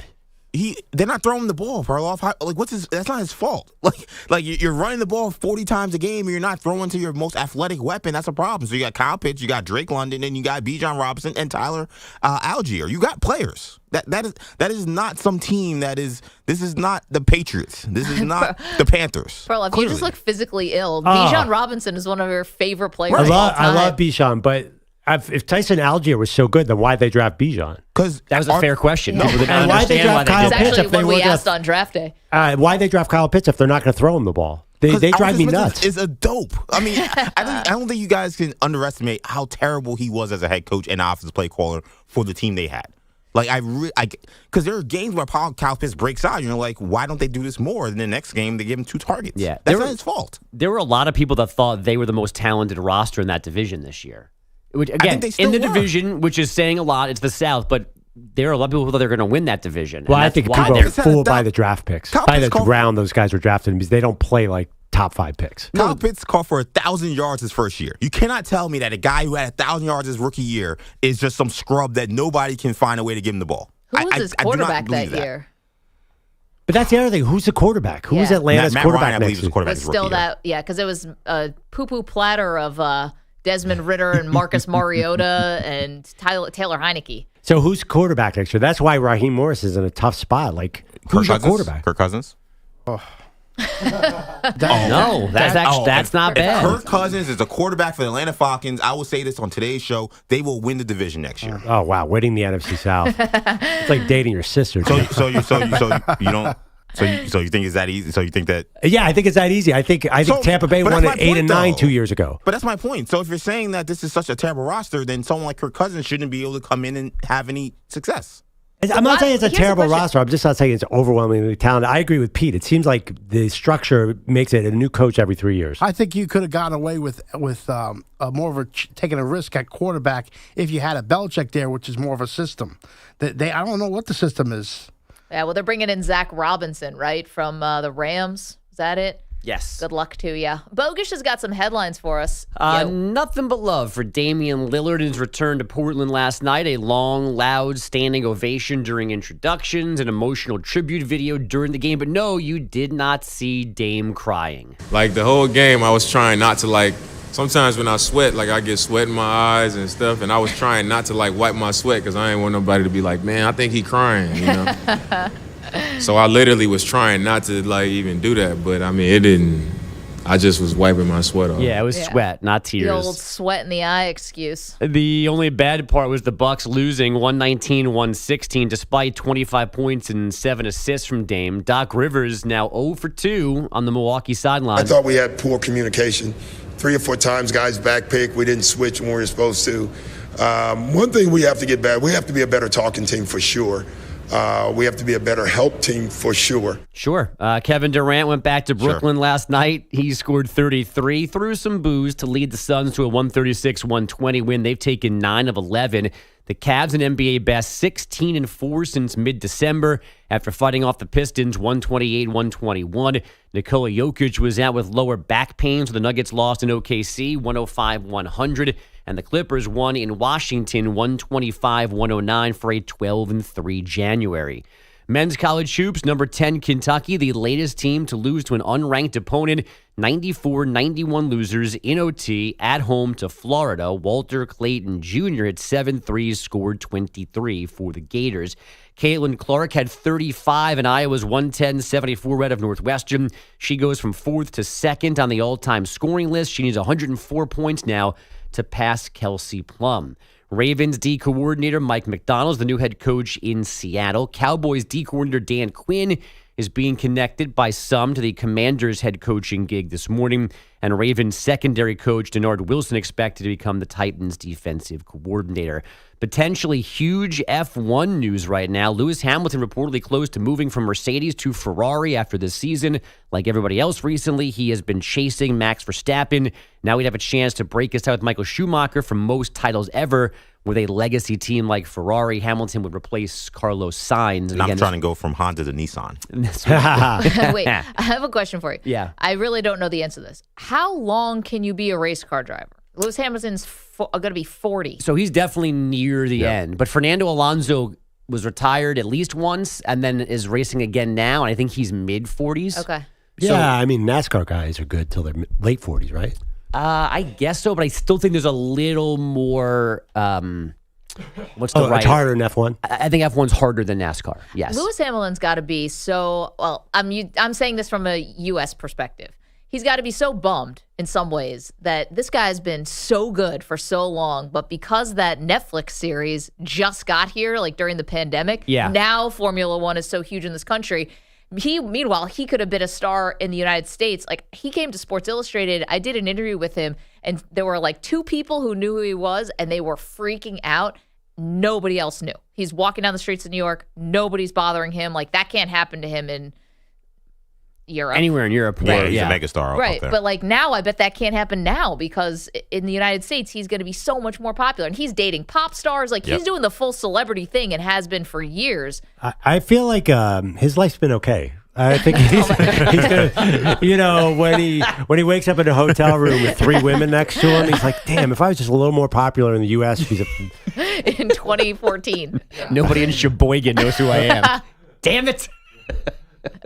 Yeah, you're right. I guess he's doing okay. By the way, when you put it that way. I am a bit of the F1 expert in this room because I recently watched Gran Turismo, the movie about the video game driver, and I understand that's the trend now. You play good on video games and you become awesome at F1. No, I don't know about that, but I know that like people have crazy souped up like setups to play the driving games now, like multiple screens, the fancy chair, pedals, and a wheel, like a steering wheel. Like that's intense. So I recently bought the new F1 2023 from EA Sports. Yeah. It is hard to play. So, I can't play it. It makes me nauseous. Yeah, it's very difficult, first of all, just because it's like you're in the car. Like, it's not like a wide view where, like, you see your car. So it's like you're in the car. And this isn't you could just, kind of mess around and you'll get around these turns. Like, it is, like, really difficult. So do you crash on the first turn? Yeah, I just right into the wall. Wait, so EJ brought up backyard baseball and backyard football as a computer game that you used to play that we were not that familiar with. Do you guys remember going to the arcade as a kid and having that race car game where you're in the Ferrari and you're the guy and the woman's next to you and she's got the blonde hair and just like sitting in that it had like a top on it. Yeah, like a canopy almost. I don't even know the name of the game, but I used to just like you could only mess around with the clutch. See, Crazy, what was it? Crazy Taxi? That was my jam. Was that one of them? That was for the it's not a racing game, but a car game that you play at the arcade. You got to go and pick up people and get them certain places. Taking the Pizza Hut. Just an Uber driver game. Taking the Taco Bell. And like they were actually licensed in the game, so you can actually take them these places. It was so much fun. Man. Just arcade used to be great. Yeah. They still have them, right? Yeah. Dave and Buster's place. I guess Dave and Buster's. Yeah. I think honestly is one of those things. I think they're kind of like on the comeback. Well, no, I was gonna say the opposite. I think they're kind of like now they're just all franchises. Like I don't think you can have like an arcade. I think you have to go to a Chuck E. Cheese or a Dave and Buster's. Yeah. Oh, we had like the individual, locally owned and operated in Binghamton, New York arcade we used to go to. Yeah, same in Queens. Yeah. Grew up in Bayside. Yeah, I mean, there's the Jersey Shore that we go to every year for vacation has like multiple arcades on the boardwalk. Sure. Now, they're like mini franchises for the area, but they're not Dave and Buster's, and they're amazing. I could spend a whole day in there. Same. What about your kids? Love them. Whatever. Who knows? Where'd they go? They know where I am if they need me. There's a place in Brooklyn. Yell if you're drowning. You guys, we should do this as a group. There's a place in Brooklyn where you pay $20 and they have just a room full of 80s arcade games and a lot of driving games that you don't have to put quarters in. Is this Barcade? Yeah, Barcade, right? Yeah. Is that what's called? Oh, in I've been Industry there. City? Yeah. Oh, that's called Barcade? I know there's Barcade There's in two Williamsburg. Barcades. There's right? one in Manhattan. There's one in Williamsburg. Okay, yeah. this is different because is Barcade just an entry and every game is free? And these are all old, out of shape games, and it's awesome. Out of shape. That might be it might be something different because Barcade you don't have to pay to get in. You just pay for drinks, right? And then pay for the games. Yeah. This has Go like to a team outing. this to an has arcade. refurbished Centipede and refurbished Galactica and That sounds fire. 17 versions of Pac-Man, like Miss Pac-Man, Twin Pac-Man. It's They're awesome. gonna love it when we show up Zoltar. at 10:15 in the morning. Oh yeah, Zoltar. Love it. Wait, Throwback, is big. Zoltar that giant ship that you pick up people on? Oh, it's No, the that's one from Big. From the movie Big. Oh, Jesus. Don't tell me you don't like Big, Perloff. I do like Big, Okay. but I thought you were talking about video games. And you Gonna were be talking honest, about Big is awesome. Doesn't hold up. watch it recently. Showed my kids. They weren't impressed. Well, no, I'm just saying the storyline is Well, kind yeah, of isn't he with like a grown woman? older woman. Yeah, and there's like over the bra action all of a sudden. Like, there's a kids movie, and all of a sudden there's like they're on second base. You're like, Yeah, but how- wait, you there's should be nothing wrong. watching He's this. 35-year-old Tom Hanks. I don't Oh, think yeah. that there's anything it doesn't inappropriate hold about that. No, but it's like But he's a kid. He's He's a a child, and Yeah, but he's in a man's body. I think It that doesn't matter. He's a boy it's in a reality. boy's mind. He's like, not "Ooh, developed. what do I do?" He's not mature. Right. he's mature enough to be vice president of the company. Because Turn the skyscrapers into bugs.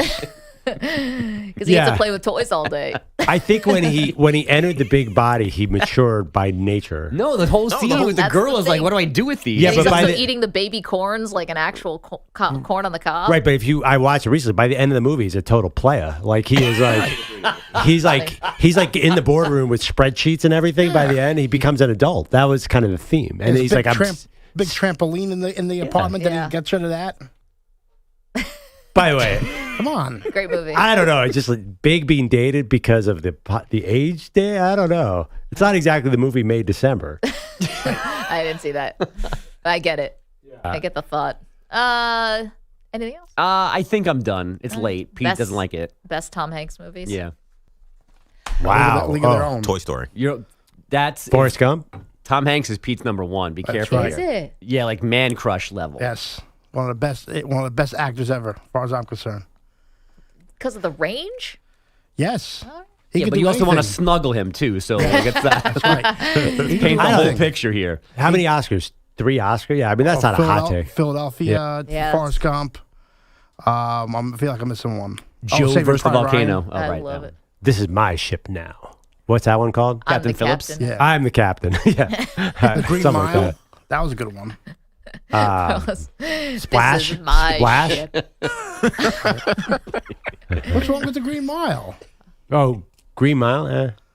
What? Michael Clark Duncan? Be careful. Don't not get Shawshank. Pete angry. It's not Shawshank. Let's put I it that didn't way. say it was We're Shawshank. talking about prison movies now. Lovely. 855-212-4CBS, 855-212-4227. Coming up, we answer a question about one of the future superstars in the NFL. Don't move. Maggie and Perloff, CBS Sports Radio.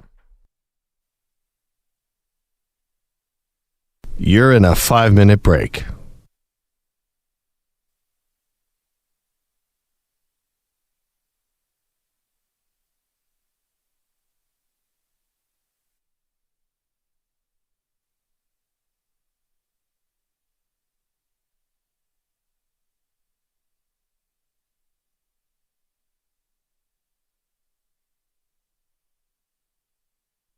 Four minutes, 30 seconds remaining.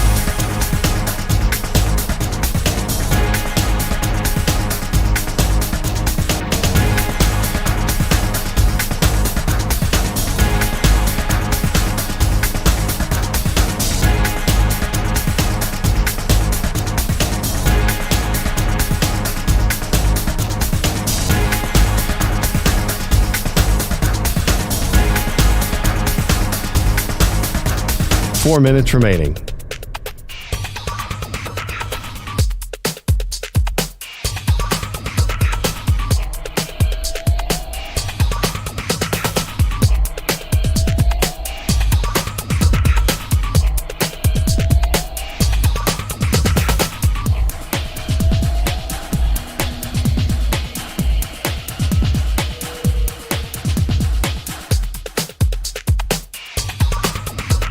Three minutes, 30 seconds remaining.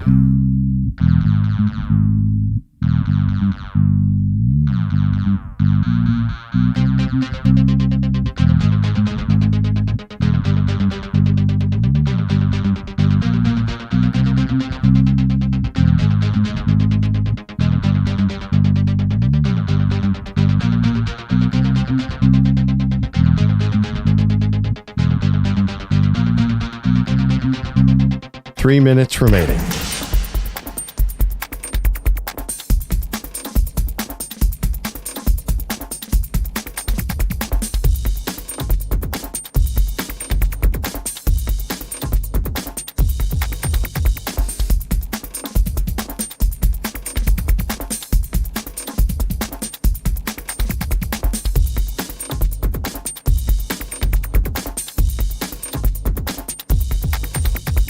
Two minutes, 30 seconds remaining.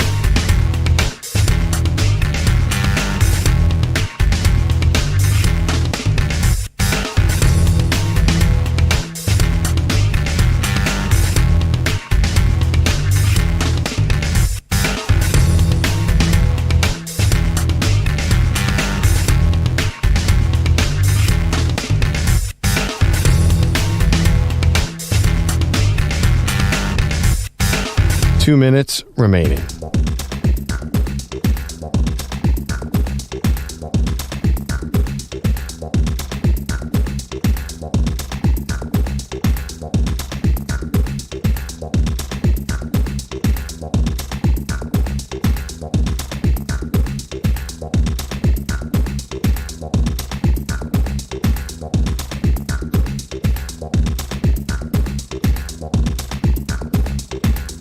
One minute, 30 seconds remaining.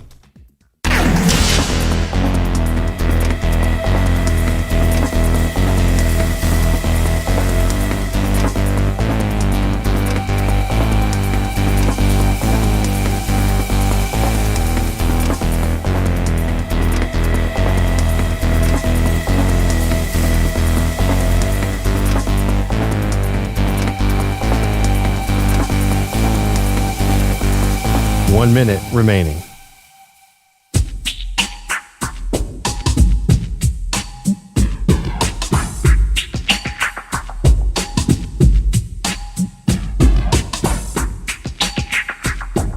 $45 seconds remaining.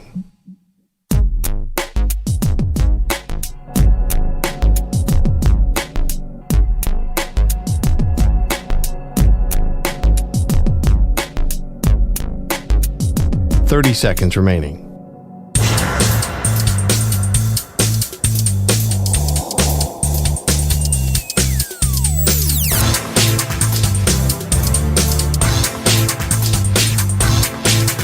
$15 seconds.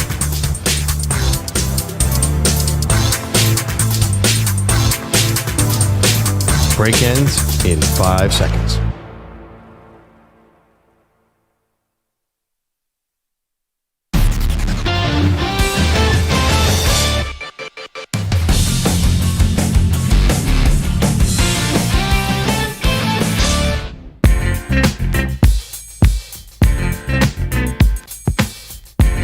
Welcome back. The leading men in Hollywood conversation has continued through the break. We'll have to do something with this over the summer and really get into who deserves to be the best male actor of our lifetime. Yeah, but obviously I'm going to name some indie film guys that me and Pete could not be more different on this. Well, Pete wants Tom Hanks. Yeah, and I'm like, well, this is a And Tom you want Hardy Joaquin versus Michael Phoenix. Fassbender debate. Yeah, or maybe Javier Bardem, but definitely not Tom Hanks. Okay, let's get to sports figures that we all know and love. And this is going to be the beginning of something that we might start doing quite a lot around here as we get past the Super Bowl and get into draft season. And that is whether Caleb Williams is confident or whether he's cocky. Now, you be the judge. Caleb Williams, talking to CBS Sports, said, quote, everybody watches Patrick Mahomes. Do we have this audio? We do. Let's hear. We do not. Let me read you the quote. Everybody watches Patrick Mahomes and sees all the cool things that he can do. I always said, even in high school, that I don't think there's anything that he's doing out there that I can't do. So Caleb Williams saying, Patrick Mahomes, there's nothing he's doing out there that I can't do. Perloff, is that confident? Is that cocky? It's confident and it's accurate because I've seen Caleb Williams do everything any college football quarterback could ever dream of. Yeah, I mean, he's the one guy who could say this. I think this actually comes off as cocky. I like Caleb Williams. I think he's definitely going to the Bears. So let me caveat this. I've always thought he's going to the Bears. I think he is more than worthy of the number one overall pick, and he's going to be in our lives for a long time. This is cocky to me. You have not stepped on an NFL field to say that you can do everything Patrick Mahomes can do at the NFL level. He said it going back to high school. Okay, high school, college, you're a better player than Mahomes. You haven't stepped on an NFL field and you're already saying you're going to be able to do everything he can do? Well, what is that? That is beyond cocky. What is there that Mahomes does that, I mean, first of all, they're so similar. It's crazy. Nobody spins the wrong way like Patrick Mahomes except Caleb Williams. They're almost twins in a way, where Caleb Williams, and they have incredible arm strength. They're both mobile in the same way, but don't run a lot. I think they're very similar. And the fact that Caleb Williams is going to be number 1 overall pick, he's not some stiff. So I think he could say this, and it actually makes sense to me. I think the confidence is when you say something like, I believe in my ability. I believe that I'm going to be able to succeed at the next level.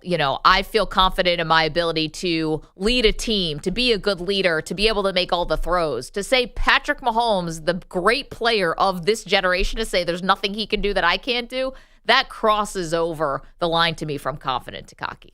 Yeah, I mean, he's the one guy I'll allow say this. Caleb Williams, his style is just the style being, he's going to get asked about that all draft period. Have you ever seen a more clear comp of any quarterback in this class? I mean, Caleb Williams' comp is obviously Patrick Mahomes. I'm not saying he's as great as Patrick Mahomes, but who is Drake May? Who knows? There's nobody like Jaden Daniels. There's no one really like Bo Nix Bo Nix is easy to comp. But Caleb Williams, this is the easiest comp I've ever seen. There's nobody who's going to comp him. Who else could you comp him to? Well, I'm not. I'm just saying to comp yourself to the greatest quarterback we have is when you have done absolutely zero. And by the way, you're stepping into the Bears most likely. Yeah, so that's the only downside. You're going to be. Are you going to look like Patrick Mahomes? I don't know. We've got poll questions to update. EJ, what do you have? So our multiverse of Maggie and Perloff conversation today was what would have happened if the 49ers Trey Lance pick in terms of him playing, if he never got hurt. What if he never got hurt? So we had 3 choices here. So 45% say the Niners would have crashed and burned. 37% say the Niners make the playoffs but no Super Bowl appearance. And then 17% say San Fran still makes the Super Bowl with Trey Lance. Wow. So the winner so far is crash and burn. Yeah, that's what I think is going to happen. That's what I thought. That's what I had said. I thought would happen. Well, also, sorry, go ahead. It was pretty close to they be in the playoffs. 37% was on the playoffs with no Super Bowl, which is close to where you had Perloff. So, regardless, I think the bottom line is did they get lucky because Trey Lance got hurt? I think that's a message here. It saved them from their own mistake. I mean, it's still a huge mistake from the front office, even if Trey Lance goes on to do whatever. I'm going to disagree. I think if he had more time, if he had those games under his belt, if he had full off seasons, if Kyle Shanahan was committed to developing him, I think you get a running quarterback running this system with hopefully a developed passing game. This could be an all-time offense we're talking about. And real quickly, we also had, will the quarterback matchup be the story of the game next week? 63% say no, 37% say yes. All right. Well, you're going to have a lot more for you tomorrow to finish out the week strong. Thank you to EJ Stewart. Thank you to Pete Bellotti. Thank you to Andrew Bogish, Andrew Kaplan. Callers, phenomenal. Guido's coffee drinkers, always in our heart. We'll see you tomorrow.